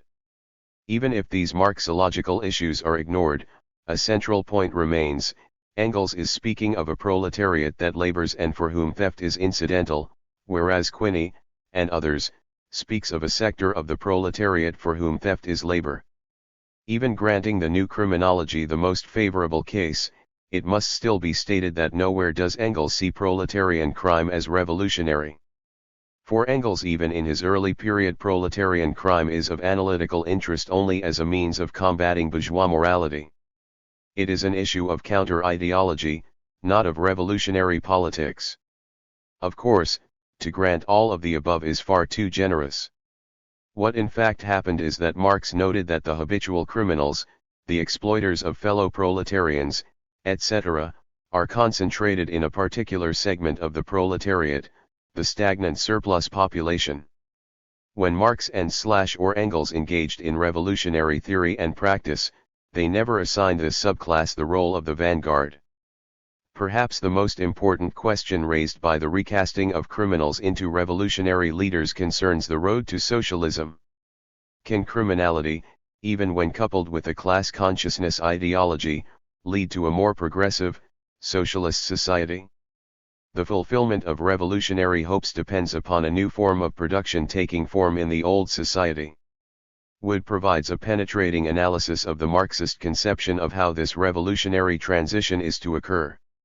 He suggests that, unless a fundamental change of this kind in the mode of man's productive activity is already taking place in society of its own accord, any attempt at a truly revolutionary politics would be irrational, futile, and, to use Marx's own word, mere Donquichotery. This is what Marx and Engels mean when they say in the German ideology that communism is for us not a state of affairs to be brought about, an ideal to which reality must somehow adjust itself. We call communism the actual movement which is transcending the present state of affairs. The conditions of this movement result from presuppositions already existing. 678 Wenger and Bonomo. Thus, for revolutionary change to occur, members of the movement must be constructing the new society in their daily pursuits. Criminality of the accommodating and predatory variety obviously does not fit this bill. Accordingly, a number of authors, Spitzer, Friedman, and Oif, all maintain that only individuals who perform some economically essential activity can contribute positively to progressive change.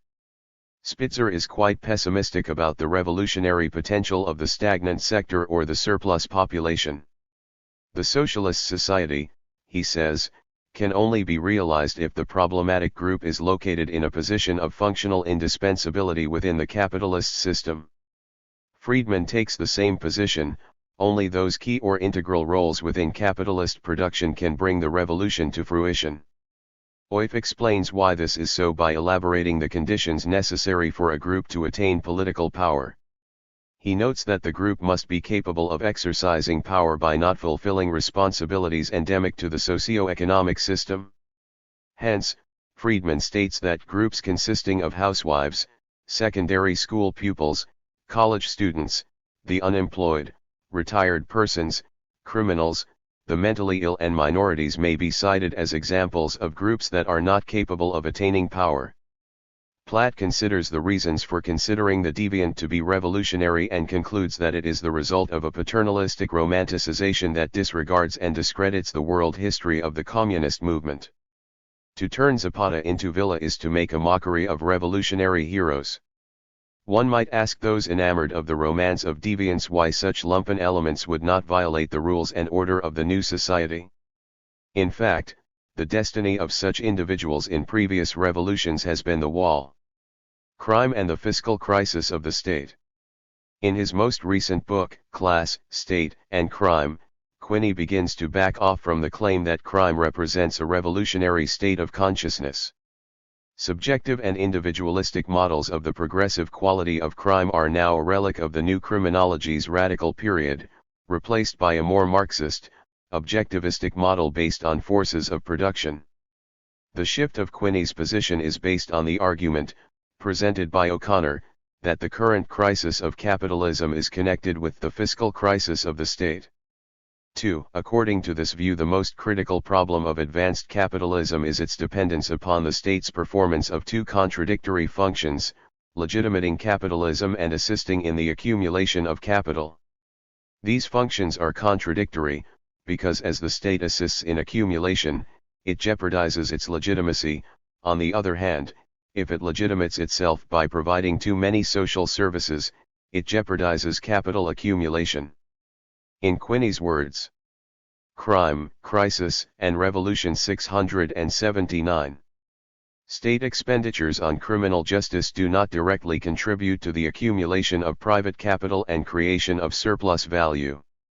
Rather, the criminal justice system secures the capitalist order so that the capitalist class can continue to accumulate capital. The crisis, however, becomes a fiscal one. State expenditures on criminal justice grow faster than the revenues available to support an expanding criminal justice system. In Quinney's view, rising crime rates have their origin in the continual displacement of part of the workforce, creating a surplus population. This surplus population grows, is pauperized, and engages in property crimes or reacts with personal pathology. The state must then spend more money for repressive actions and pacification to control the under or unemployed surplus population. But, to control this surplus population and make the control seem legitimate, money must be withdrawn from other uses that are at least indirectly and sometimes directly productive for capital, expenditures for social capital, such as military hardware and space programs, and for social investment, such as unemployment insurance and educational benefits. The eventual outcome is the bankruptcy of the state and the capitalist economic system. This outcome is said to be progressive in that the conditions for social revolution therefore exist.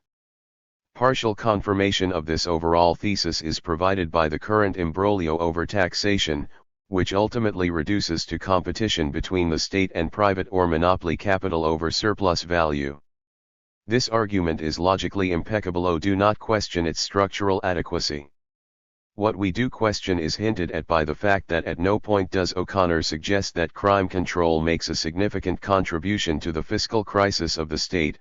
However, he does emphasize the role of social welfare programs. We wish to test here a set of closely related propositions emerging from Quinney's application of O'Connor. An empirical test. If crime is objectively progressive, if it does indeed place intolerable stress on the capitalist system, it does so by maximizing the expenditure of state funds on crime control. This is the crux of O'Connor's thesis of social contradiction as Quinney applies it to crime control. In the case of social welfare expenditures, the data to be presented here confirm O'Connor's position. But when crime control expenditures are examined, Quinney's thesis fares much worse, in fact, far worse than we had anticipated. In terms of gross expenditures, in 1975 over $250 billion more was spent for social welfare than for crime control. This, it should be noted, refers to total expenditures by all levels of government.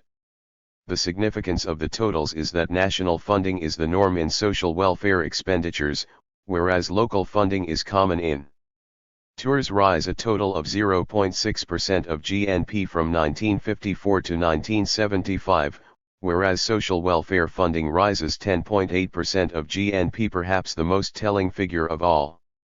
In the face of these comparisons, it is clear why O'Connor did not discuss crime in the context of fiscal crisis. It is less clear why Quinney justifies placing it on the agenda of Marxist analysis. In light of this analysis, we reject, unequivocally, the argument that crime has an objectively progressive role to play in the demise of the capitalist epoch. That is, it has no unmediated effect on the contradictions of capitalist economic organization. 684 Wenger and Bonomo. Crime and delegitimation. One final way that crime could contribute to the terminal crisis of capitalism has to do with the delegitimation of capitalism. Unlike the fiscal crisis thesis, which looks for the objective consequences of objective social realities, delegitimation models seek the subjective consequences of these same objective realities. As developed by Habermas, the legitimacy crisis thesis argues that the helplessness of late capitalism to resolve its contradictions presents it with an ideological dilemma of vast proportions. The management of this crisis becomes more and more a major activity of the bourgeoisie. While this proposition can be tested within the general framework developed here, we do not do so. Instead, we wish to explore in brief certain theoretical issues that may suggest profitable paths for future exploration. Criminality and legitimation crises are potentially commensurable phenomena. If bourgeois sociology, political science, and survey research are to be believed, one of the major concerns of all sectors of the American proletariat is criminal predation. Associated with the fear of criminal victimization is a certain amount of dissatisfaction with the system euphemistically called criminal justice. Given this dissatisfaction, the marriage of crime and delegitimation would seem to flow naturally from the increasing helplessness of the state in the face of crime. Further, as certain radical positions would have it, an increasingly desperate state would have to come to increasingly draconian measures of crime control, thus calling into question the nature of bourgeois liberal democracy. Assuming that social mechanisms such as the increasing segregation of the surplus population fail to stem the exposure of better-off workers to victimization, and also assuming that members of oppressed nationalities see crime as less inimical to their existence than its control, it would seem that these possibilities are quite real. 3. However, the question at hand is not merely whether crime does delegitimate the capitalist system, but also what are the sequelae of such delegitimation, if it occurs. In other words, does delegitimation by crime lead to progressive revolutionary consciousness on the part of the proletariat, or does it lead elsewhere, to less desirable outcomes? At the most general level, the question being developed here can be expressed as a question of form and essence. Is delegitimation basically the same regardless of its origin, or does it vary in nature according to the form it takes? Specifically, is delegitimation by crime equivalent to delegitimation by depression? By interminable and ultimately lost wars? By the abandonment of the aged? An affirmative response to such questions is at least premature and most likely incorrect. Horowitz, who is himself enamored of the thesis of the revolutionary lumpenproletariat, provides an ominous indica. Crime, Crisis, and Revolution 685. Of the response to be expected from first world proletariats and proletarians in the instance of a state impotent in the face of rising criminality. Certainly, the newest, and most dynamic factor in United States development during the 60s was the sharp cleavage, indeed the class war situation which developed between the organized working classes and marginal lower classes. The combatants in this decade are not the historical enemies described by Marx but are more similar to enemies defined by fascist doctrines of the state. The working class has turned to the Leviathan with a vengeance. Not the liquidation of the state but its celebration, has become of crucial importance. The working class demands legitimacy, law, order, and a ruling class willing and capable of exercising full authority. Social medicalism in American life has become the province of the reviled lumpenproletariat and their intellectual underwriters. This development, shocking 10 classical ideologists, must rank as the most significant political event within the First World. I. Horowitz, 1972 11,2. As Horowitz implies, the non-surplus sectors of the proletariat tend towards intra not interclass warfare as the result of state impotence. The solution that grows out of such delegitimation cannot be stated with certainty to be the progressive revolution of socialism, rather it shares kinship with the reactionary quasi-revolution of fascism. An argument can be made that any of the above-listed sources of delegitimation could produce either outcome. The problem is that in the instance of criminal delegitimation, the source of failure is seen to emerge from within the proletariat, not from without. Similarly, the state in its repressive mode appears as the savior of social order, rather than as the mechanism by which the inherent disorder of capitalist social relations is given institutional form. Thus, to reiiy delegitimation rather than to see it as a historically and politically situated phenomenon is theoretically naive and politically dangerous.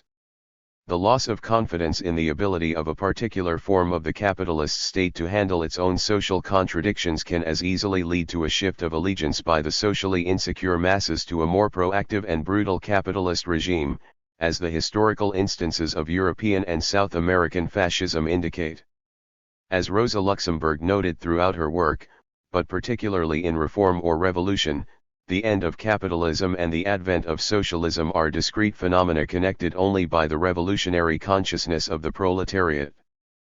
Fractional enmity within the proletariat is unlikely to contribute to the class consciousness requisite for a social revolution. Luxemburg also understood that the conditional nature of such consciousness makes for a branch point in world historical development, one path leading to capitalist decadence and barbarism, the other to socialism. Only naive historicists and or vulgar materialists deny this plurality of outcomes. Thus, we must regard the delegitimation of capitalism not as a general developmental feature but as a historically specific and open question. Thus, the revolutionary contribution of criminology must be viewed much more closely than it was when the new criminology was young. In a world 686 Wenger and Bonomo, where failing capitalist/imperialist societies have shown a marked tendency toward fascism, example Germany, Italy, Spain, Portugal, Argentina, the lack of a foreordained socialist end must be confronted. The social degeneracy of capitalism is a two-edged sword, with the edge of reaction perhaps the sharper. As to the revolutionary role of fiscal crisis, O'Connor's arguments cannot be faulted. However, the minuscule portion of state expenditures going to crime control would seem to allow for substantial growth in these outlays without critical consequences to the economic system. Indeed, this is the thrust of our argument. Furthermore, although the state ends up as an unproductive cost in the majestic balance sheet of capital, the rising organic composition/capital intensiveness of crime control may becloud this somewhat. That is, while the sale of air-conditioned patrol cars to police departments may not be as salubrious an exchange of value for capitalism as a whole as would be the sale of those autos in the private market, it isn't all a loss, either. It can be argued that given the ceiling on total expenditures toward which fiscal crisis forces the capitalist system, increasing expenditures for crime control strains other social welfare spending, which, in turn, heightens political tensions among the already pauperized.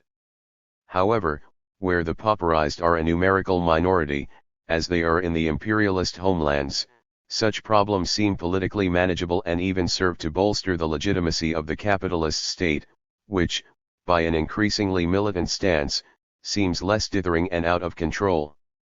Current political developments in the First World seem to bear this out. Thus, legitimacy and fiscal crisis may be seen to be joined in their development and in their effects.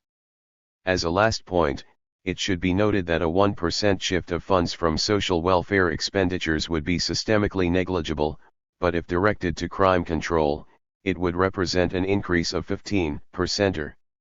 Consequently, crime control budgets could be doubled by a 5 to 6% diversion of social welfare funds. Although the intertwined intricacies of legitimacy, fiscal crisis, and crimes of accommodation have not been exhausted by the preceding discussion, it seems an eminently supportable argument that the search for the revolutionary in the criminal, or for terminal crisis in crime, is likely to be fruitless.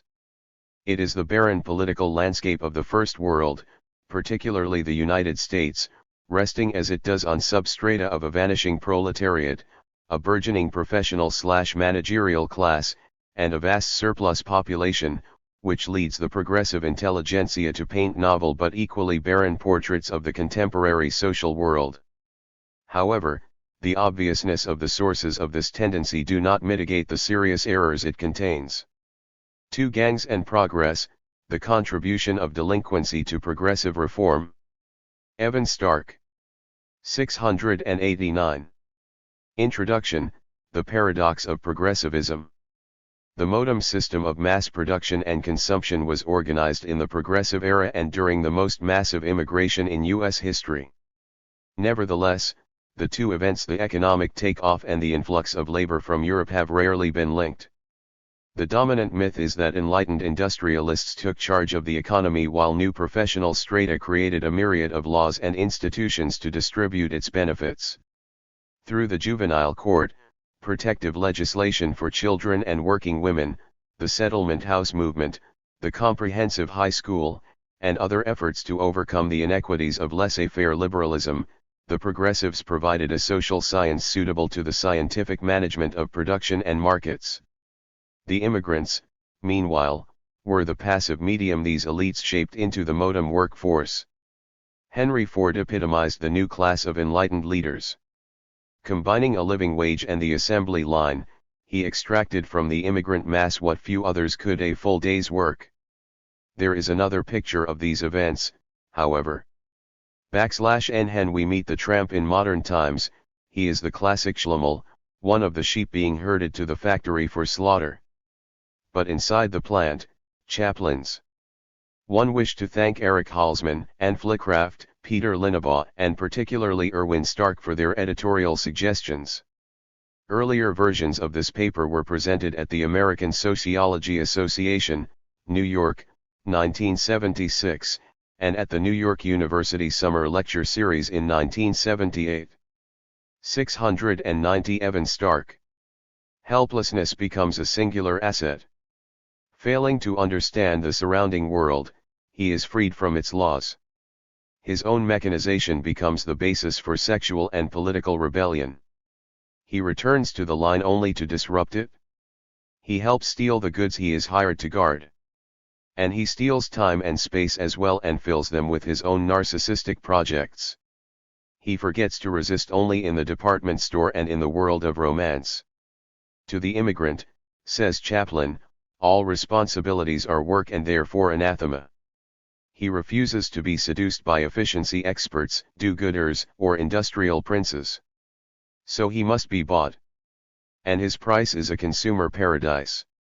I am interested in the impact these tramps had on progressive reform. Following Chaplin's lead, I argue that immigrant gangs made progress inevitable simply by refusing to have it any other way. Their sheer indifference to accepted mores forced authorities to police their every move. /IV When this proved ineffective, traditional institutions were democratized. But as quickly as they were recruited, the immigrants imposed their own social character on mainstream institutions. In sum, it was they who demanded that work and culture be transformed. /IV hat of the progressives. Far from embracing the immigrant gang's social ethos, they held tight to 19th-century liberalism. Even the most enlightened insisted that private life, high culture, and capitalist growth were perfectly compatible. Welfare reform was not to replace personal life but to reconstitute it and to help insulate culture from industrial work. At their worst, the progressives made the capitalistic reorganization of work seem humane.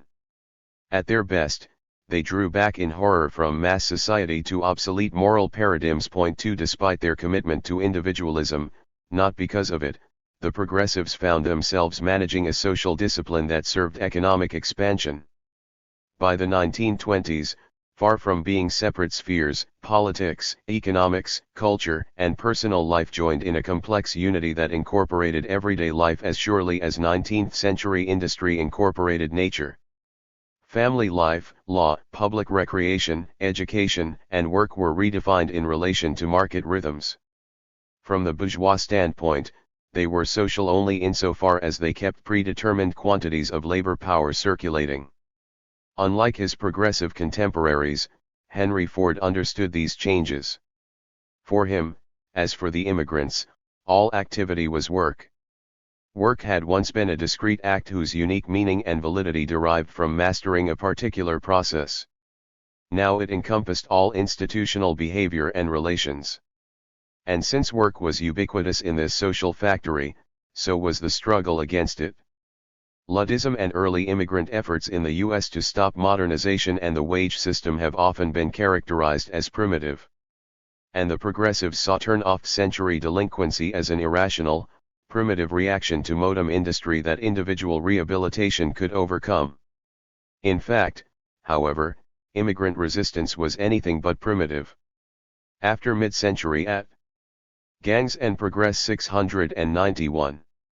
Least, the immigrant refusal to work was an indigenous response to material suffering organized by heterogeneous political gangs and youth gangs. And it was as politically relevant as trade unionism. Alongside its conservative dimensions, Racism, for instance, it expressed a new proletarian approach to work. To the gangs, as to Chaplin's tramp, crime was a basic fact of industrial life, not a deviant or individual choice.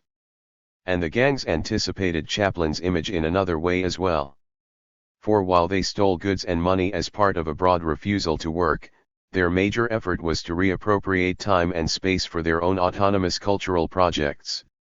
Crime emerged as an omnipresent social threat not only because of what it took away, but also because of what it promised to put there instead. And this threat, I argue, stirred the progressive imagination. The progressives devised a potpourri of institutions to overcome immigrant resistance. My argument is that the history of these institutions, their changing form and substance, and their relation to one another had less to do with a reform mentality or a homogeneous class interest than with specific demands made necessary by organized ganging.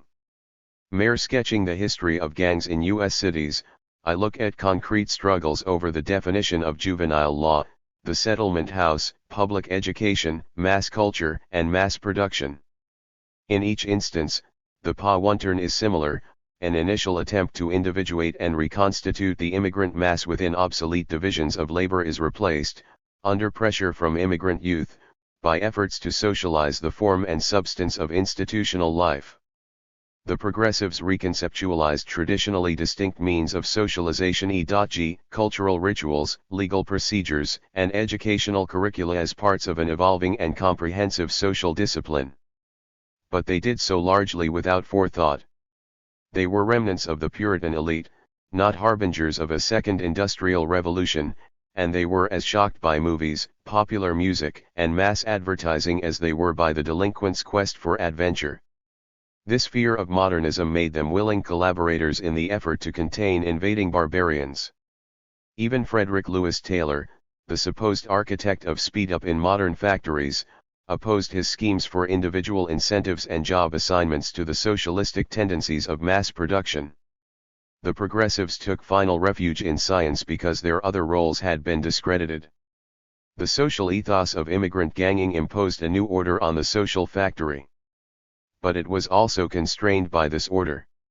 Even as the progressives' concern with individual children gave way to the construction of the standard case, the immigrant thrust was rationalized into a truly proletarian perspective toward work. The proletarian perspective reached its political limits with the revolutionary initiatives of the industrial workers of the world. And, in Henry Ford's egalitarian approach to wages and production, comprehensive social discipline found its material basis.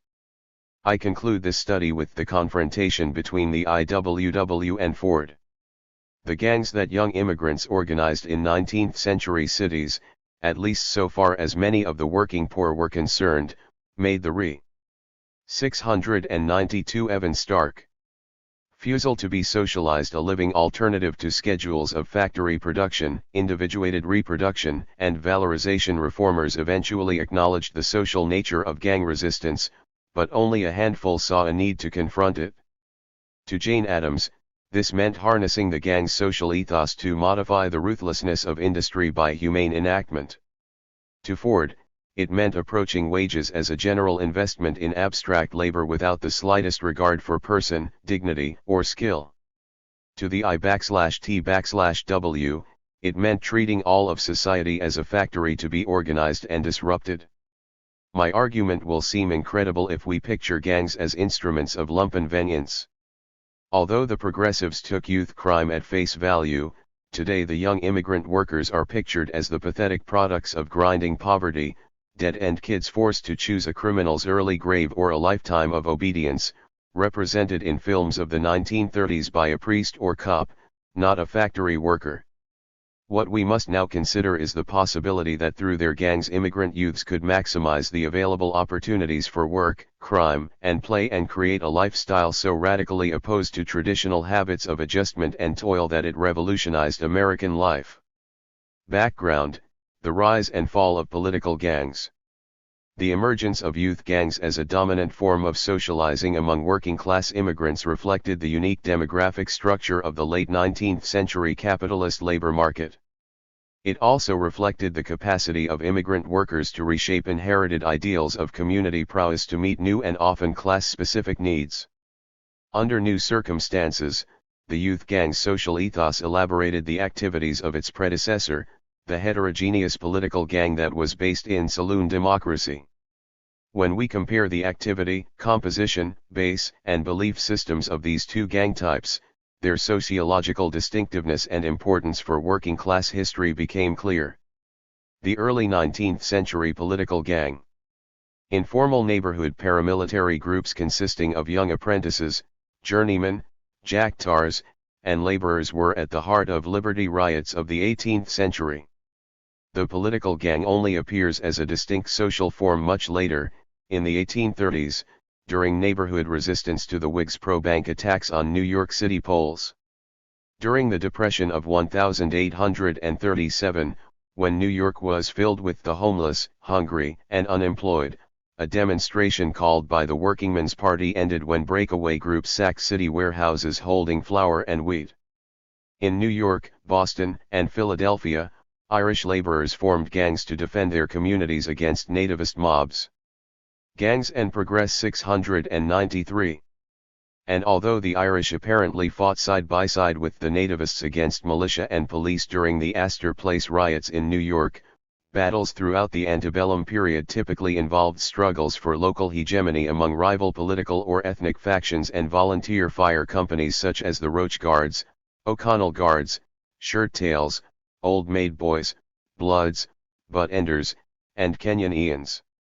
Gustavus Myers notes half a dozen riots in New York between 1834 and 1840, and one newspaper records a total of 19 riots and 150 fires in the last months of 1839 alone. 3. Delineating gang membership during this period is impossible. The hardcore of firemen always appeared surrounded by several hundred followers of all ages. Moreover, even after two general gang alliances formed into the Bowery Behoys and Dead Rabbits, local designations were retained. This tension over group loyalty defined the unique character of the political gang. In its composition and its strategy, the political gang alternately emphasized residential and ethnic identity and broader class affinities that demanded fraternization across neighborhood and ethnic lines. The composition of the two alliances and their contrasting styles reflected intra-class divisions between unskilled factory laborers and craft workers engaged in manufacturing. The Rabbits were mainly casual laborers, petty thieves, and city workers, while the Behoys also included workingmen, mechanics, shipbuilders, carpenters, and butcher boys. Both gangs had their share of ward heelers, plain loafers, and hangers-on. But while the Rabbits drew together recent immigrants and families that had been proletarian for decades, the Behoys were distinctly parvenu. The Rabbit fought in his undershirt. The best-dressed Behoy was openly dandyish. With his barbered mustache and goatee, a silk tie, fur-trimmed coat, and black broadcloth pantaloons, and wearing plenty of jewelry, he was contemptuous in his fashion of both the Broadway swell and the vulgar immigrants who worked for money and a boss for. Race, ethnicity, and residence were never fully subordinated to economics. Irish nationalists frequently fought nativist bully boys for leadership of the Behoys. But even here, tensions derived from employers' use of bully boys to short-circuit craft apprenticeships and undercut wages. Behoys were united by anti-British zeal at Astor Place. But when bully boys became the strong arm of the Know Nothing Party in New York, they once again faced Irish workingmen in battle.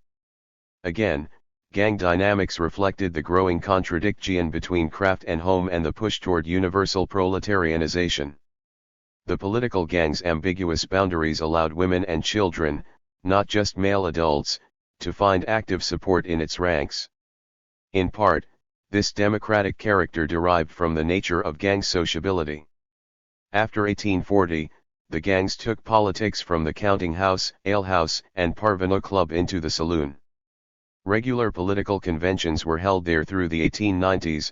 Political officials, day laborers, police, school teachers, even judges, were recruited and instructed there, and new immigrants went there too. 694 Evan Stark. Find housing, jobs, and friends. Saloon democracy was a comprehensive defense of primary social relations in the midst of an anarchic labor market, an alternative to the purely impersonal freedom from the traditional bonds that capitalism imposed on isolated individuals. Through saloon politics, gangs were able to regulate local prices and credit, mediate family crises, negotiate labor disputes, politically socialize youth and, most important, give collective expression to the industrial experience. So, the Baxter Street Dudes led by Babyface Willie opened the Grand Duke Theater in the basement of a beer dive. There, for 10 cents, street boys could see plays about their own lives written by their peers. As typically, the gang's major battles involved saloon democracy. In 1857 in New York, for instance, the Rabbits, a coalition of 5 Points gangs loosely under the patronage of Captain Isaiah Reinders, set up barricades to defend the mayor and his municipal police. Opposing them were the state and Republican-backed Metropolitans, whose prime goal, defended in this instance by reactionary factions of boys, was to close the saloons. 6. Although the saloon remained an important source of sociability, its political vitality waned as neighborhood and ethnic differences were overcome by political and economic homogeneities. The rationalization and centralization of power in state bureaucracies and large industries demanded a level of peer solidarity and an ability to move freely throughout the city that the political gangs could not muster. Were the political gangs radical? To a degree, the political gangs were remnants of traditional collectives dislocated by the capitalistic reorganization of rural, town, and craft life in Europe, and they behaved like other primitive rebels, occasionally smashing machines, defending obsolete ethnic rituals, attacking prostitutes, and lynching Irish immigrants and black migrants. In addition, like the youth who stimulated the notorious Black Act in 18th century England by defending once public forests against enclosure, boys and rabbits defended their turf against virtually every reform: prohibition, taxes, the draft, integration, and the secret ballot. Ironically, however, ganging in the United States was unique because traditional roots in land tenancy and craft had been so completely destroyed. The defining quality of the U.S. gang was its aggressive movement through social space with increasing disregard, as the 19th century wore on, for domestic, residential, or vocational ties.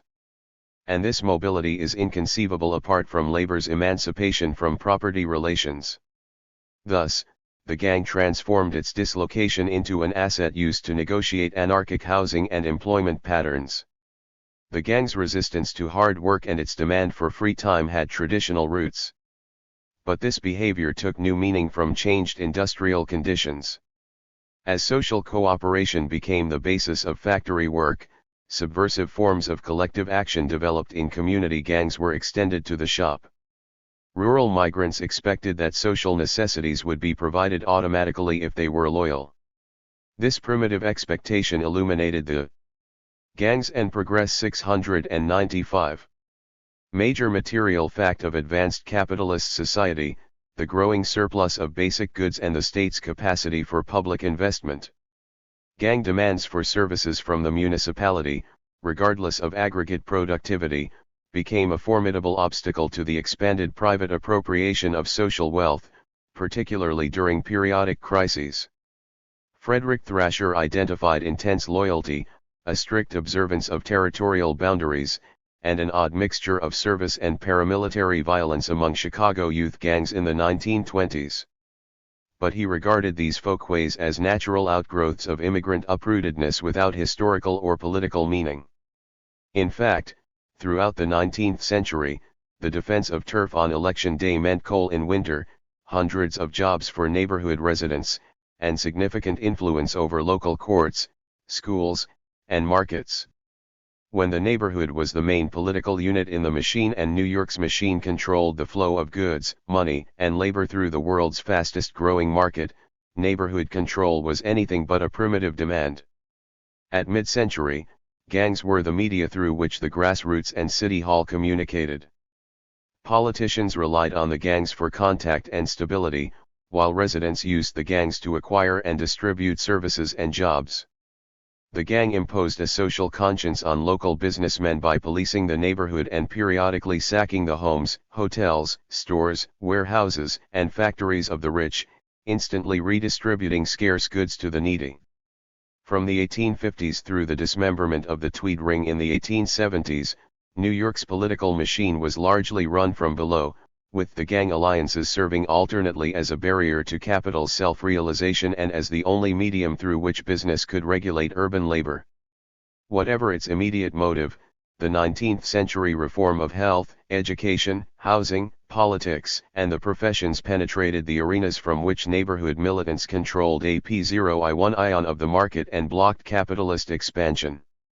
7 French workingmen who set up barricades in 1848 demanded work and the chance to practice their crafts. But the demands American political gangs made for jobs and service were more subversive. The U.S. gangs shared neither the devotion of the French to skill and hard work nor the refusal to work later popularized by progressive-era delinquents. To them, political activity was part of the work required to secure a living wage. Said one-time Congressman Mike Walsh, the first professional ward heeler to organize a gang on a year-round basis, "No man devoid of all other means of support but that which his own labor affords him can be a freeman under the present state of society." S to the rabbit and gradually to behoys as well, a job included anything one had to do for business to secure necessities. This moral ambiguity made it hard to distinguish corrupt from honest thieves. Reformers were more disturbed, however, that the gangs lacked respect for the most basic principles of decency and order. To the gang members, work was a social relationship negotiated through collective action in the political arena. By showing that what one did was a social 696 Evan Stark determination, the gangs demystified the notion of a calling and other attempts to trace work to personal qualities. Rioting and the decline of the political gangs. Olmos was the hero of the 1840s Bowery Theater, the greatest of the Bowery Behoys. With his faithful immigrant friend and counselor Sykesy, Mose had united all the New York gangs, or so popular legend had it. The theatrical image of a single, citywide gang haunted reformers and was the romantic objective of gang politics and warring. The image was ideological. Tammany transcended ethnic antagonism at election time, only to reawaken it when political sex grew uppity. But, the vision also had its practical counterpart. During periodic riots, tensions were worked out between the ideal of unity and the persistent divisions between working-class groups. The basis of working-class unity was the shared experience of proletarianization, its impossibility derived from the differential privileges that various working-class strata enjoyed due to their ethnicity, income, residence, race, or occupation. When epidemics, food shortages, economic crises, or the draft momentarily eliminated these privileges, riots occurred, radicalizing middle-class workers and subjecting them to socialization from below. Then, gang members joined their neighbors to re-establish their pre-crisis privileges with unified action, moving to accomplish what it was impossible to achieve in one neighborhood. Nevertheless, unity was a temporary expedient amid a broader strategic commitment to intra-class competition. This explains the rioters' apparent populism, their tolerance for diverse even opposing political thrusts. Rioting is an insurrectionary form of protest lacking the organizational coherence needed to replace one form of power with another. Still, as the privileges of working-class strata eroded, riots became increasingly revolutionary. From a sociologist's perspective, rioting is a relatively inefficient way to redistribute wealth, since it limits the rioters' acquisition to what they can physically move, usually without public transportation. Furthermore, when firemen, militia, and police were as likely as their neighbors to join in, the ratio of property destroyed to overall fixed assets was very high, far higher than today. Generations of police captains and social historians picture riots either as having a single mind or as completely directionless. True, the absence of unifying ideological and organizational features defines the complexity and the intermediate nature of rioting as a form of mass politics. 19th century rioters were well aware, however, that within the single riot there were a number of centers of frenzied activity, each forming out of pre-existing bonds and each contending with the others for general leadership. Throughout the industrial history of the United States, these centers have been organized primarily by such gangs. The movement of the rioters through the city and their political direction, targets, and slogans were all determined during the riot by the relative capacity of competing gangs to win non-members to their side. For instance, Gangs and Progress 697. The Civil War riot in New York City shifted dramatically from struggles against the draft to struggles against the rich, then against blacks, then against property, then against the military. What appeared to conservatives as confusion actually reflected the competition for leadership between Irish political gangs and gangs of nativist thugs. This struggle, hence the ultimate racist direction of the New York riots, was finally determined when the more radical leaders were exterminated in a fire at the main armory set by the politicized police and their businessmen volunteers. Thus, riot is a catchword for the simultaneous insurrection of working-class sects or gangs. The rioters present a tactical unity that momentarily overcomes the fundamental divisions blocking sustained political action toward a common program. 19th-century urban riots in the United States were forms of worker diplomacy for a general increase in the social wage. They put sectarian politics to the test of exemplary militancy by pressuring gangs and more conventional organizations to instantly democratize recruitment and to work out IHR differences by fulfilling minimal items on a mass agenda. The mass character of the riot tended to overshadow internal divisions as proletarianization became widespread. The Civil War or draft riot was the most dramatic instance of class unity in mid-19th century America. For 5 days, thousands of the urban poor stopped all business activity. They drove both rich whites and poor blacks from their homes. They smashed machines, businesses, and factories. They burned hotels and telegraph lines. They seized the public arsenal and police stations. They raided S1 tours and instantly transformed private institutions into public states for debate, adventure, and fun. This one event concentrated the nightmares of an entire generation of reformers.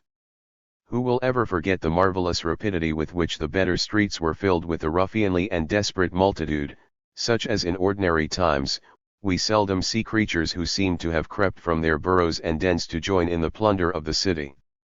Evident, that had another day of license been given the crowd, the attack would have been directed at the apparent wealth of the city, the banks, jewelers' shops, and each private houses. 10. This volcano under the city must be capped, cried reformers. Otherwise, the dangerous classes would erupt again.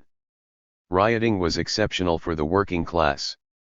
But riotous behavior, the wild, uncontrolled, unlawful, and destructive movement through space, was typical of youth, and therefore it might be expected to break out again and again. Rufus King termed the draft rioters social rats with a ravenous appetite for social goods. And the metaphor was gradually extended from riotous behavior to the overall movement of the poor. Lacking roots in family, vocation, and religion, they were thought to be driven by a wild hunger for things that they had not earned. Thousands with no home fled from attic to attic, and cellar to cellar, most depending for daily bread on the day's earnings, swarming in tenement houses, who behold the gilded rewards of 698 Evan Stark. The toil around them, but are not permitted to touch them. According to Loring Brace, it was the perpetual movement of the city's youth that set the pace for the poor as a whole. Further, the threat of class violence was identified with gangs and the political machine, the class of a large city most dangerous to its property, its morals, and its political life are the ignorant, destitute, untrained and abandoned youth, the outcast street children grown up to be vodals, to be the implements of demagogues, the feedals of the criminals and the source of domestic outbreaks and of violations of Law 12. Brace claimed that this revolt led by youth gangs was conducted by an international underground that surfaced periodically as it had in the Paris Commune. But America's children were unique. Anticipating comparisons between the industrial Woikels of the world and more Pacific European socialists or Bolsheviks, what Brace found most threatening was a total lack of respect for conventional boundaries. This distinguished U.S. gangs from normal thieves and popples. Their crimes have the unrestrained character of a race accustomed to overcome all obstacles. They rifle a bank, where English thieves pick a pocket; they murder, where European proletarians cudgel or fight with fists; in a riot, they begin what seems about to be the sacking of a city, where English rioters would merely batter policemen and smash lamps. I3. American youth bypassed symbols of authority and went directly after money, property, and goods. These were not mere waifs, vagrants, or sturdy beggars. They were a modem proletariat. The riot expressed the limits and disruptive potential of neighborhood ganging. Although riots and strikes were integrated during mass actions in the 1870s and 80s, urban rioting only assumed a similarly insurrectionary character a century later in the 1960s.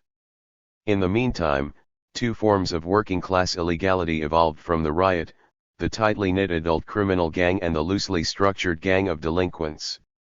The former commercialized the politics of rioting, making a mere business of theft and public assault. But the youth gang extended the riot in more complex ways, socializing its spontaneous camaraderie as an ethic for everyday survival. Between 1870 and 1890 the large political gangs disbanded. Their decline has been traced to the increasingly political use of police and the National Guard.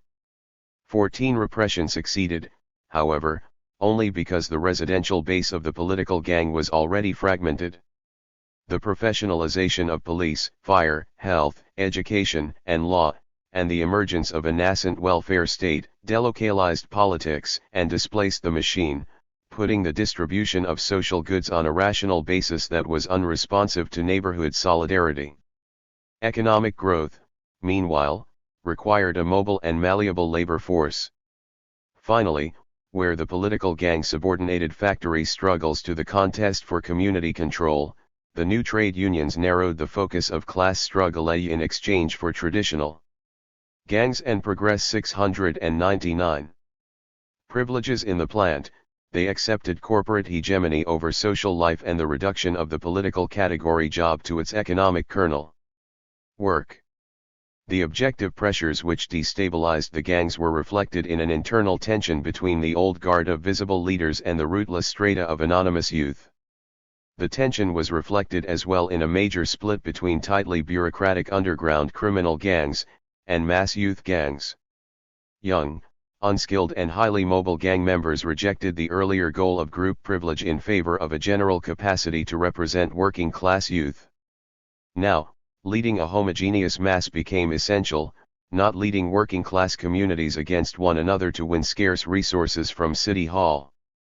The new gang member sought to lead other boys, not to distinguish himself individually. And reformers acknowledged this.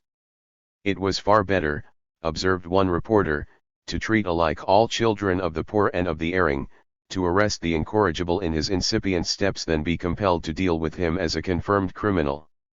This helps explain the comprehensive jurisdiction of the juvenile court and its popular image as a social parent. I-5. Youth gangs in the Progressive Era.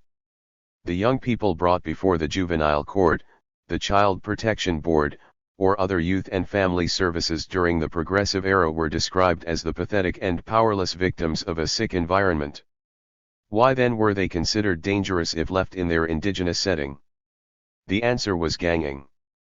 Oddly, social behavior in gangs, presumably the most threatening aspect of juvenile conduct, was never dealt with explicitly by juvenile authorities. Delinquents were confronted on the streets in groups, but official records describe only individual delinquents. The exception is Frederick Thrasher's study of Chicago gangs published in 1927. Using informal and formal survey materials, Thrasher estimated that a tenth of Chicago's 350,000 boys aged 10 to 24 were subject to gang influence, primarily in those areas of the society known as the poverty belt. After street corner play groups and social clubs were excluded, these Chicago gangs were almost as large as the groups of 2,000 youths that Asbury described in late 19th century New York. Thrasher estimated that in one sample of 25,000 boys, 10,000 were in gangs with between 100 and 2,000 members. Still, his description of these groups suggests that the mass gang was gradually being reconstituted into the smaller, functionally specific peer units of an emerging youth culture. I-6 immigrants were overrepresented among gang members and, in this population, the more recent ones, such as Poles, Italians, and migrant Negroes, predominated. Almost half the gangs were ethnically heterogeneous, supporting the hypothesis that the ethnic village was more an ideology than a demographic reality. Racial homogeneity prevailed, however. Still, even 700 Evan Stark. The small percentage of racially mixed gangs in Thrasher sample exceeded those composed exclusively of either Germans or Jews, two of Chicago's largest ethnic groups. New arrivals formed ethnic gangs, but second-generation youths, including many Southern blacks, found class and territorial factors more important than race, ethnicity, or nationalism. The ethnic diversity of these paramilitary gangs negated both the assimilationist propaganda of nativist educators and chauvinist demands for ethnic segregation. 17 Amid the diaspora and resettlement, immigrating bachelors stretched fraternal bonds across national boundaries, initially depending for their integration into neighborhood life on the sociability patterns of native political gangs. But the transformation of working-class culture and urban space suggested new forms of adaptation. Mid-century gangs headquartered in saloons and green groceries, institutions at the center of the neighborhood. Turn-of-the-century gangs, however, survived on the margins of the city. They lived out of doors, in private club rooms, cellars, alleys, pool halls, and railroad yards. Or they lived in no man's land, the gullies in Cleveland, and the wharves in New York. Thrasher called these regions the gang's frontier, borrowing Turner's image. Only 30 of the gangs Thrasher studied operated from barber shops or candy stores. This spatial segregation reflected and helped determine the gang's homogeneous age and sex structure and its unambiguous hostility toward normal routines, when immigrant gangs invaded the traditional haunts of their native predecessors, e.g. the ice cream parlor, the saloon, or the pool hall, the morals police were sure to follow. Undisguised agents of middle-class hegemony, the social investigators from Chicago's settlements, Vice Commission, and Society for Social Hygiene scrutinized the public activity of immigrant youth for signs of depravity. Every street, every hangout was coded, every indiscretion was recorded in a great Protestant account book. Even trivial acts were thought to conceal fundamental crimes. October 10th Street. Ice cream, soda and confectionery. Several boys and girls were seen in this place at 10:35 p.m. Two of the girls appeared to be 16, and 3, 18 years of age, the boys 14 to 20. One of the young boys asked a girl to hurry up, and they would go to the hallway where they could talk by themselves. 19. The rising bourgeoisie had once admired urban-bred sophistication. Now, what they called precociousness was threatening. Observations were aggregated to produce a sociological picture of licentiousness.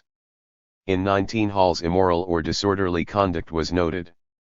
On the west side, actions of perversion were suggested to the investigator by a young boy. On the south side, overt immoral conduct by the proprietor and a woman were witnessed. In scores of places, indecent verses appeared on the walls and showcases. The language of the patrons was frequently obscene and profane. 25% permitted gambling. 2. Gangs and Progress. 701. What distinguished the progressive Puritans from their predecessors was their acquiring almost unlimited institutional mandate to impose behavioral conformity. The saloon offered mid-cent toll, gangs a relatively stable basis in sociability from which to exercise power over machine politics and neighborhood life. The fraternization between neighborhoods evident during riots was sporadic and largely a function of the sudden socialization of misère, imposed by economic downturns. Not surprisingly, the large heterogeneous gangs typically fought to defend their turf from outside encroachment. But once youth had been identified as a dependent status, the sites young people chose for autonomous socialization became off-limits or, what amounted to the same thing, subject to search or seizure. This forced the youth gangs to move continuously, normalizing riotous behavior and rationalizing survival in the interstices of neighborhood life, where the street urchins of 18th century London had lived. Mobility characterized both the part-time occupations of most gang members. They were messenger boys, runners, newsboys, bootblacks, junk dealers, and teamsters, and their vagrancy. They were most often cited for sleeping under bridges, stealing coal from the railroads and food markets, leaving work when wages fell, and drinking or gambling. 21 Mid-century, gangs had protested against their impending marginality. These youth gangs transformed their marginality into an asset. Through public politics, the Bowl, Behoys and Rabbits had turned ordinary wage work into jobs and had overcome an indifferent market. Immigrant juveniles cultivated anonymity as part of their broader effort to avoid school, party politics, apprenticeships, and factory work. Whereas mid-century gangs only used massive direct appropriation occasionally to raise the general standard of everyday life, immigrant youth socialized theft, integrating it into their normal living standard and practicing it for fun, not simply to profit or survive. Thrasher stood in awe of the gang member. He lives on his own resources for weeks at a time and learns to feel dependent on nobody. 22. The Juvenile Court, the demand for social justice. The Juvenile Court, which opened in Illinois in 1899, incorporated few new ideas or procedures. By then, dime novels were portraying delinquency as the consequence of poverty and familial neglect, not sin or maliciousness, and the popular press urged restraint, not severe punishment, fine, or incarceration. But probation, preventive detention, segregated courtrooms for juveniles, the indeterminate sentence, and the suspension of due process for youngsters had all been tried before. 23. The profound change was the broad scope of the new court's authority.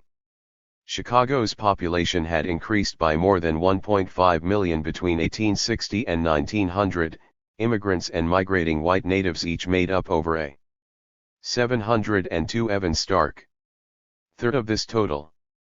This huge influx of unskilled labor would eventually be accommodated by revolutionizing existing social institutions, but immediately, by weaving disparate ideological and procedural strands into a blend of social service and control, reformers gained statutory access to virtually all working-class youth. If the socialization of delinquents could be rationalized and made effective, they hoped, those who required punitive institutionalization might be separated from those whose treatment required only reconstituted families and schools, or their surrogates. As it was, youths were brought before the law for knowingly associating with thieves, vicious or immoral persons, being absent from home, growing up in idleness or crime, visiting 01 entering houses of ill repute, gambling houses, saloons, or bucket shops, wandering the streets at night or about railroad yards or tracks, jumping on and off trains, or cursing and being immoral or indecent. The legal focus on juveniles reflected the juveniles' political initiatives, not merely demographic change. Operating outside traditional family apprentice structures, young independent workers posed a formidable obstacle to the growth of a system rooted in the Protestant virtues of skill, industry, thrift, and loyalty.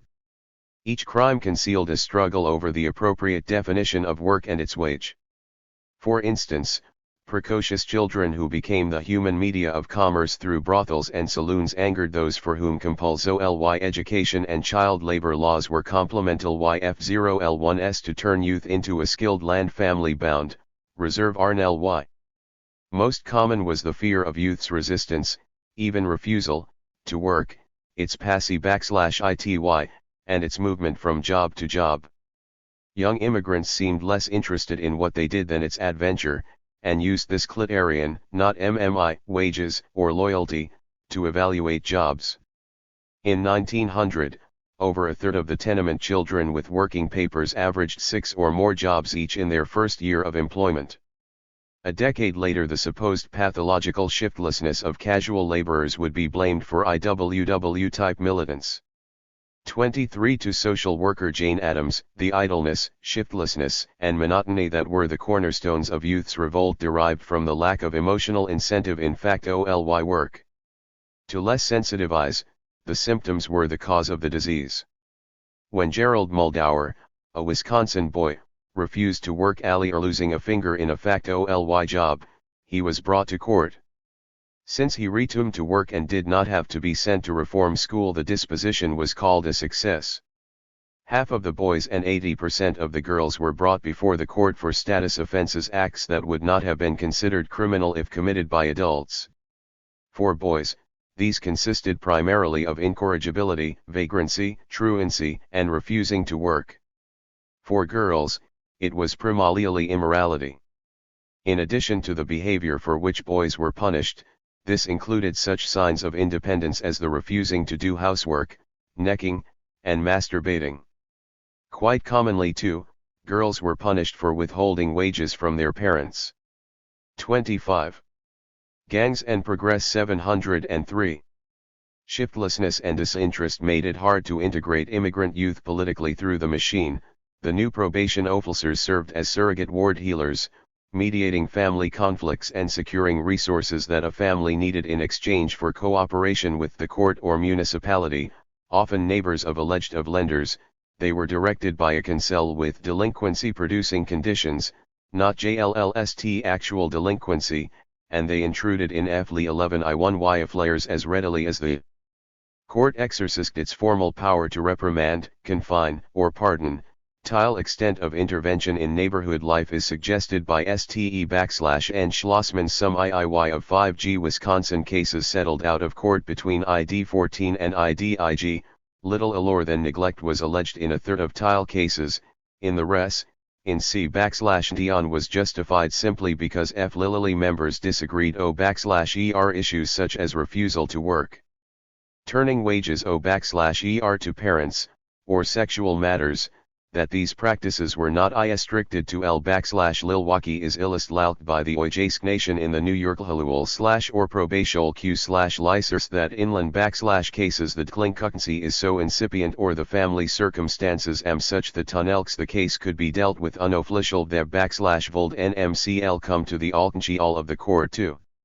And the importance to neighborhood survival of the mass illegality in which gangs engaged made all but the worst troublemakers appear almost heroic. Gang offenses were supported, charged reformers, by particular families, entity neighborhoods, even ethnic groups. Such support, Gangs and Progress 705, was so noticeable that by 1905, 18 states had passed laws to fine, publicly reprimand, or jail adults for contributing to the delinquency and vagrancy of minors. After 1914, reformers identified delinquency less with particular acts than with youthful behavior as such, and many states subsumed juvenile problems under the broad category of domestic relations. 33.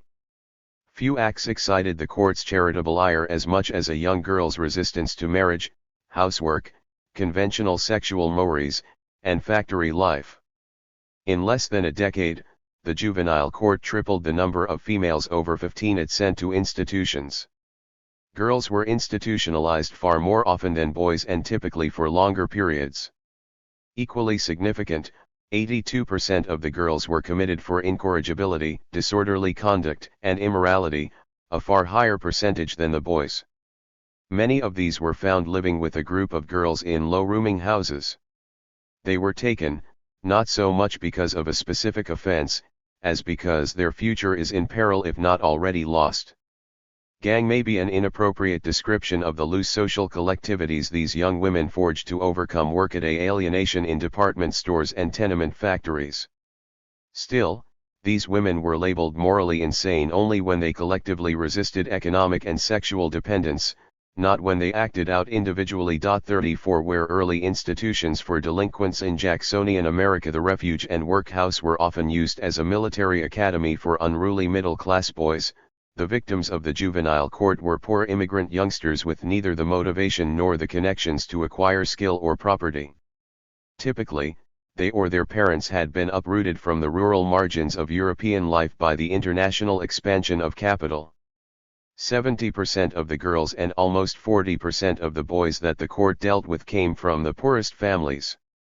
In my sample of 100 case reports, only 4 fathers were businessmen. In the Wisconsin group studied by Schlossman, 3/4 of the fathers worked as laborers, teamsters, and clerks. 40% of the Illinois fathers had farmed in Europe, but none did here.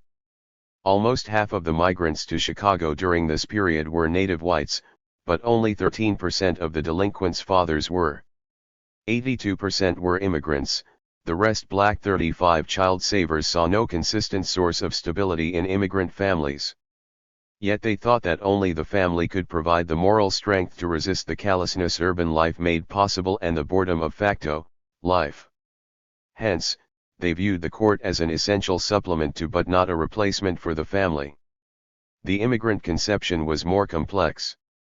When land ownership and skill had permitted a modicum of autonomy outside the marketplace, faith in the nuclear family had been appropriate ideological baggage. But it was patently absurd to the landless, skillless, and homeless mass for whom all previous freedoms had been reduced to the single capitalist universal, the freedom to work for wages. The immigrants demanded state support for the social family they were forging. The mass migration in pursuit of the dollar shattered indigenous networks based on residence, religion, and ethnicity. The decomposition of 7067 sta.k. The traditional family as such was reflected in the large number of highly mobile and single immigrants, women, tramps/orphans, and juveniles on the labor market, the increased reluctance of women to bear children or marry, escalating desertion and divorce rates, and in the extension of family ties across international and regional space. To compensate, previously heterogeneous groups of workers spontaneously created extended kin-like bonds. These families had first appeared as political centers during the mass strikes and riots of the 1870s. Few immigrants shared the Yankees' faith in self-reliance. Instead, many felt that having been victimized entitled them to municipal service, that their very self-presentation as a mass of available laborers gave them the right to state services regardless of their employment status. 36 Hence, the court's conception of a traditional family was confronted by the growing reality of a family formed within the international pool of mass labor. As we have seen, the court's practice directly negated its rhetorical commitment to the personal principles of family life. But its operational conception of the family as social space managed by a benign patriarchal state also reflected the immigrant view. As the president of the Illinois Conference on Charities put it, the state had become the coordinated parentage of childhood, yielding to the inexorable logic of civilization that will compel co-partnership, cooperation, corporate life, and conscience. 37. This was the social logic that the immigrant assault imposed. Other factors also constrained the state to act like a social patriarch. Firms remained committed to rigid distinctions between highly regimented production and free marketing. But the expanded scale of production required more rapid turnover of goods, the replacement of traditional skills and lifestyles, and a workforce that could withstand the impersonality and intensity of new means of production. The alternative to leaving the reproduction of labor power to the laborer's instincts was to organize everyday life according to economic imperatives, to socialize the means of socialization. In sum, the court's interest in a social family was, at one and the same time, an objective requirement of capital's expansion, a demand of the newly reconstituted international workforce, and the best way to provide a secure social space within which labor's reproduction might be planned. The court's notion of individuality, like its conception of the family, contained both a radical social element and an element of bourgeois liberal ideology. References to Little John Brown suggest a genuine concern for his person. But as medical jargon replaced patriarchal imagery in the language of rehabilitation, the individual was reconceptualized as a unit of a larger mass. The individual was now a case, interesting because he shed light on the social category he was assumed to reflect. The reasoning was circular. The individual identified as representative allegedly reflected a group that was simply an aggregation of similar cases. This approach was nevertheless grounded in the social science professions by the rapid circulation of stereotypes. One problem remained. Even as the case method, Gangs and Progress 707, obliterated the uniqueness of each individual, it affined individuality as an ideological bastion against the unfolding logic of social cooperation. The case method illuminated the individual's social determination only to leave him with final responsibility for his fate. Progressives designed the juvenile court to bolster the family. But, faced with the more immediate problem of overcoming political resistance, the authorities socialized their conception of discipline and their notions of family and individual. When it treated all immigrant behavior as potentially criminal, the court adapted an approach immigrants themselves took to crime. And in constructing a social family which depended for its survival on state resources, the court also responded to an immigrant demand.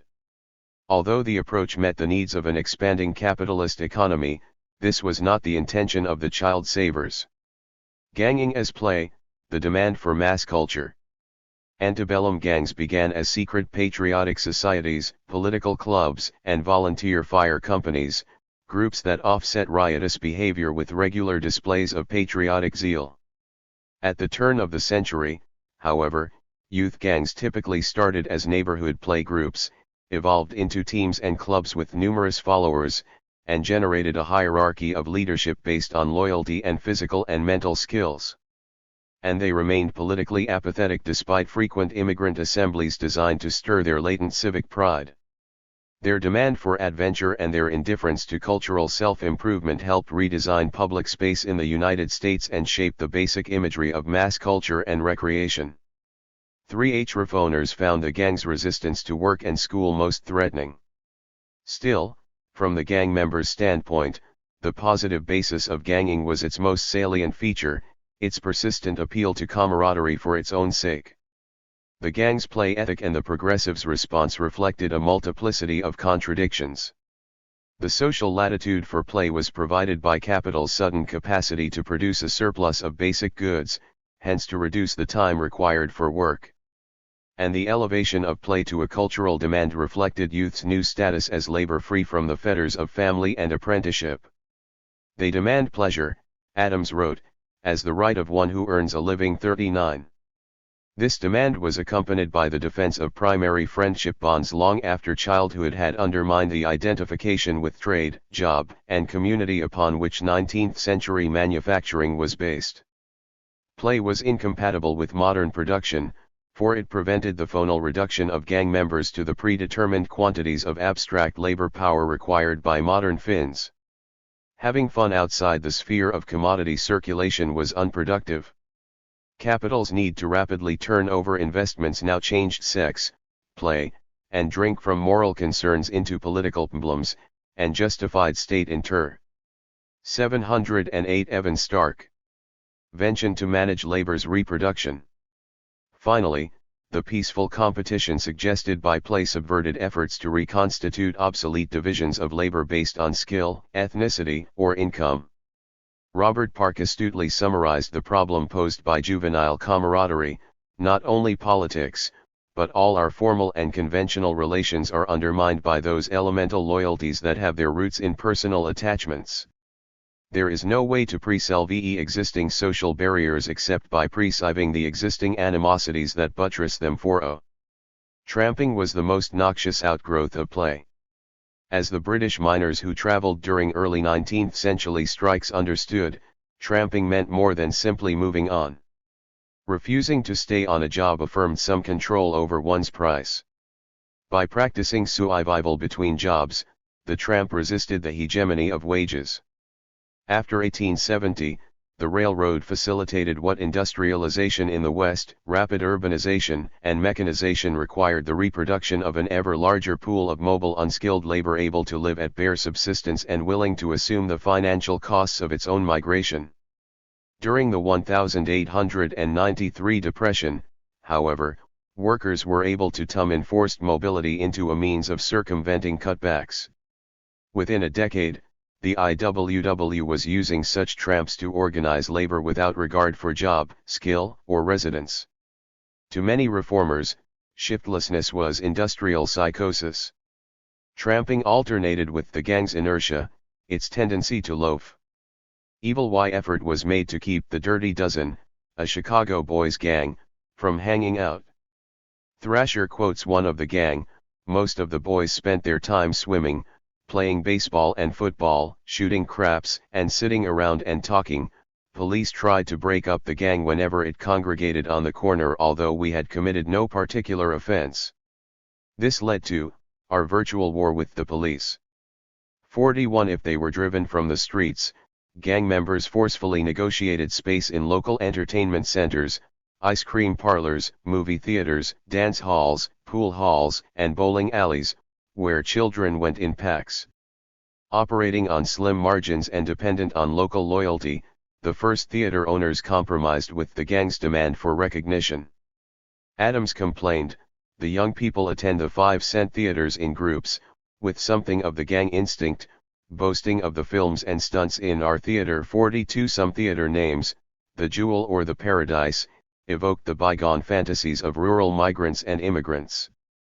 But other names the community, the neighborhood, or the home touched the real soul of urban immigrant longing. And early slideshows dealt sympathetically with the workaday problems that social injustice created. They could make a class analysis accessible to sentiment by presenting a young gang member as the sole support for a disease and poverty-stricken immigrant family. 43 Movies were most subversive when they reinforced images of autonomy that were already developed by the gang. Again Adams caught the sig. Gangs and Progress. 709. Significance of a cultural event. Going to a show is the only possible road to the realism of mystery and romance. The theater becomes a veritable house of dreams, infinitely more real than the noisy streets and the crowded factories. The first simple demand upon the theater for romance is closely allied to one more complex, which might be described as a search for solace and distraction in those moments of first awakening from the glamour of a youth's interpretation of life to the sterner realities which are thrust upon his consciousness. 44 The movies conveyed the primitive illusion that cause and effect, power and action are related, giving the youth the thrilling conviction that he may yet be master of his fate. Thus movies were not an escape, but were part of the moral discourse and social praxis youngsters created in response to noisy streets and crowded factories. They were part of an emerging social factory where sentiment, character, honor and conduct, in Adams's words, were produced alongside material goods. In the gang's collective life, film images structured its opposition to the real models of conduct presented by patriotic educators. 45 Popular music also embodied the play culture of mobile youngsters with little commitment to so-called higher civilization. Adams reported that there is nothing in the environment to which youth so keenly responds as to music, and yet the streets, the vaudeville shows, the 5-cent theaters are full of the most blatant and vulgar songs. The trivial and obscene words, the meaningless and flippant airs run through the heads of hundreds of young people for hours at a time while they are engaged in monotonous factile work. 46. Reformers who feared that young workers would turn to the temptations offered by popular culture if they found their work too boring developed a critique of monotonous factory labor. Within the highly sexualized culture of play, the most trivial act posed a threat. Adams dramatically portrayed the vulnerability of turn-of-the-century youth.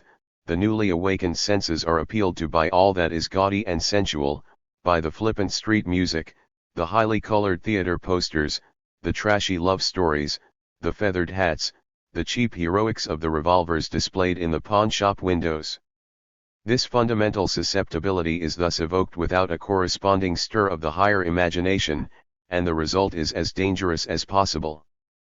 47 In the 19th century, craftsmen had demanded access to libraries and legitimate theaters, 8 hours enjoyment for 8 hours work. But this demand was far different from the popular culture in which turn-off-the-century youth gangs were immersed.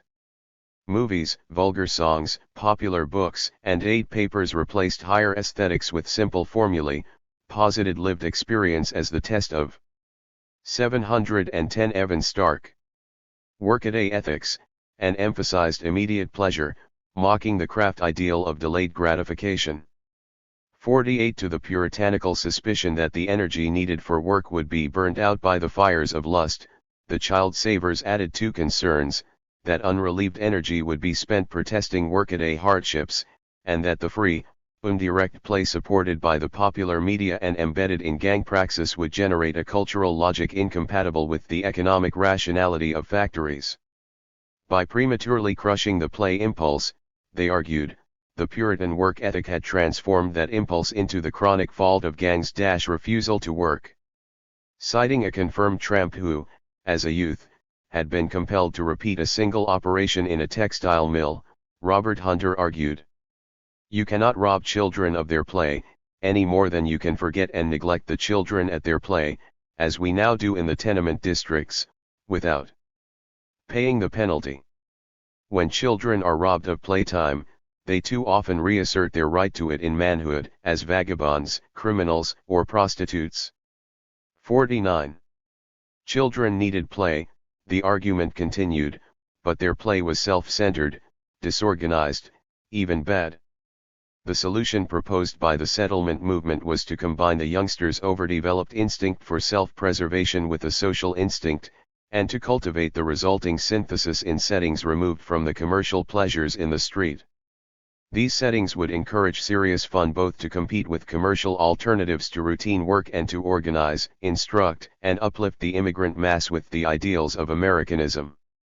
The settlement movement included a complex of institutions established primarily by upper-middle-class reformers which both cushioned and interpreted the harsh realities of proletarian life. Through kindergartens, playgrounds, settlement houses, athletic leagues, clubs, and gyms, child savers formalized play to teach immigrant children self-sacrifice and order.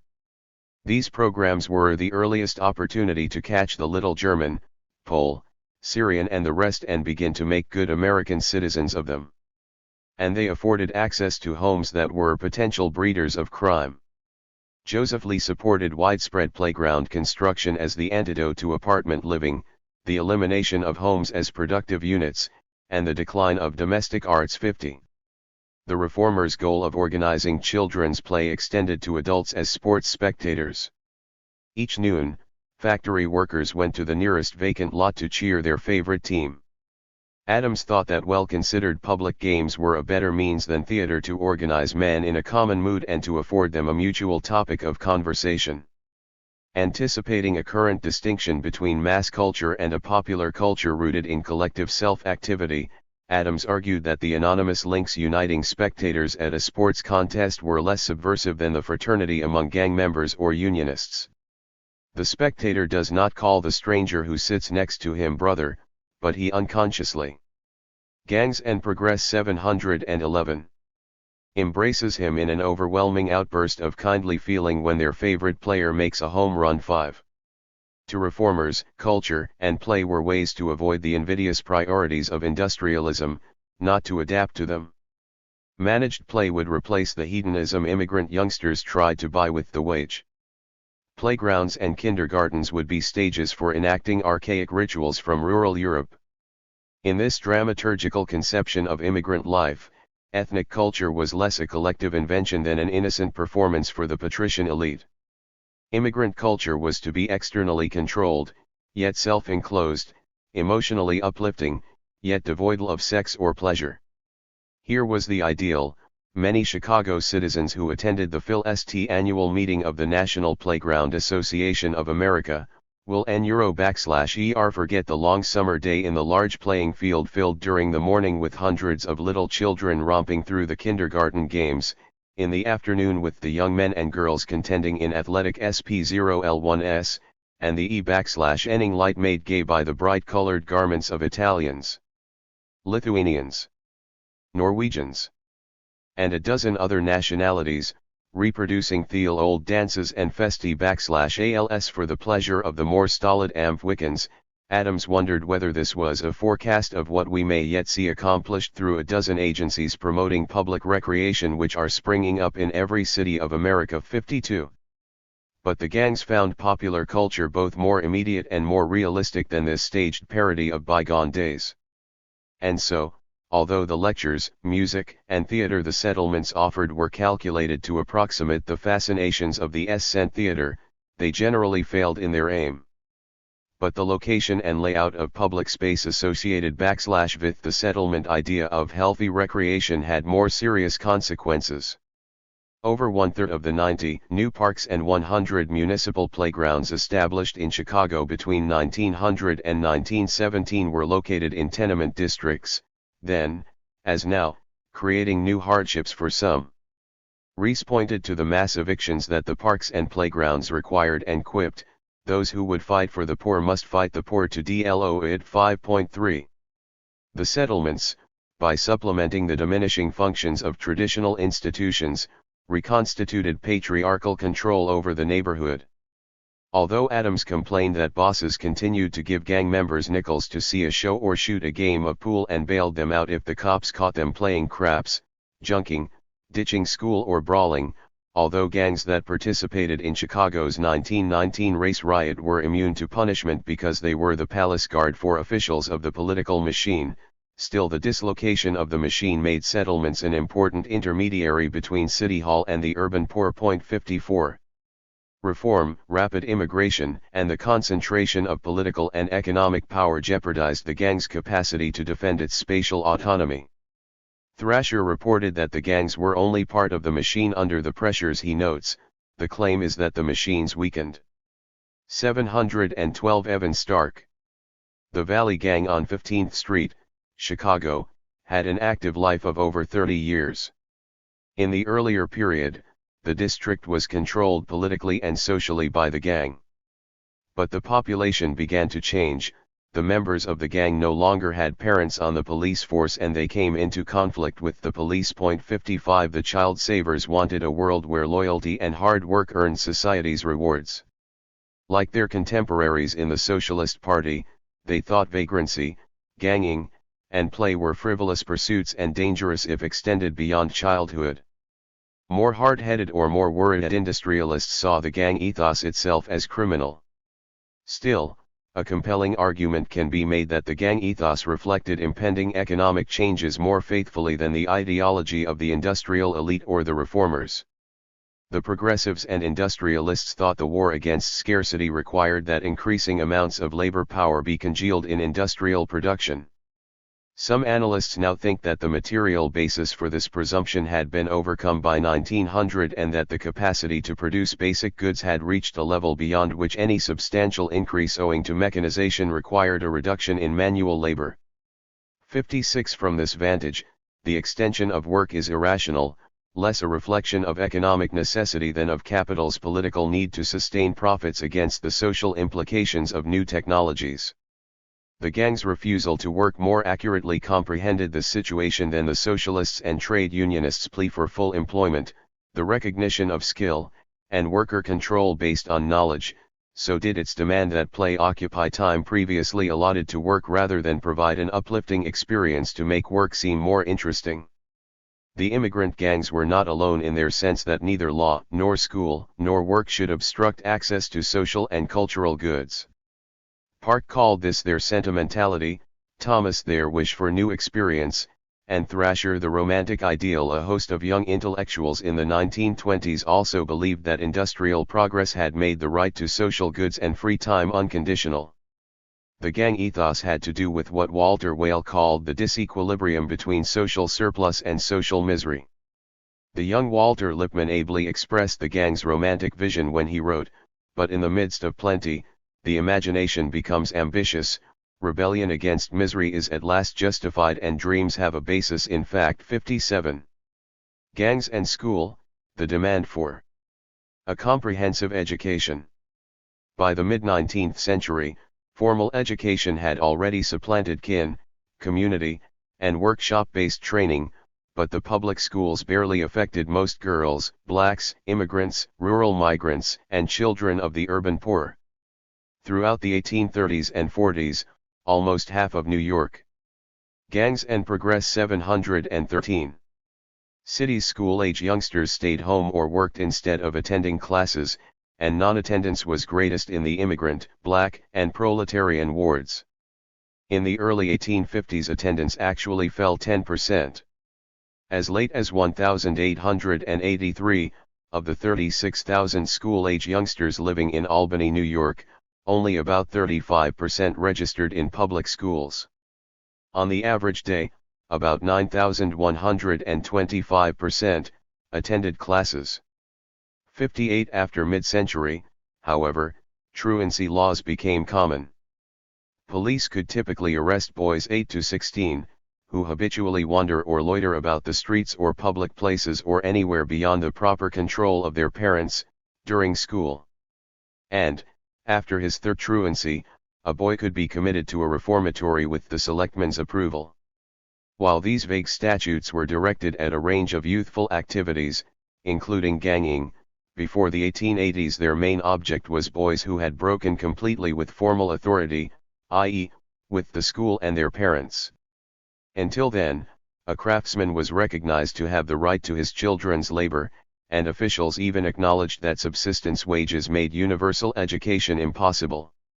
One New York superintendent commented, "Until the state is prepared to enforce compulsory education and at the same time assure the parent, as a condition of surrendering the time of his child, certain employment for himself, at wages sufficient for family support, there seems to be no way by which the parent can rightfully be deprived of the servitude and earnings of the child." 9. But changes in industrial culture in the late 19th century demanded a new relation between formal schooling and the law. The universal, cooperative character of factory work suggested that education be reconceptualized as a mass project to instill collective, not individual discipline. Until the late 19th century, the poor were largely trained outside the public schools. They attended a variety of privé special, corporate, night, mill, charity, and parochial institutions that sought to overcome precociousness with good work habits. Authorities in these schools had unique power to confine and punish, presumably because their unruly charges threatened the social order. Now, previous distinctions between low-income troublemakers and respectable youth and between skill-oriented education and training designed to impose conformity gave way before the frontal assault of gangs and unions. After 1850, the organization and curriculum of public, special, and reform schools gradually converged. 60 and gangs confronted the authorities most directly in school. Reform school procedures were rationalized in response to inmate resistance as well as the changing disciplinary needs of industry.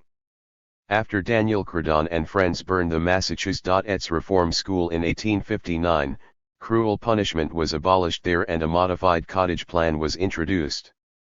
In Wisconsin and New York, stabbings and burnings were commonplace throughout the 1860s and 70s, and in the 90s, escape rates from Wisconsin reformatories were 4 times higher than a decade earlier. The 714 Evan Stark manual labor schools of the antebellum South, established to teach the sons of white artisans trades and farming, were often disrupted when students broke agricultural implements and abused livestock. Recidivism, running away, incorrigibility, the refusal to do detail work, fires, riots, assaults on guards, even inmate strikes all made the reformatory unmanageable. A populist fever dominated reformatories. This was the George Jr. Republic Reformatory yell, sis. Boom. Hear ye this. Down with the boss, down with the tramp. Down with the pauper, down with the scamp. 61 Traditional reformatories emphasized individual contrition revealed through self-denial, submission to authority, isolation, and elaborate work routines often tied to contract labor. But after 1870, the emphasis shifted to group programs in vocational and physical education and to military drill and organization. And managers of the refuges wanted their special authority extended to public schools since, they believed, the state's provision of education to the poor was simply another exercise of its police power. Reformatory procedures did become an important basis for public school reform. During the Depression of the early 1870s, mill owners throughout New England, hoping to get a full day's work from local children and overcome growing truancy and absenteeism, combined mill and delinquent children in a single school and applied among poor, immigrant youngsters methods that were previously accepted only for schooling social deviants. At first this change reflected local shifts in the costs and availability of labor. but widespread and official adaptation of this arrangement dramatized the failure of traditional schools to adequately manage the volatile immigrant character. Reformatories were now taken more often as models for schools and factories, less often as alternatives. David Sneddon of Columbia's Teachers College argued that reformatories not only offered better education than public schools, they recognized that education might become a means of disciplining children to the standards of social efficiency. Gymnastics, swimming, music, manual and then vocational education were all tried first in reformatories. Then they were used in public schools in place of efforts to transmit cultural heritage. Wisconsin Reformatory Superintendent Henriksen saw his school as a model of control for parents and teachers.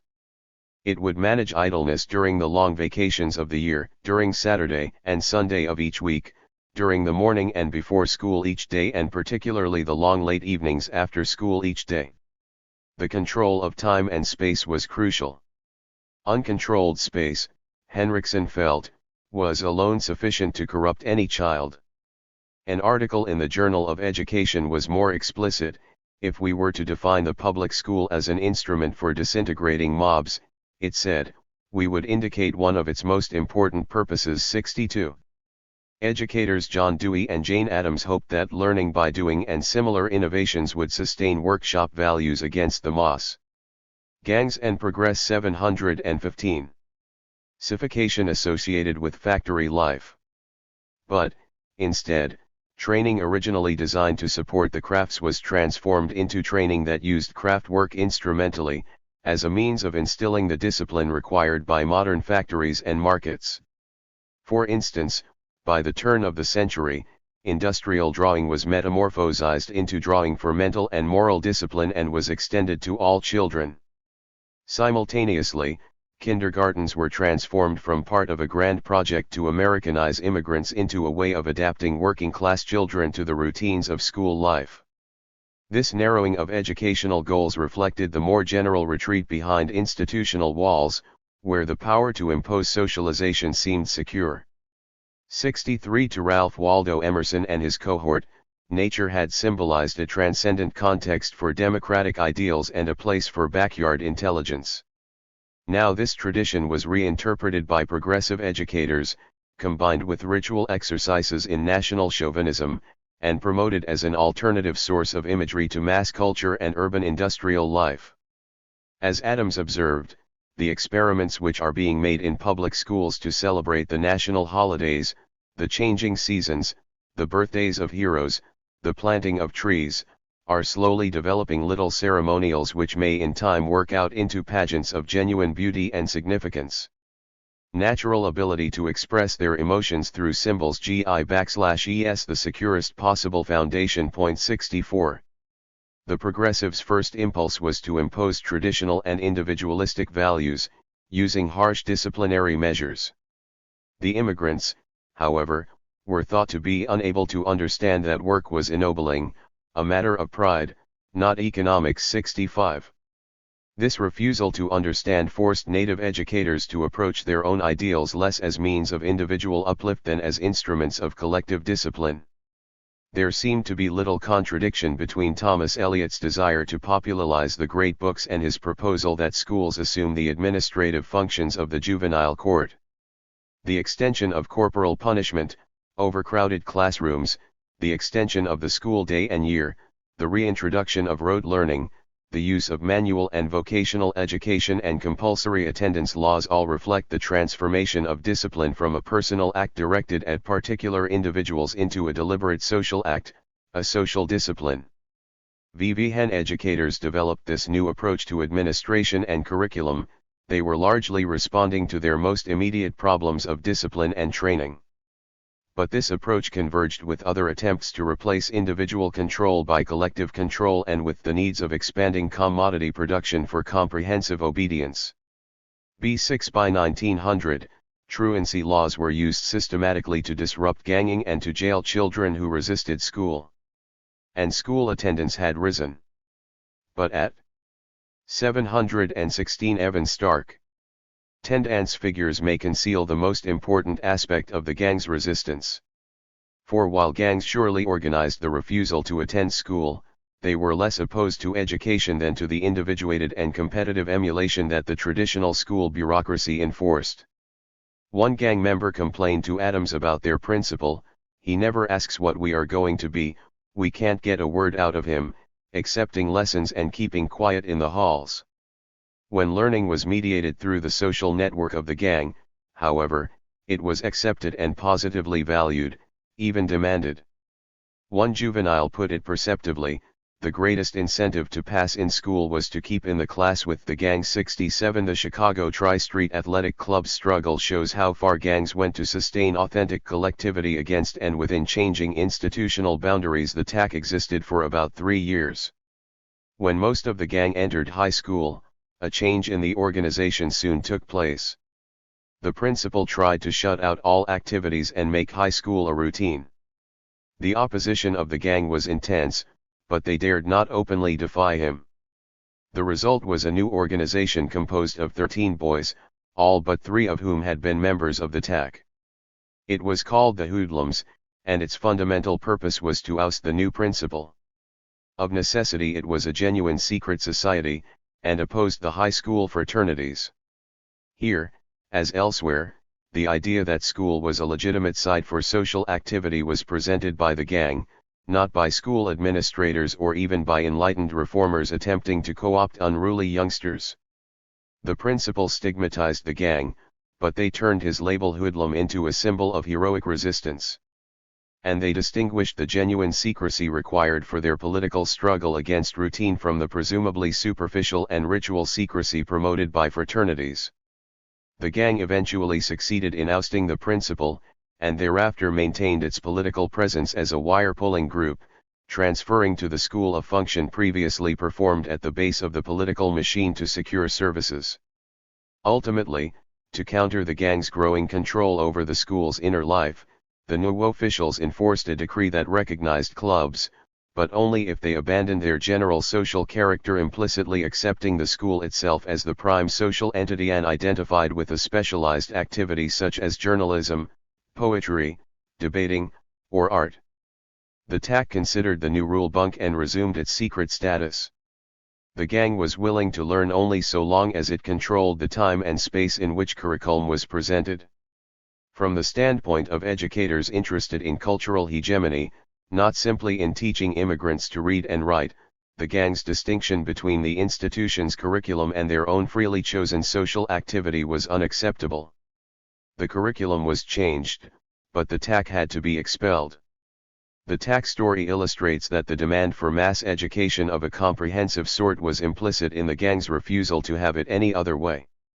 Gangs and Progress 717. The school successfully confined a cohort of immigrant youngsters and broke links between marginal work, theft, and play.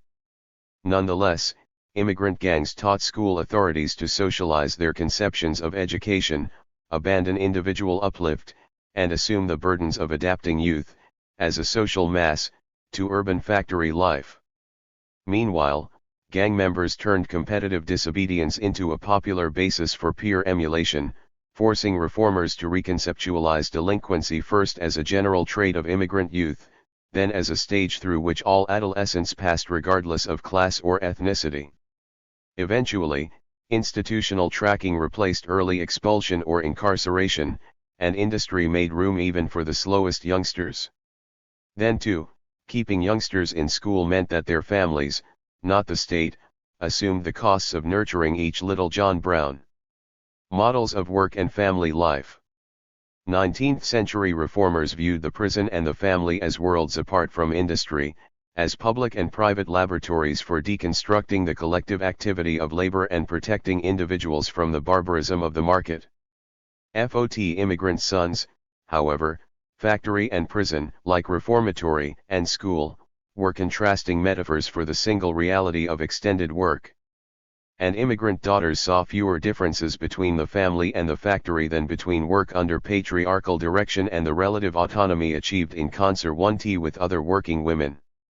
Before long, the practice as well as the logic of these institutions converged. The prison factory embodied new means of controlling male laborers, and the extended patriarchy linked control over unpaid housework to patriarchal domination of female wage labor in industry and the services.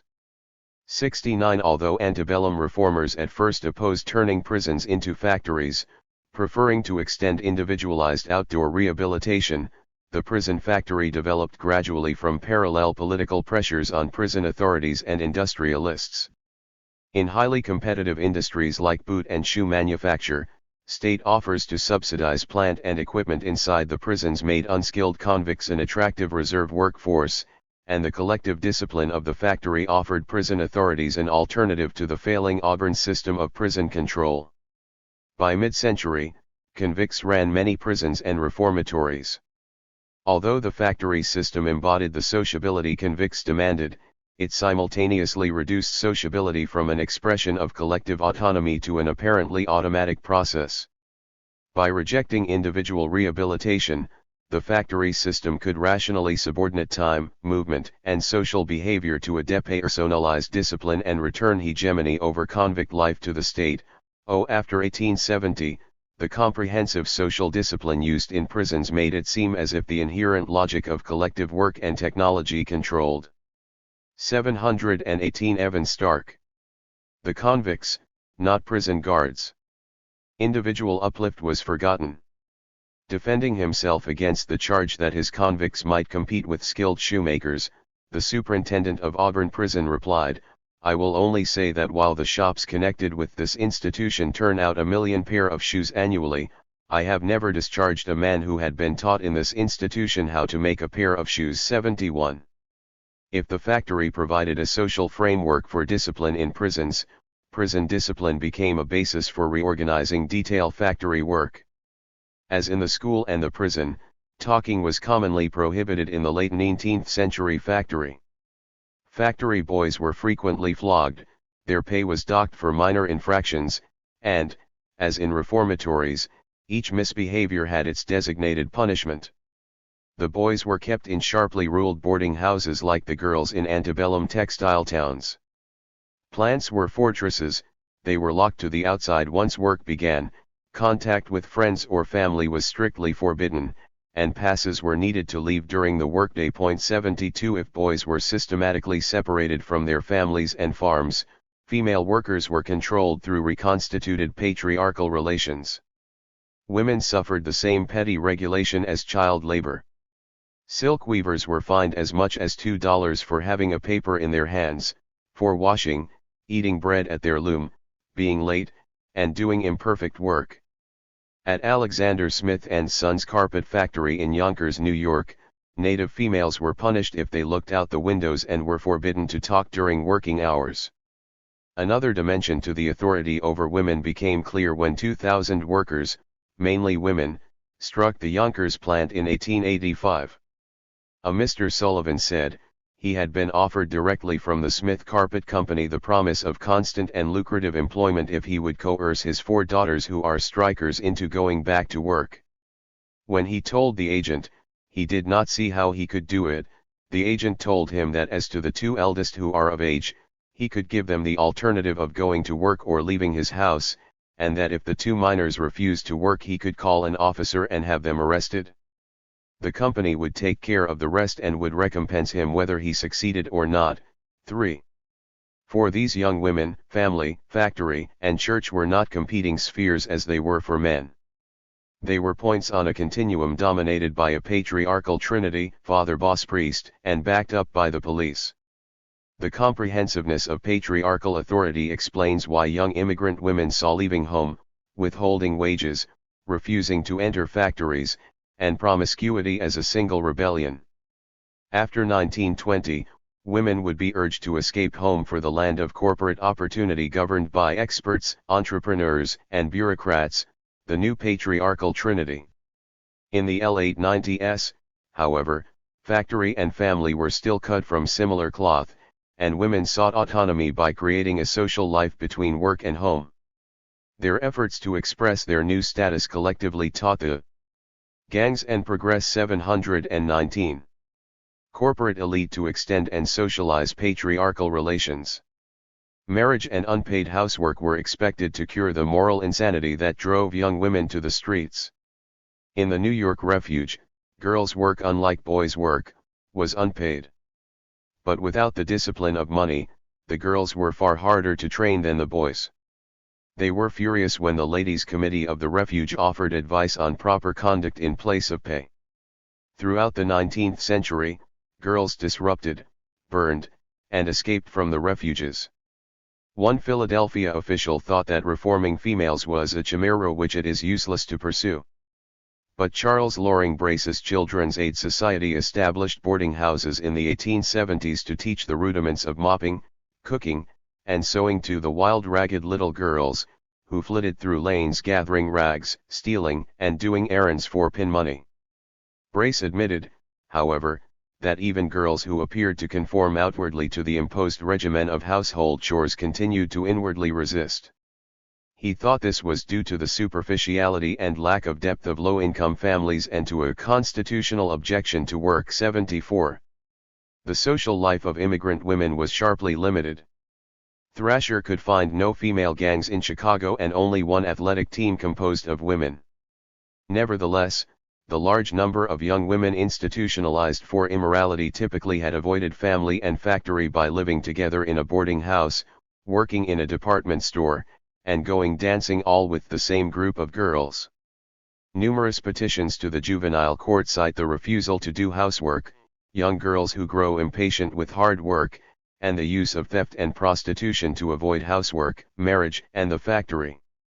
These young women created a community that paralleled the communities of single, immigrant men, and used part-time prostitution and low-paid service work to root their social lives materially.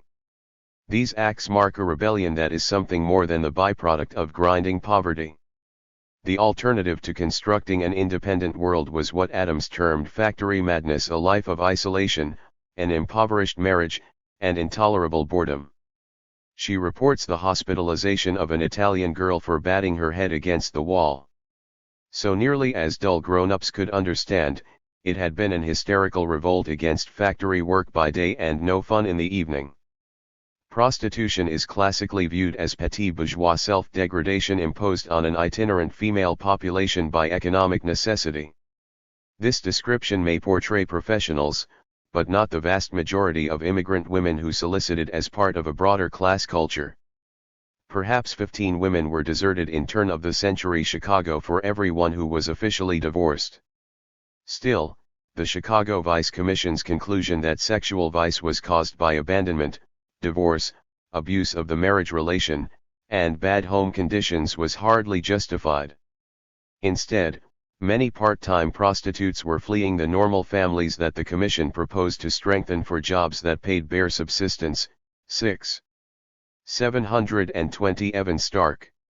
Alvin Johnson was close when he traced urban vice to the meeting between the army of unmoneyed workers and the women who made a quasi-voluntary choice of prostitution as a means of livelihood. Prostitution was the only means by which thousands of single women could supplement their wage.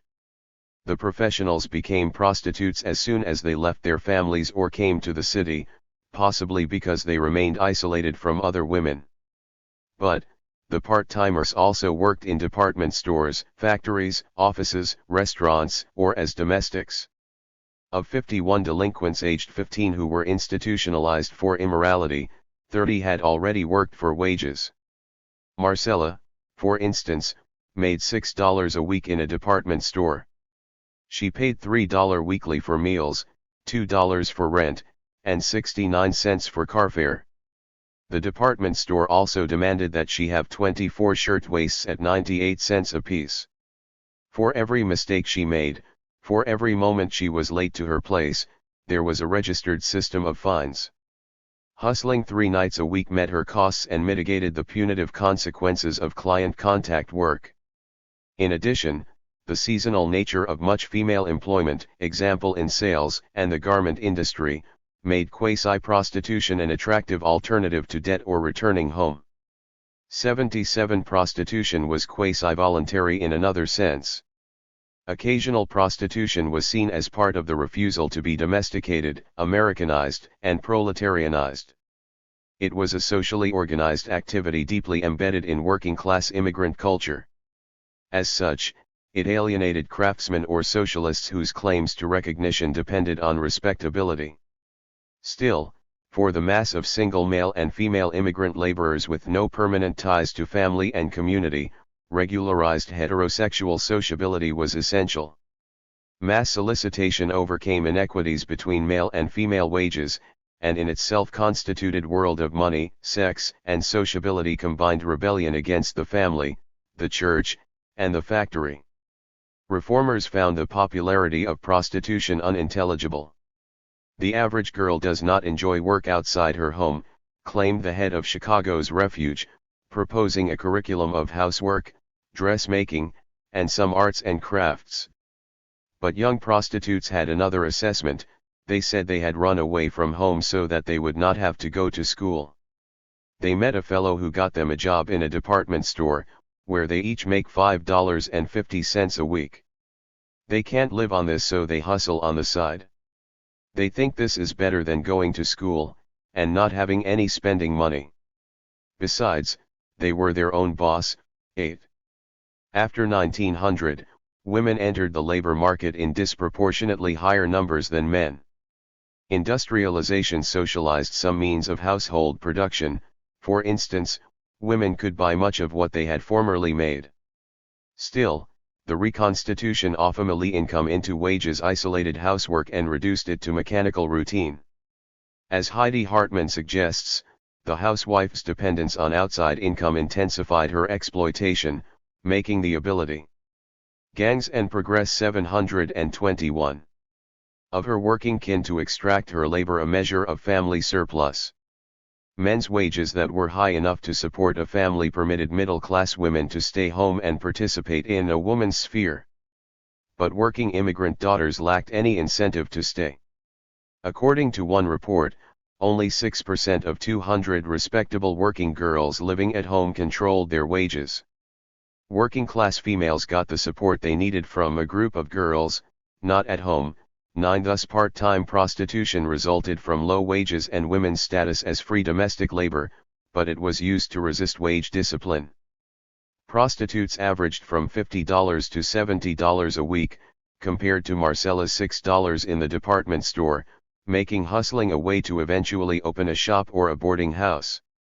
And, soliciting part-time permitted immigrant females to avoid domestic service and factory work. As one former domestic-turned-prostitute put it, "I don't want to work at that hard graft anymore."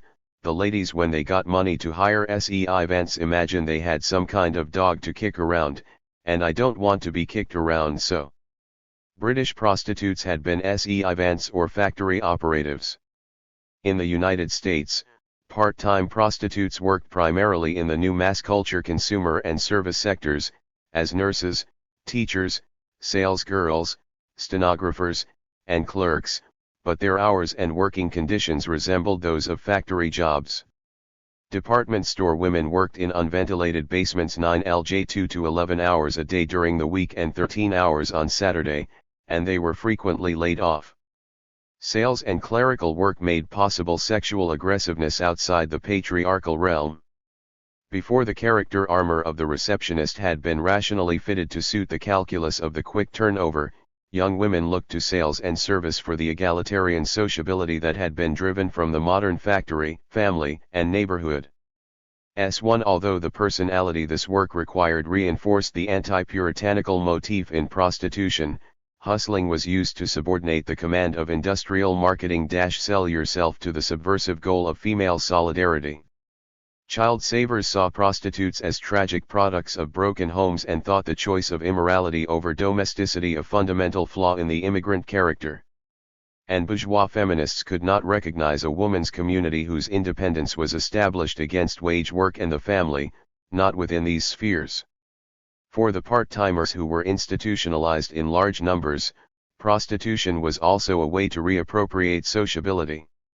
It was less an extension of patriarchal bondage than the collective procurement of money, sex, and even family, in direct opposition to all patriarchal structures, including the law. Professionals lived and worked as individual dependents, serving pimps or madams and soliciting competitively in brothels and bars. But part-timers moved through public space together, like the male gangs, meeting men in public groups, in department store waiting rooms, dance halls and pool halls, ice cream parlors, and the settlement houses. Also, like the males, waitresses, sales girls, SEIvants, and factory operatives who solicited. 722 Evan Stark were constantly on the move. They drifted in and out of work. They too were tramps. Omnipresent patriarchal control constrained the women's rebellion, whatever its parallels to male-bonded crime. Boys, like girls, were physically abused, their wages were appropriated, and they were commonly cited for running away on payday and refusing to work. But unlike prostitution, theft, the major crime the male gangs committed, was widely viewed as a mass crime, an illegality whose substantial product provided indispensable support for working-class family life. The sense that stealing basic necessities such as coal was a public right softened familial censure of male gang members. 82 The progressive model had work, family life, and the community experience created by the settlement movement in harmonious juxtaposition, each reinforcing the other while simultaneously cushioning its most harmful effects. Part-time prostitution, however, offered women a means to reappropriate their time and resist familial dependence and entry into the factory. For boys, theft was the great loophole in a system that made the exchange of labor power for a wage essential for survival. Both crimes were practiced within the context of alternative families, the male gang and the community network of single women. Still, prostitution and the theft of goods were less threatening to the progressive model than the broader tendency they symbolized for working-class youth to steal time and space.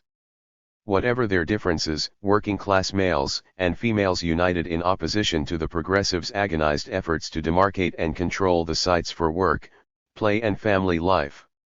To these turn-of-the-century youngsters, employment and unemployment, like theft and consumption or hard work and play, were less discrete activities than moments on a continuum of struggle in what was to them, a social factory. The IWW. Ford. And the proletarian perspective. As is clear from the foregoing discussion, immigrant workers in the progressive era were socialized in urban gangs. The move from street to factory accompanied the evolution of the gang ethos into a truly proletarian perspective toward work. The IWW turned this perspective into a revolutionary strategy, and Henry Ford adapted it in his egalitarian approach to wages and production. Mass syndicalism and mass production took immigrant ganging to its limits. The gang ethos evolved gradually. Gang members approached work as a mass project that included everything needed to survive, not simply manual toil, but theft, consumption, mobility, rioting, even sex. The factory was neither a place apart nor a permanent residence.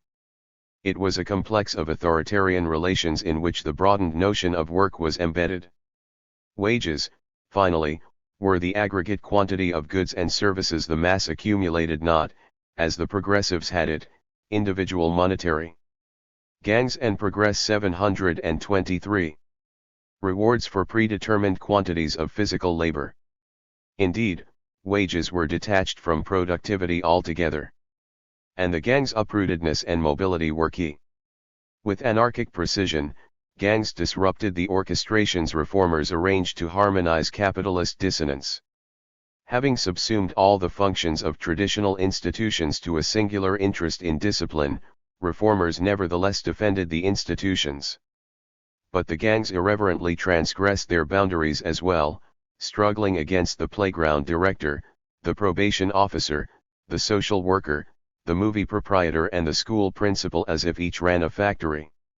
So, progressives combined their parallel efforts at restraint. Only industrialists failed to do so.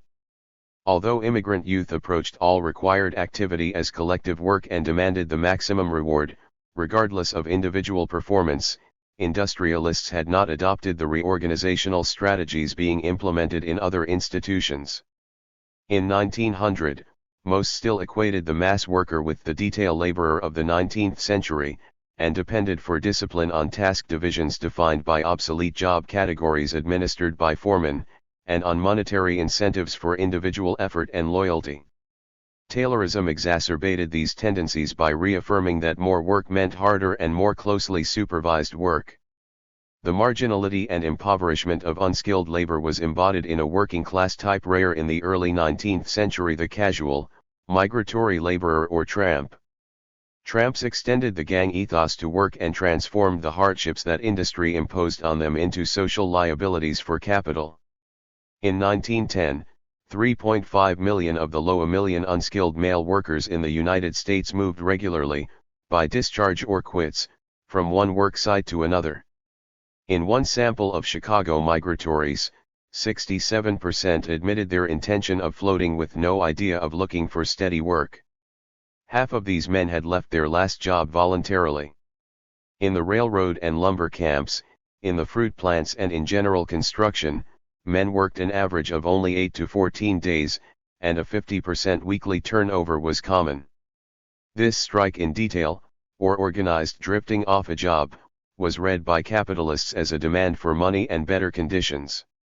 Managerial handbooks urged industrialists to clean up their plants, advertise superior working conditions, and give bonuses to employees for recruiting friends. Competitive wage incentives were used to lure seasonal labor in construction and fruit processing. But better pay had an unexpected consequence: when a laborer has earned a sum which road tradition has fixed as affluence, reported Carlton Parker, he quits. The problem the British faced in India was replicated in Western labor camps. The tramp fixed his endurance on a job by the sum usage describes as a jungle stake taken in relation to the wage in the district. The higher the monetary incentive, the shorter his stay. This autonomous constitution of a collective living standard, albeit around con. 724 Evan Stark. Conditions of near misery, transformed the individual subsistence wage into the material basis for social vagrancy, a lifestyle that parroted the concept of a standard of living, which contemporary advertisers and credit merchants were popularizing in working-class suburbs. 83 Social vagrancy developed from a myriad of private decisions to leave family, community, and workplace behind.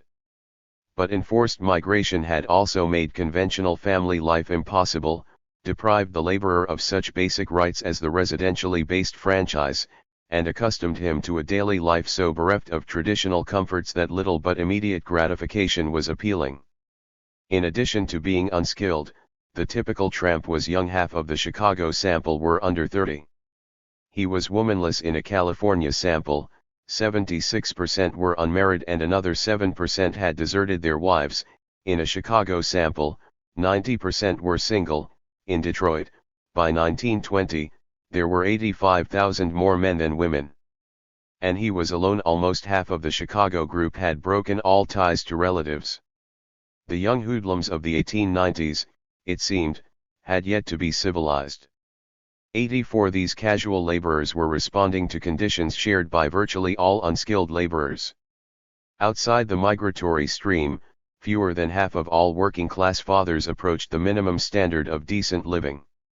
In 1912, the typical Chicago slaughterhouse paid 80% of its employees less than 20 cents an hour. Even with steady employment, this was not a subsistence wage. A Federal Immigration Commission reported in 1910 that not one of the 12 basic American industries paid the average head of a family within $100 a year of minimum family subsistence. So, a lifestyle that lacked the urgent minimums of nutrition, shelter, clothing, and physical health was usual one. 85 These impoverished unskilled laborers understood the line of the IWW, though it was anathema to official labor. Parker calls the IWW the revolt organization of the migratories. The IWW organizers followed the gang's lead, treating industry's need for a marginal and mobile proletariat as a revolutionary tactic. They modeled their style of agitation on the rhythms of tramping, cutting wood today, stealing fruit tomorrow, picking the fruit the next day. They recognized the leadership potential of hierarchies based on personal charisma which formed naturally in the gang-like collectivities tramps moved in. Employers saw the labor market as a directionless, leaderless, and diffuse mass. The IWW approached the same phenomenon, from within, as a loose egalitarian network of groups led by the most strategically advanced gang. This explains the influence a camp local of IWW cadre could quickly exercise over a large mass of relative strangers. Of a Chicago sample of factory workers, only 8% admitted actual membership in the IWW. But over a third shared its view that the present political system should be completely destroyed. 86. Parker cited the IWW's role in the Wheatland hop fields riot in California. In this camp, a loosely caught together camp local of the I/T/IW, with about 30 active members, through a spasmodic action and with the aid of deplorable camp conditions, dominated a heterogeneous mass of 2,800 unskilled laborers. Gangs and Progress 725. For 3 days. 700 to 800 were from the hobo class, about 400 knew the philosophy of the MW and could also sing some of its songs. Of the 100-odd card men of the IWW, some had been through could be wiped out by a more perfect adjustment of the supply and demand for labor, and a more enlightened police administration. 89. Ford accomplished this under the frontal assault of IWW tramps. The assembly line developed between 1910 and 1920. Detroit's auto industry combined highly developed technology and an abundance of skilled machinists with an open shop town where immigrant labor was widely recruited. But these factors were only catalyzed by social vagrancy. In 1912, the turnover rate in auto workers was 48%. In June 1913, after an informal leader at Studebaker's No. 3 plant was dismissed, the IWW led most of the 3,500 day shift hands out on strike. A prolonged labor crisis followed, as IWW-type militancy spread through the plants. To maintain a workforce approaching 14,000 men in 1913, Ford hired over 52,000. As elsewhere, quits outnumbered discharges, in this case 6-1. Jack Russell cites the turnover figures as a measure of the peculiar alienation of assembly line production. /LV hat was unique to this situation, however, was not the problem that workers posed for Ford, but his solution. 90 Ford responded to organized drifting on 3 levels simultaneously. Hoping to stabilize the labor market, he introduced the $5 a day wage. Gramsci has emphasized the extent to which the wage was an instance of Ford's moralism, particularly when combined with the army of social workers he set loose on his men. But, while the new wage certainly curtailed labor turnover in Dearborn after 1914, it was less than 5%. It had a more fundamental importance. As an average payment for a fixed quantity of labor input regardless of who actually did the work, it subsumed all previous means of control in monetary form and sharply reduced the strategic significance of turnover as a potential initiative by labor. And it managed moral behavior only indirectly, as pre. 726 Evan Stark. Keynesian incentive to proper consumer behavior. Indeed, while other industrialists intensified discipline in futile efforts to impose detail work on casual laborers, Ford fired supervisors and social workers who were too rough. Ford recognized that the workers' labor power was collective, a generalized function of their existence as a mass, and he adapted their perspective. He therefore simplified jobs to suit all comers and minimized the cost of breaking new men in. So that, by 1926, half of his workforce could be trained in less than a day. Taylorism and time study made workers work faster and depended on line foremen to regiment individuals in small groups. Fordism, as it came to be called, transferred control over the rate of work to its technological means, and regulated the speed of production according to average rates of productivity and demand. Individual capacities had no place in its calculations. Finally, since handling the workforce rather than controlling men, now presented the major problem, Ford transferred the power over the line from foreman to general management. And he used profit sharing to cultivate managerial interest in productivity and socialize the responsibility for capital's expansion. 91 The IWW turned tramping into a political asset by elaborating the ethos of immigrant ganging as social vagrancy. The gang had shattered the traditional boundaries that shielded native laborers from a barbaric marketplace, and the IWW extended this assault to traditional work, demanding to be recognized by the factory but refusing to be assimilated by obsolete modes of production. It socialized the tramps' ability to withstand misery.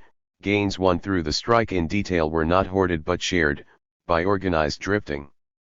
The jungle state detached wages from individual productivity and destroyed any connection between job, skill, and payment. The entire strategy depended on the anonymity of the individual and his ability to move freely from job to job.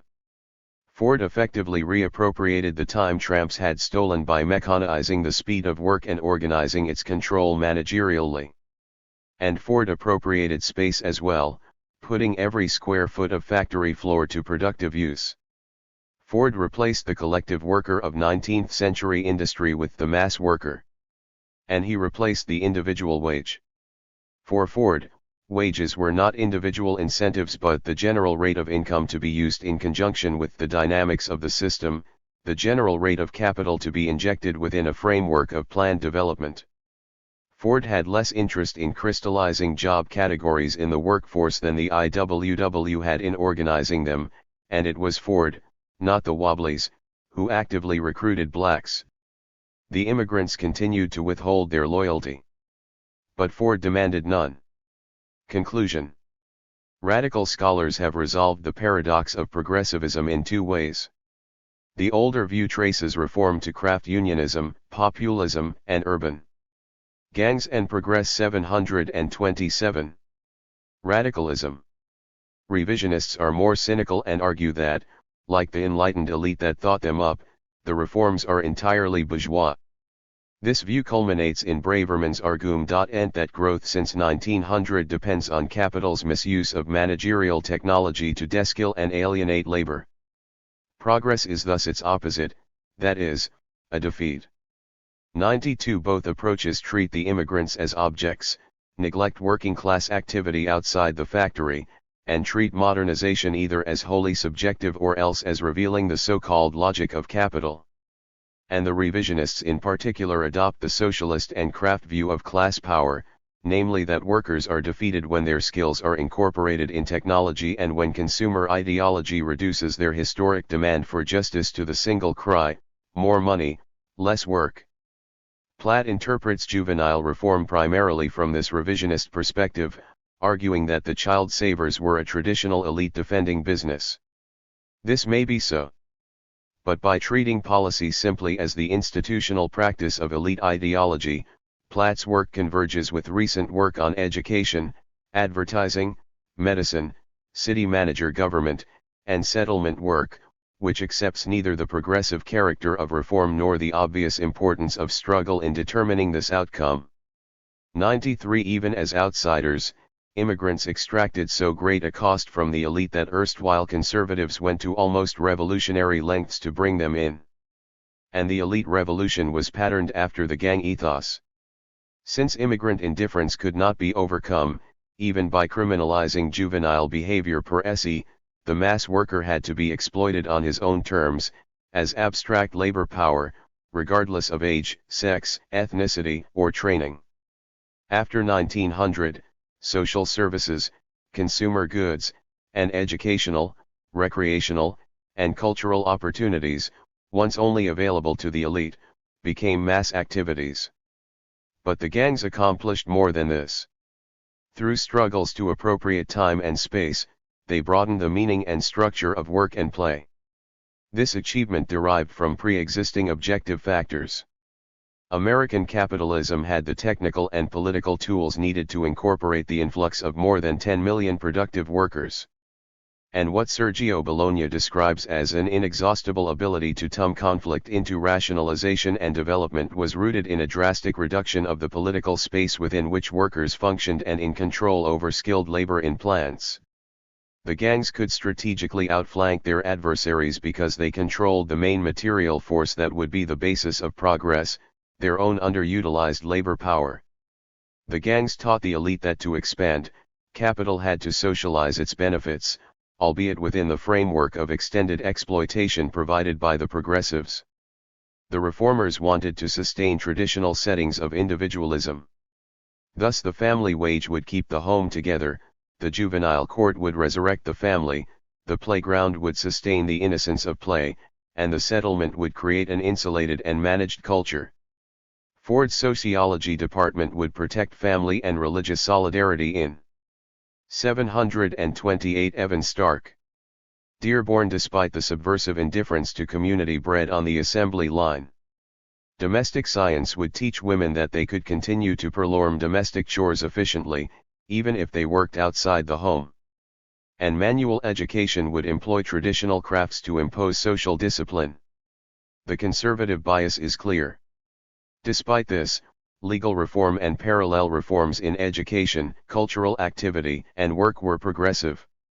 The juvenile court acknowledged in its practice what it denied in theory: crime was a social phenomenon, not an individual act. This was true of its causes, its practitioners, and its objectives. To Adams and Thrasher, crime was development by other means.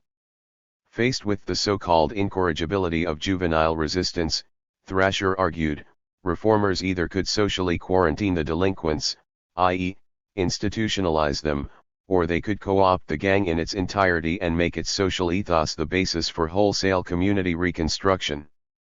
Despite its individualist bias, Taylorism laid the technical basis for Fordism by abstracting the principles of work from particular jobs. And the progressive reforms laid the social groundwork for incorporating the productive power of immigrant laborers in new technologies, new modes of distribution, and socialization. In the end, more work came to mean not harder work but what appeared to be its opposite, the displacement of physical labor with machines and social planning. Class rule was extended during the progressive era, and through the very reforms the gangs helped impose. In 1920, basic industry remained non-union and mass production in the auto industry had simultaneously helped reduce Europe to a heavily indebted junior partner and made obsolete the demand raised by skilled workers and socialists for workers' control at the point of production. In the 1930s, Fordism took hold of the industrial imagination and mass production techniques became virtually identical with the manufacturing of goods, example refrigerators, canned goods, typewriters, etc. From this vantage, the relegation of immigrant resistance to the nether world of culture becomes intelligible. But the fact that policies aided the expansion of capital explains neither the origin nor the substance of modernization. To Marx, capital was progressive because it could only accumulate amid class struggle. Its centrality in production depended on its incorporating the initiatives of its opposition into the dynamics of its expansion. The life of bourgeois society requires that labor's growing autonomy be displaced, not repressed, and brought into the process of economic development. In short, the extraordinary success of capital after the war reflects the intensity of class struggle in the United States, not its absence. Policymakers went to incredible lengths to avoid the economic take-off for which they are now given credit. First, they tried to instill traditional values through individual discipline. Next, they turned to more comprehensive forms of institutionalized repression, still hoping to build a cultural bulwark. Gangs and THIRD-WORLDISM 729. Against the encroaching commercialism. Then, they were forced to reinterpret their own tradition, this time as a vehicle for collective discipline. These efforts converged and a new culture of comprehensive control was posed against the gang's attempt to universalize vagrancy. Institutional life increasingly lost its distinctiveness. Individualism was reduced to individuation, a purely ideological process with no material basis, and policymakers were forced to self-consciously confront the truth the immigrants had asserted all along: bourgeois social life was work. Immigrant laborers rejected the individualized ethos in every form. Their very numbers and interchangeability led them to despise invidious identifications of individual worth with status, job, skill, or personal wealth. They posed the internationalism and egalitarianism of their new communities against the sectoral divisions on which 19th-century work rested, including divisions between skilled and unskilled, productive and unproductive, employed and unemployed, and factory and community. Unimpressed when the wage was used as all incentive to hard work, they did the minimum needed to get money or goods. This refusal to be integrated into all obsolete mode of production helped all unwitting elite muster the courage to assume progress as the tragic but necessary burden of its continued power. The gangs were radical, but hardly revolutionary.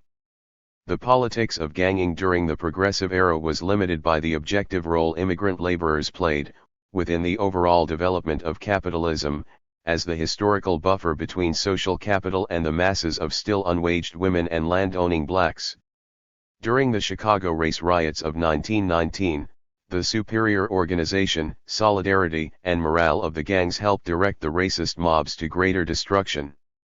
White ethnic gangs of Dookies, Hamburgs, Shielders, Sparklers, and Colts led the attacks on adjacent black neighborhoods, bombing black homes, burning property, and attacking and murdering black men. 93 The enthusiasm with which white working-class gangs assaulted black neighborhoods put them squarely on the side of the machine and the settlements. 94 The full political potential of ganging as a form of working-class self-activity appeared only momentarily, in the work of the I/W.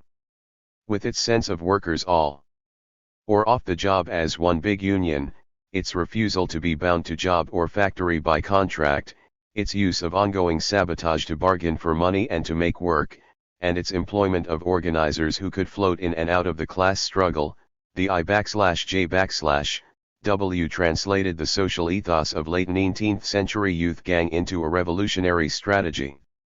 Not surprisingly, Samuel Gompers's men used the same epithets for the wobblies the reformers had used with delinquents and prostitutes. They were vagrants, bums, and tramps. Social work casebooks from the 1890s are filled with stories of miracle children, wayward youngsters changed from potential criminals into strong-willed craftsmen or housewives. Period textbooks picture the street urchin alongside the same boy as a proper lad. But the individual Dellin. 730 Evan Stark. Quent disappears after 1900. In his place was only the group, young rascals juxtaposed to Boy Scouts. Economic expansion during the 1920s integrated millions of previously marginal immigrant laborers and severed the link between the youth gang and adult IWW-type vagrancy. To post-war reformers, Al Capone's criminal gang symbolized the greatest immigrant threat. But in just a decade, another group image appeared to haunt reformers. And this image haunted those who rushed to imitate Henry Ford as well. It was the young Ruthers and their immigrant cohort, arms linked, with the cocky look of Bowery B. Hoyes, standing 3 deep on the auto assembly line. Part 5. Praxis and Marxian. Criminology. 738. Part 5. Praxis and Marxian. Criminology. Part 5. Marx's preoccupation with revolutionary political movements grew out of his attempts to grapple with the philosophical legacy of Hegel. In the 1830s and 1840s, the young Hegelians, a circle of philosophers who extended and modified Hegel's ideas, had come to regard philosophy as a form of social criticism. They compared the world as it was with a philosophical ideal of how the world should be. The youthful Karl Marx was one of these young Hegelians, and his early social criticism is of this type. For example, he attacked the wood-gathering laws in Germany on the grounds that a true state upheld the rights of all citizens, whereas the wood-gathering laws defended only the rights of Forstowners. Albert von Sieszkowski, a Polish count who was part of this group, published his Prolegomena to a Science of History in German in 1838. In this book, Sieszkowski argued that philosophy should be applied to practical problems. This idea was met with enthusiasm by a number of young Hegelians, including Marx. Soon after, Marx was writing in the same vein, pointing out the limits implied by the traditional conception of philosophy, that is, that criticism remained contemplative. It could point to what was wrong in the existing order, but did nothing to change it. He made this point succinctly in the often quoted 11th thesis on Feuerbach, the philosophers have only interpreted the world in various ways. The point, however, is to change it. Marx was by no means repudiating philosophy in this passage. Rather, he saw action as a way of realizing philosophical thought. This type of action he called praxis, using a term originally introduced by Tsiolkovsky. More broadly, the word praxis is used by Marxists to refer to action that is guided by theory and that has social change as its goal. A particular conception of human nature and its possibilities is implied by the concept of praxis. Marx views human beings as both determining and determined. As objects, people are shaped by historical process, much of it beyond their control. They are born into particular societies, with particular economic arrangements, political institutions, languages, modes of raising children, ideologies, and so forth. But at the same time, they are not wholly objects.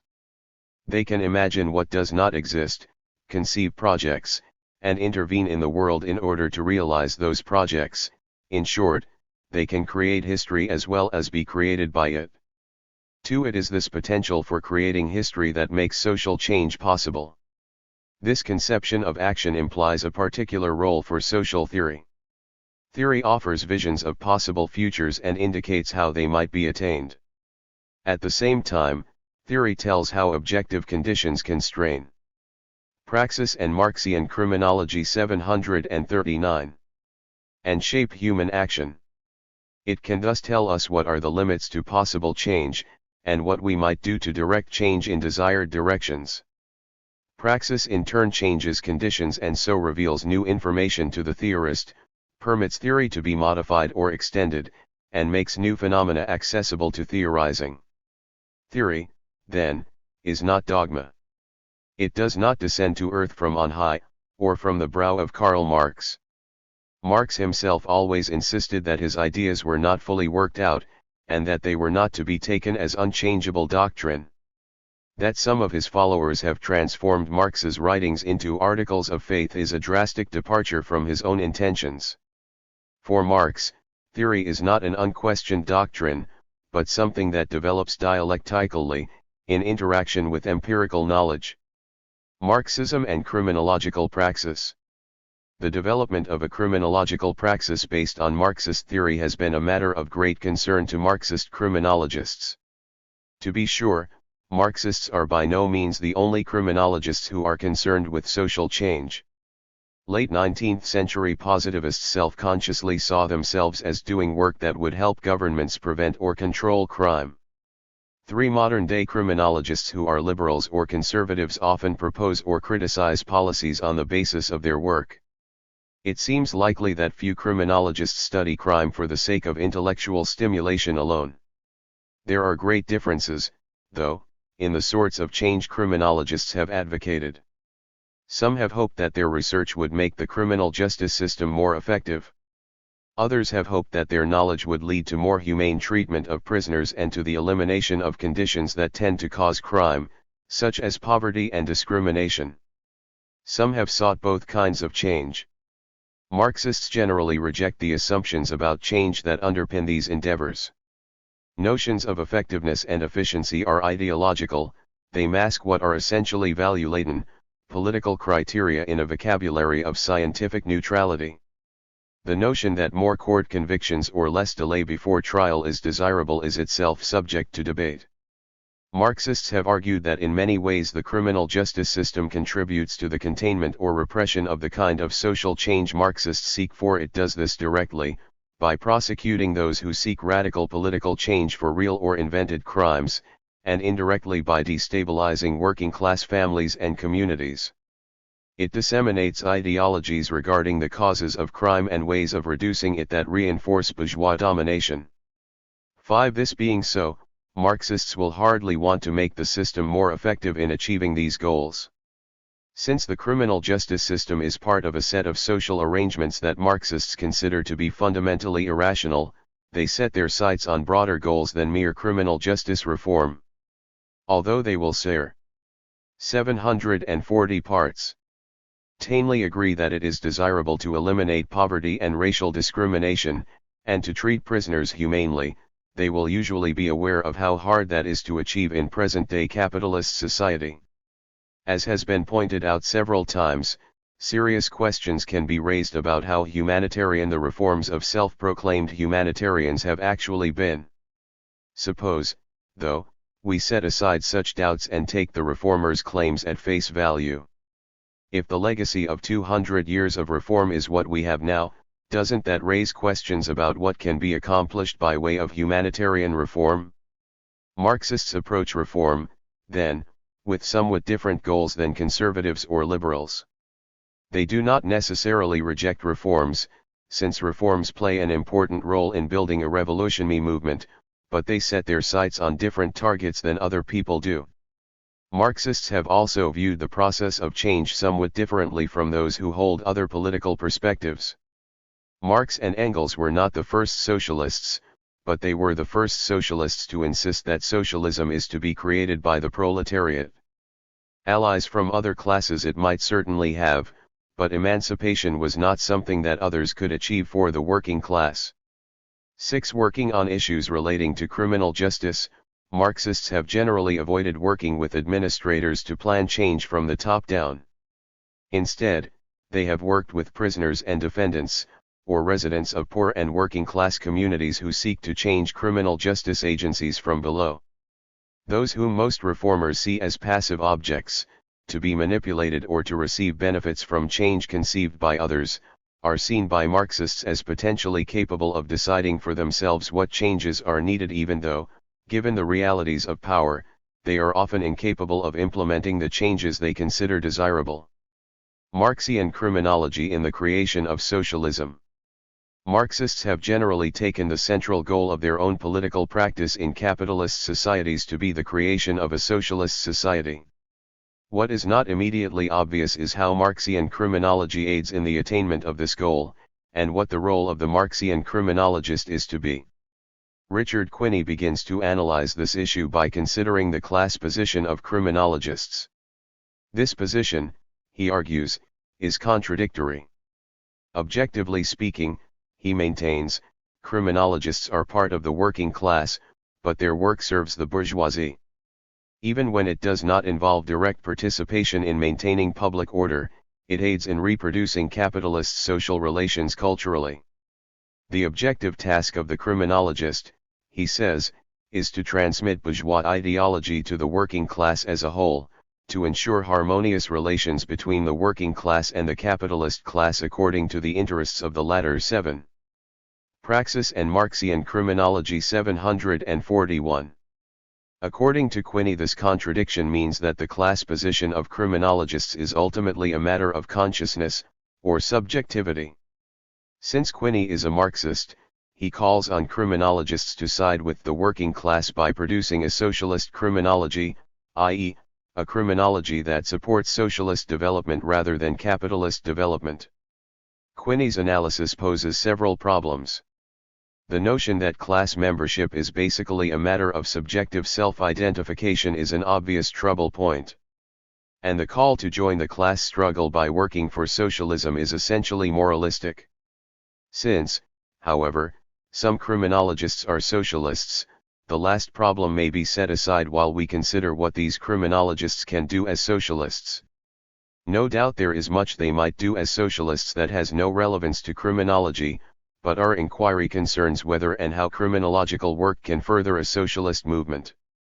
To that question Quinney provides one possible answer: the production of criminological theory that advances the transition to socialism. In calling for a new, action-oriented theory, Quinney implicitly concedes that he himself has not yet solved the problem of praxis. This is no criticism; the problem of figuring out what do is not easy. But we may question whether theories that tell us what sort of political practice would be useful in building a socialist movement will have much to do with criminology. It seems doubtful. Perhaps Marxist criminology can contribute to the development of a socialist movement in another way. Marxists have argued that incomplete and erroneous beliefs about crime and criminal justice are elements of bourgeois ideology and make it harder for a socialist consciousness to develop. Assuming this to be so, it would surely be worthwhile for Marxist criminologists to help change these beliefs. This might call for empirical research that refutes elements of mainstream criminology, exposes its limitations, or discredits the claims about crime and criminal justice made by politicians and administrators for political purposes. These public figures gain a good deal of attention for saying that crime can and should be dealt with by unshackling the police, sending criminals to the electric chair, and so on. Their statements often have no sound basis, and sometimes are even inconsistent with the best evidence available. Here, then, is one role for the Marxist criminologist. The usefulness of attempting to change public beliefs is suggested by Marx's observation that theory becomes a material force once it has gripped the masses. However useful it may be to discredit false and perhaps reactionary ideas about crime, it is far more valuable to develop and disseminate superior ways of understanding crime. Providing conceptual tools for analyzing oppressive social conditions is one way to help develop socialist consciousness. It is itself a form of praxis. Although this may not solve the problem of devising a revolutionary strategy, it can help to make socialist praxis possible for the working class. 742 Part 5. But who is listening? The United States lacks a vigorous socialist movement with large working class participation or following. Radical periodicals reach only a very restricted audience.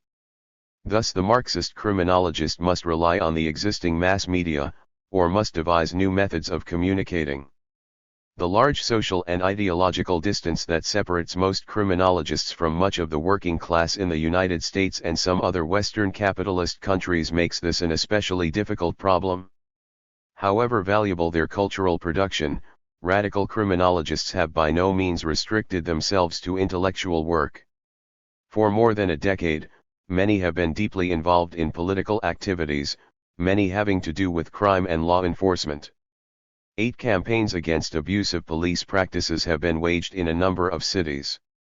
A great deal of activity in the early 1970s focused on prison-related issues. On the outside, committees were formed to defend prisoners who were persecuted by authorities for their political beliefs or actions. Groups of ex-convicts demanded prison reforms and gave assistance to released prisoners. In several parts of the country, prisoners and ex-prisoners formed unions. Partly concerned with such traditional labor issues as wages paid for prison labor, and partly with broader questions of inmate welfare, these unions attempted to organize prisoners, ex-prisoners, and members of a wider public on behalf of a program of reform. Other efforts have grown out of the women's liberation movement. Some projects have centered on rape, providing social support for victims, self-defense instruction, and changes in the treatment of victims by police, courts, and hospital emergency rooms. Campaigns to stop the distribution of pornography have been undertaken in the belief that it encourages violence against women. More recently, projects to aid women battered by spouses or lovers have been started. The Grand Jury Project of the National Lawyers Guild, including some criminologists, has worked to exclude biased jurors from politically sensitive trials. Opposition to provisions of a proposed new federal criminal code that give the government an enlarged capacity to repress opposition has been another focus of activity. In Detroit, radicals succeeded in electing a Marxist as judge of the Recorder's Court. Most of these projects have been started and run primarily by radicals who are not criminologists. But radical criminologists have participated in these and others as organizers, strategists, and publicists. Broadly speaking, efforts of this sort try to achieve several different kinds of goals. First, radical criminologists try to defend insurgent political movements against repression. Many of these movements have goals that are not socialist but that are nevertheless compatible with socialist principles, and their victories aid in the building of a socialist movement. Movements against racism or sexism are examples. Socialists have considered it important to defend such movements.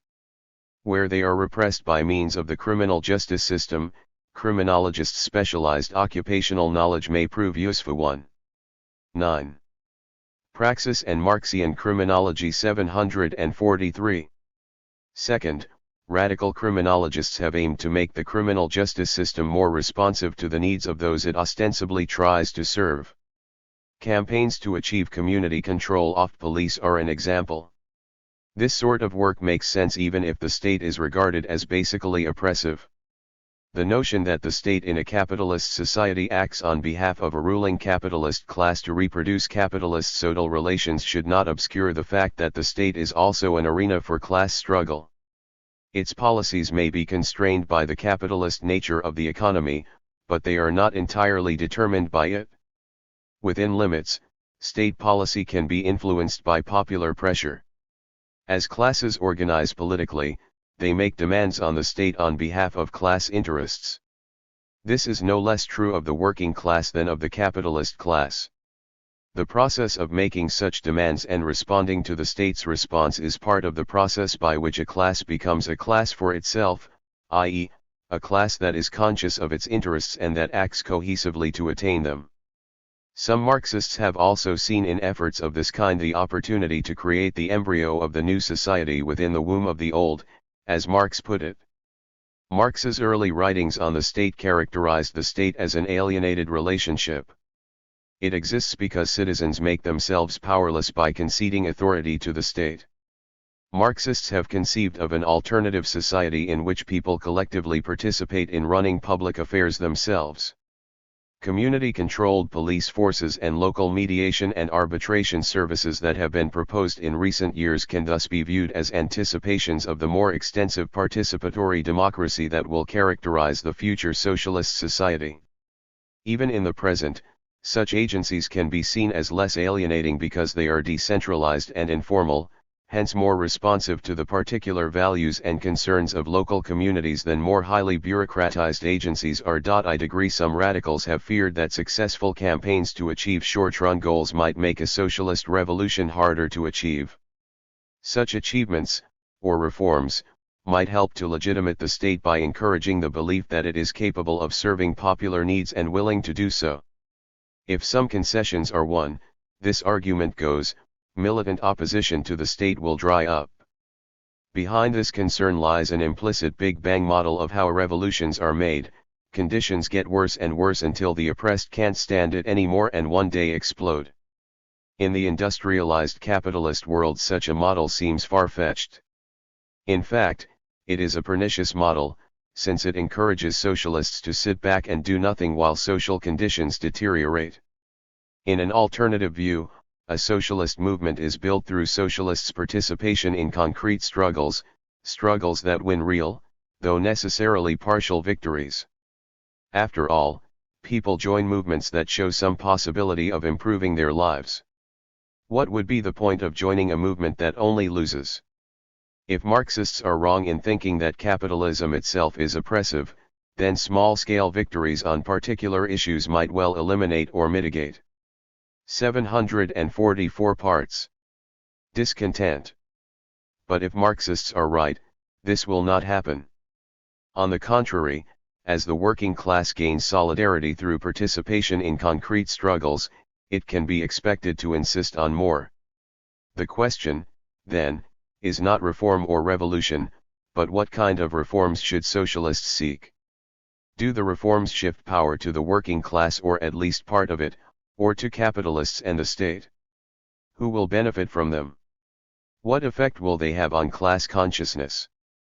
Will work on a particular issue generate a momentum that carries forward to other, larger issues, or will it run into a dead end, and perhaps cease once the immediate goal is attained? The strategic perspective that underlies organizing on behalf of goals that fall short of socialism has a long history in socialist movements. On the other hand, the specific causes and movements that figured prominently in left politics in the United States in the late 1960s and early 1970s had less precedent. In particular, criminal justice issues had never before been given such great prominence. To be sure, radicals had previously spoken out on behalf of prison reform, often after they themselves had been imprisoned. Marxists had prophesied the disappearance of prisons as part of the withering away of the state under socialism, but tearing down the walls was thought to be an item for an agenda in the far-off future. There had not previously been a prison movement. Ordinary prisoners, those who had not been active in left politics before their incarceration, had never before been regarded as political prisoners or elevated to the status of movement leaders. As Wenger and Bonomo point out, Marx and Engels did not have very high political expectations of conventional criminals. Most 1960s new leftists were not Marxists, but probably held the conventionally middle-class derogatory stereotypes of the lumpen proletariat. For a variety of reasons, many were to change their minds. Many white middle-class college students came to see the police, the courts, and the prisons as their enemy for enforcing drug laws, harassing them because of their dress, and attacking anti-war demonstrators. They began to sympathize with others who were also the target of law enforcement, e.g., criminals. They admired the courage and militancy prisoners displayed in standing up to the repressive might of the state. Within some prisons, a high degree of interracial unity was achieved, despite long-standing traditions of racism among prisoners were radicalized when demands they considered moderate and reasonable were refused, or when they were exposed to radical movements on the outside. Other reasons were less healthy. Students who had become radicalized and who felt that their radicalism lacked legitimacy because they were not oppressed in any conventional sense welcomed those with more respectable claims to leadership in a revolutionary movement. As was pointed out in the two-part 4, the resulting tendency to romanticize militant prisoners led to serious tactical errors. Prisoners who learned the appropriate slogans and struck the right posture of militancy found themselves. Praxis and Marxian Criminology 745. Celebrated as revolutionary leaders, a role they were not always equipped to play. Prison inmates and their radical supporters outside were both hurt by expectations of each other that neither side could fulfill. These experiences should make us more cautious than some 1960s radicals were about people with extensive criminal backgrounds, but should not necessarily lead us to reject them as active participants in a socialist movement altogether. Nor should we dismiss work on issues having the criminal justice system as its focus. It became clear during the 1960s that people find themselves oppressed by capitalism in many different ways, not just as workers whose products are appropriated by capitalists. Women, racial and ethnic minorities, medical patients, consumers, homosexuals, and many other groups have found themselves affected by capitalism in ways that have led them to seek radical change. To dismiss these groups as politically insignificant because they do not conform to 19th-century Marxist expectations about who will make the revolution would be preposterous. And to insist that criminal justice issues are unimportant because the primary contradiction of capitalism lies in the exploitation of wage labor at the workplace is to acquiesce in the separation between work and community that capitalism fosters. At the same time, it would be absurd to think that socialism could be achieved without massive working class support and leadership, P12 and D probably extensive middle class support as well. It became clear in the early 1970s that the constituencies who were politically active on the left in the 1960s were not strong enough to carry through a sustained program of left liberal reform. Without wider support, a more radical change would be inconceivable. This poses a problem for the kinds of crime-related projects in which criminologists and other radicals have been active. It is not enough to ask whether the aims of such projects are consistent with socialist principles. Trying to stop political repression and make criminal justice agencies more responsive to the working class or other oppressed groups may be laudable, but do they help to build a socialist movement? Do campaigns to achieve these goals recruit new participants, especially from the working class, to a socialist movement? Can they help to overcome divisions within the working class? Can they radicalize major segments of the population? A campaign that did these things would be judged successful even if it failed to achieve any of its stated, short-run goals. The potential for contributing to the growth of a socialist movement no doubt varies greatly from one program or issue to another. The grand jury project, for example, is probably limited in its capacity to mobilize substantial numbers of people because its work is technical and does not require large-scale participation.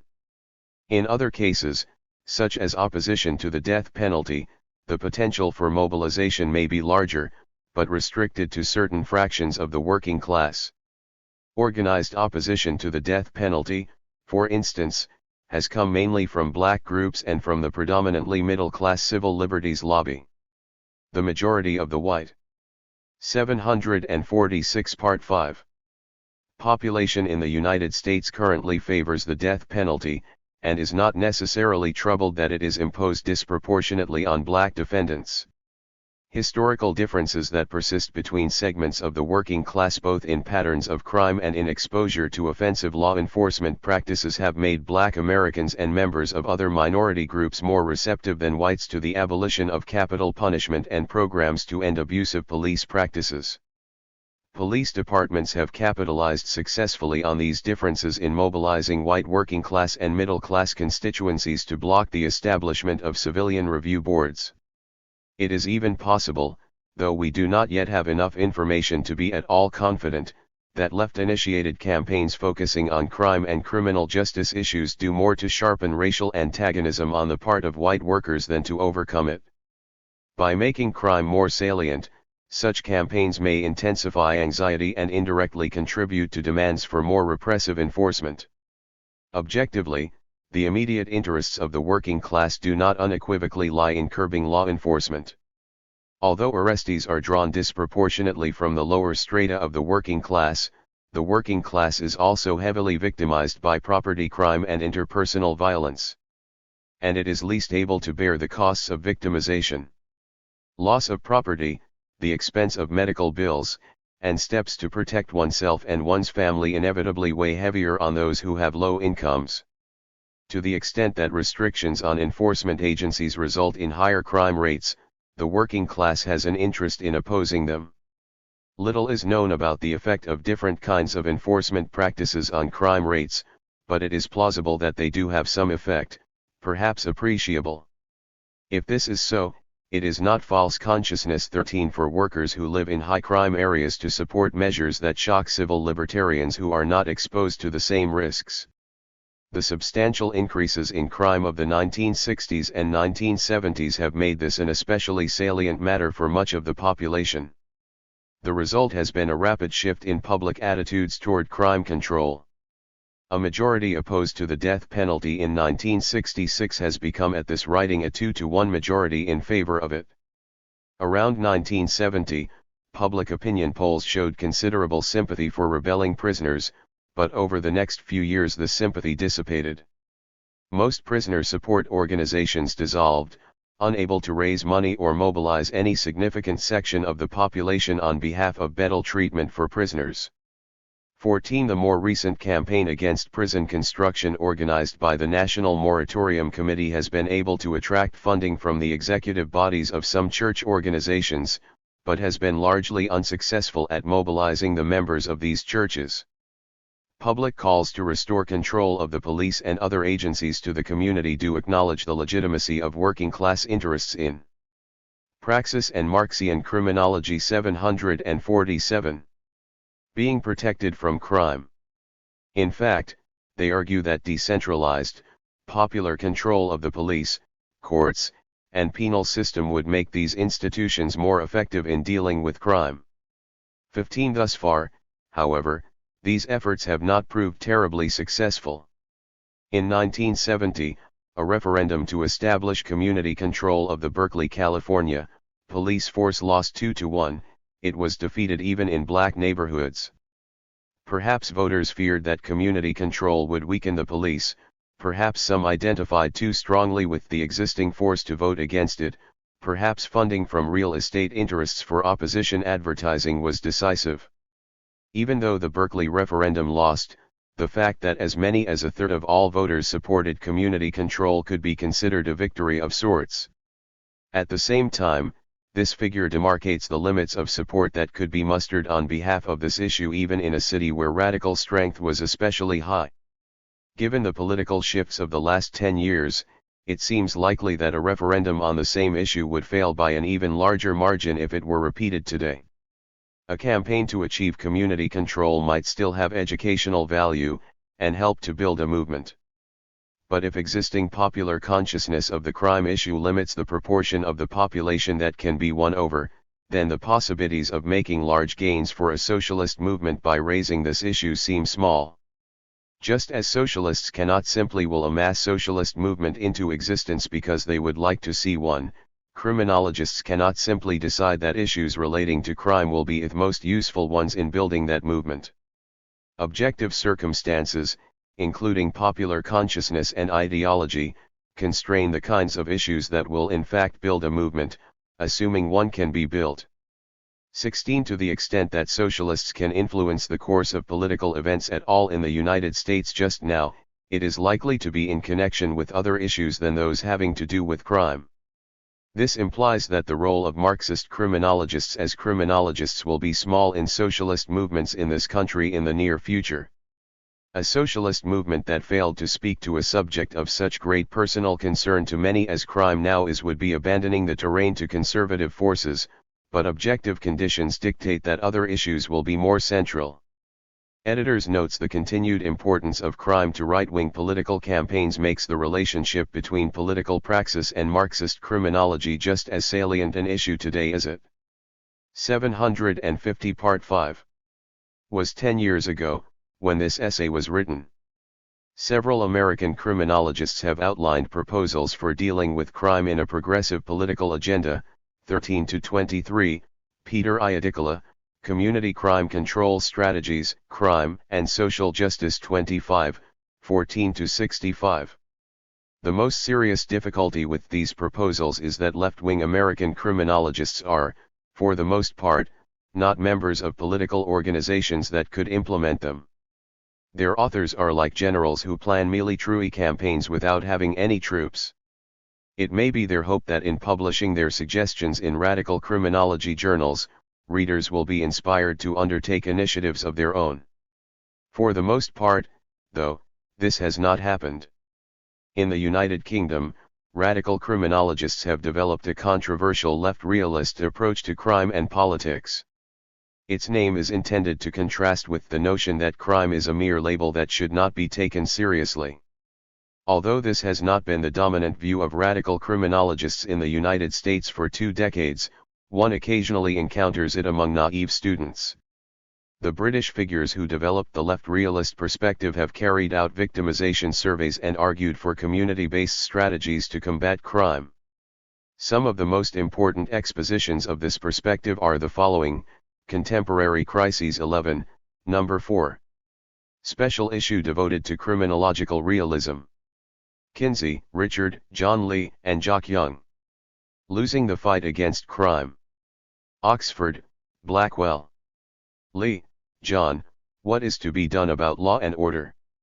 London, Penguin. Matthews, Roger, and Jock Young, eds. Confronting Crime. London, Sage. Taylor, Ian. Law and Order, Arguments for Socialism. London, Macmillan. Commentary and criticism of left realism can be found in several of the articles included in Philip Scraton's edited collection, Law, Order, and the Authoritarian State, as well as in the following: DeHaan, Willem. Fuzzy Morals and Flaky Politics, The Coming Out of Critical Criminology.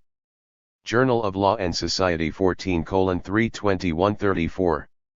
Steinert, Heinz 11985. The Amazing New Left and Order Campaign, Some Thoughts on Anti-Utopianism and Possible Futures. Contemporary Crises 9:327-34. A complete bibliography, including critiques of left realism, can be obtained from the Center for Criminology at Middlesex Polytechnic. 751. Glossary. Accumulation: the process by which capital increases over time. See also primitive accumulation. Alienation: when something one has produced becomes a hostile, alien object, the relationship between producer and object is alienated. This is an objective relationship, not a matter of subjective feelings. In capitalism, the relationship between workers and their products is alienated because the products are used to enrich capitalists, not workers. For similar reasons, workers and capitalists are alienated from one another. Anomie as used by Durkheim, Anomie is a state of normlessness in a society. For Merton, anomie is a social condition that prevails when legitimate aspirations cannot be achieved through legitimate means because opportunities for doing so are blocked. Base the material foundations of society, its technological and economic spheres. Base is contrasted with superstructure. Beccaria. Cesare 11,738 to 17,941, a Milanese aristocrat, social reformer, and author of On Crimes and Punishments. He was a central figure in the classical school of criminology. Bourgeoisie capitalists, those who own capital, employ workers, and keep the profits. In a capitalist social formation, they are the ruling class. Capital wealth, such as raw materials, instruments of production, and money that can be used to produce further wealth. In Marxist theory, the term also embodies a social relationship. Capitalism, a mode of production in which all means of production are purchased as commodities, including labor. Direct producers are separated from the means of production and work for wages, employed by capitalists who own the means of production and appropriate the product. Capitalists see bourgeoisie. Class A category of people defined by a common relationship to the means of production. Marx's attempt to clarify this definition at the end of Capital, Volume 3, was never completed. 752 Glossary. Classical school, a school of criminology that saw human behavior, including crime, as based on rational weighing of gains and losses. Its view of punishment was utilitarian.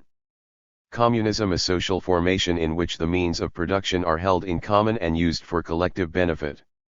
Marx regarded communism as the final stage of social evolution, preceded by socialism. Because classes and class antagonisms do not exist in communist social formations by definition, such social formations will be stateless. The development of the forces of production will have eliminated scarcity, so that distribution will be on the basis of the principle to each according to their need. Contradiction, those features of an existing relationship that tend to transform the relationship. Crime, a violation of the criminal law. Dialectical, having to do with contradictions and their resolution through a transcendence or overcoming.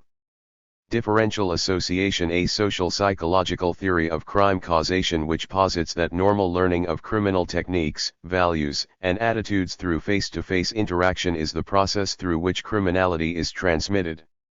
The theory was devised by Edwin H. Sutherland. Durkheim, Emile, German philosopher and advocate of retributive philosophy of punishment. Labeling theory, a perspective in deviance theory and criminology that studies the creation, application, and consequences of labeling a person or group as deviant, with particular attention to the consequences that tend to amplify or increase deviance. Latent surplus population, agricultural laborers who are not needed in agriculture, and who therefore move into urban or rural manufacturing jobs when they open up. Legitimation, the process by which social arrangements are made to seem right, or appropriate. Legitimation is regarded as more effective than force in maintaining dominant and exploitative relationships.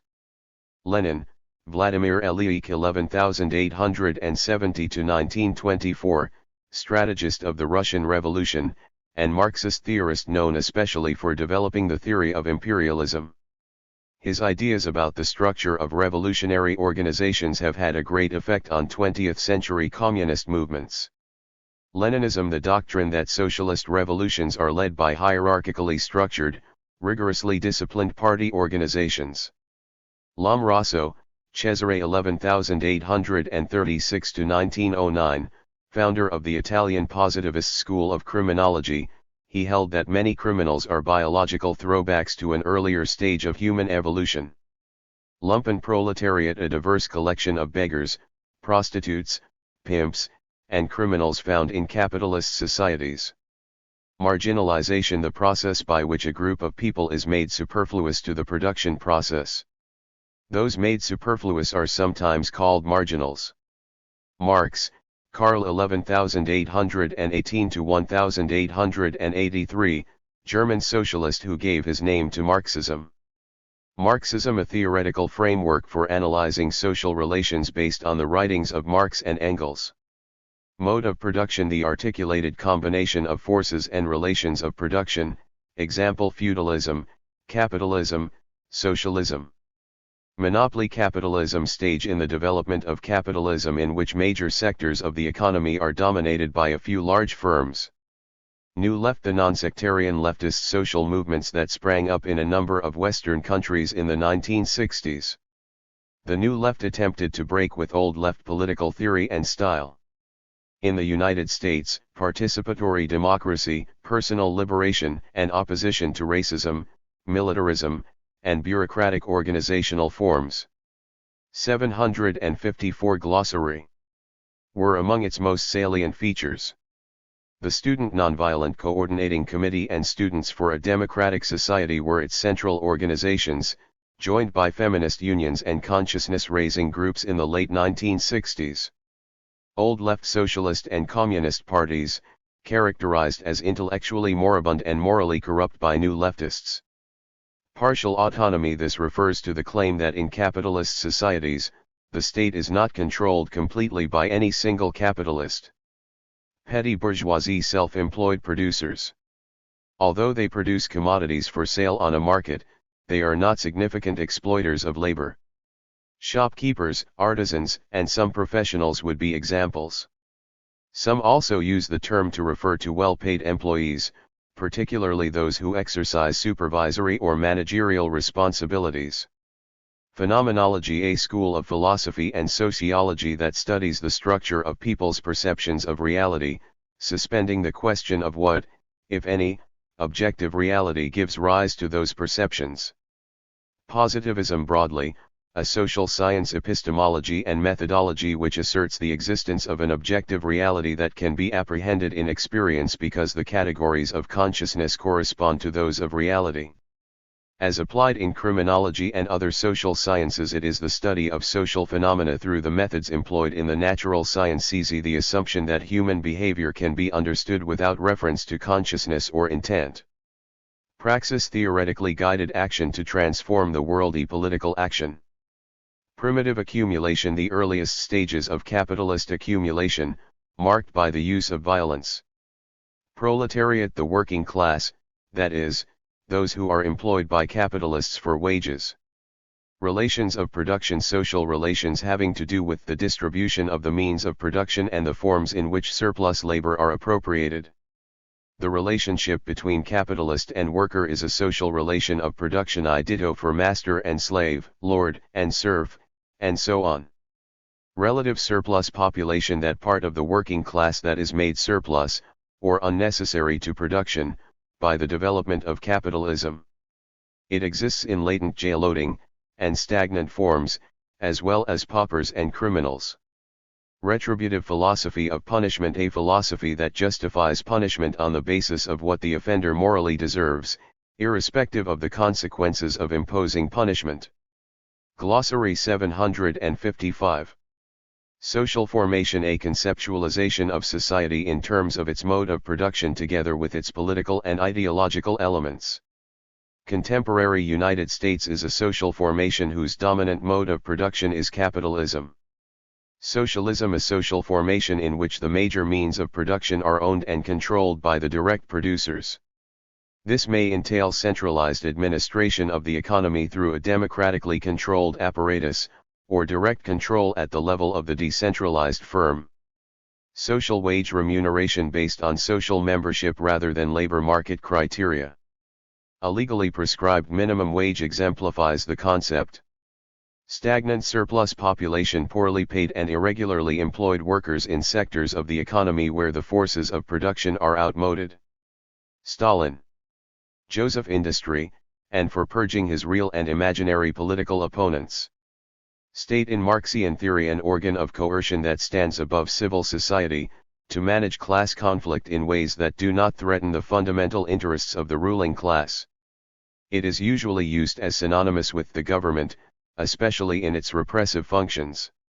Althusser, following Gramsci, has proposed extending the term to include non-governmental institutions like the church and family, which function ideologically to reproduce, or maintain, capitalist social relations. This proposal has not met with wide acceptance from Marxists. Structuralism, a theory that explains the behavior of individuals or institutions as the consequence of social structures. Structuralism comes in two varieties, structural functionalism, and Marxist structuralism. Superstructure those features of a society that are distinct from, but rest on, its foundation, or base, example politics and ideology. Surplus labor, labor beyond what is needed to reproduce the laborer from day to day and from generation to generation. Surplus value, when surplus labor takes a monetary form, as it does when products are sold as commodities, it is called surplus value. Utilitarianism, a doctrine that justifies practices on the basis of their usefulness. Value, the amount of labor time that is socially necessary to produce something. Value is a key concept in Marxian economics. Working class, see proletariat.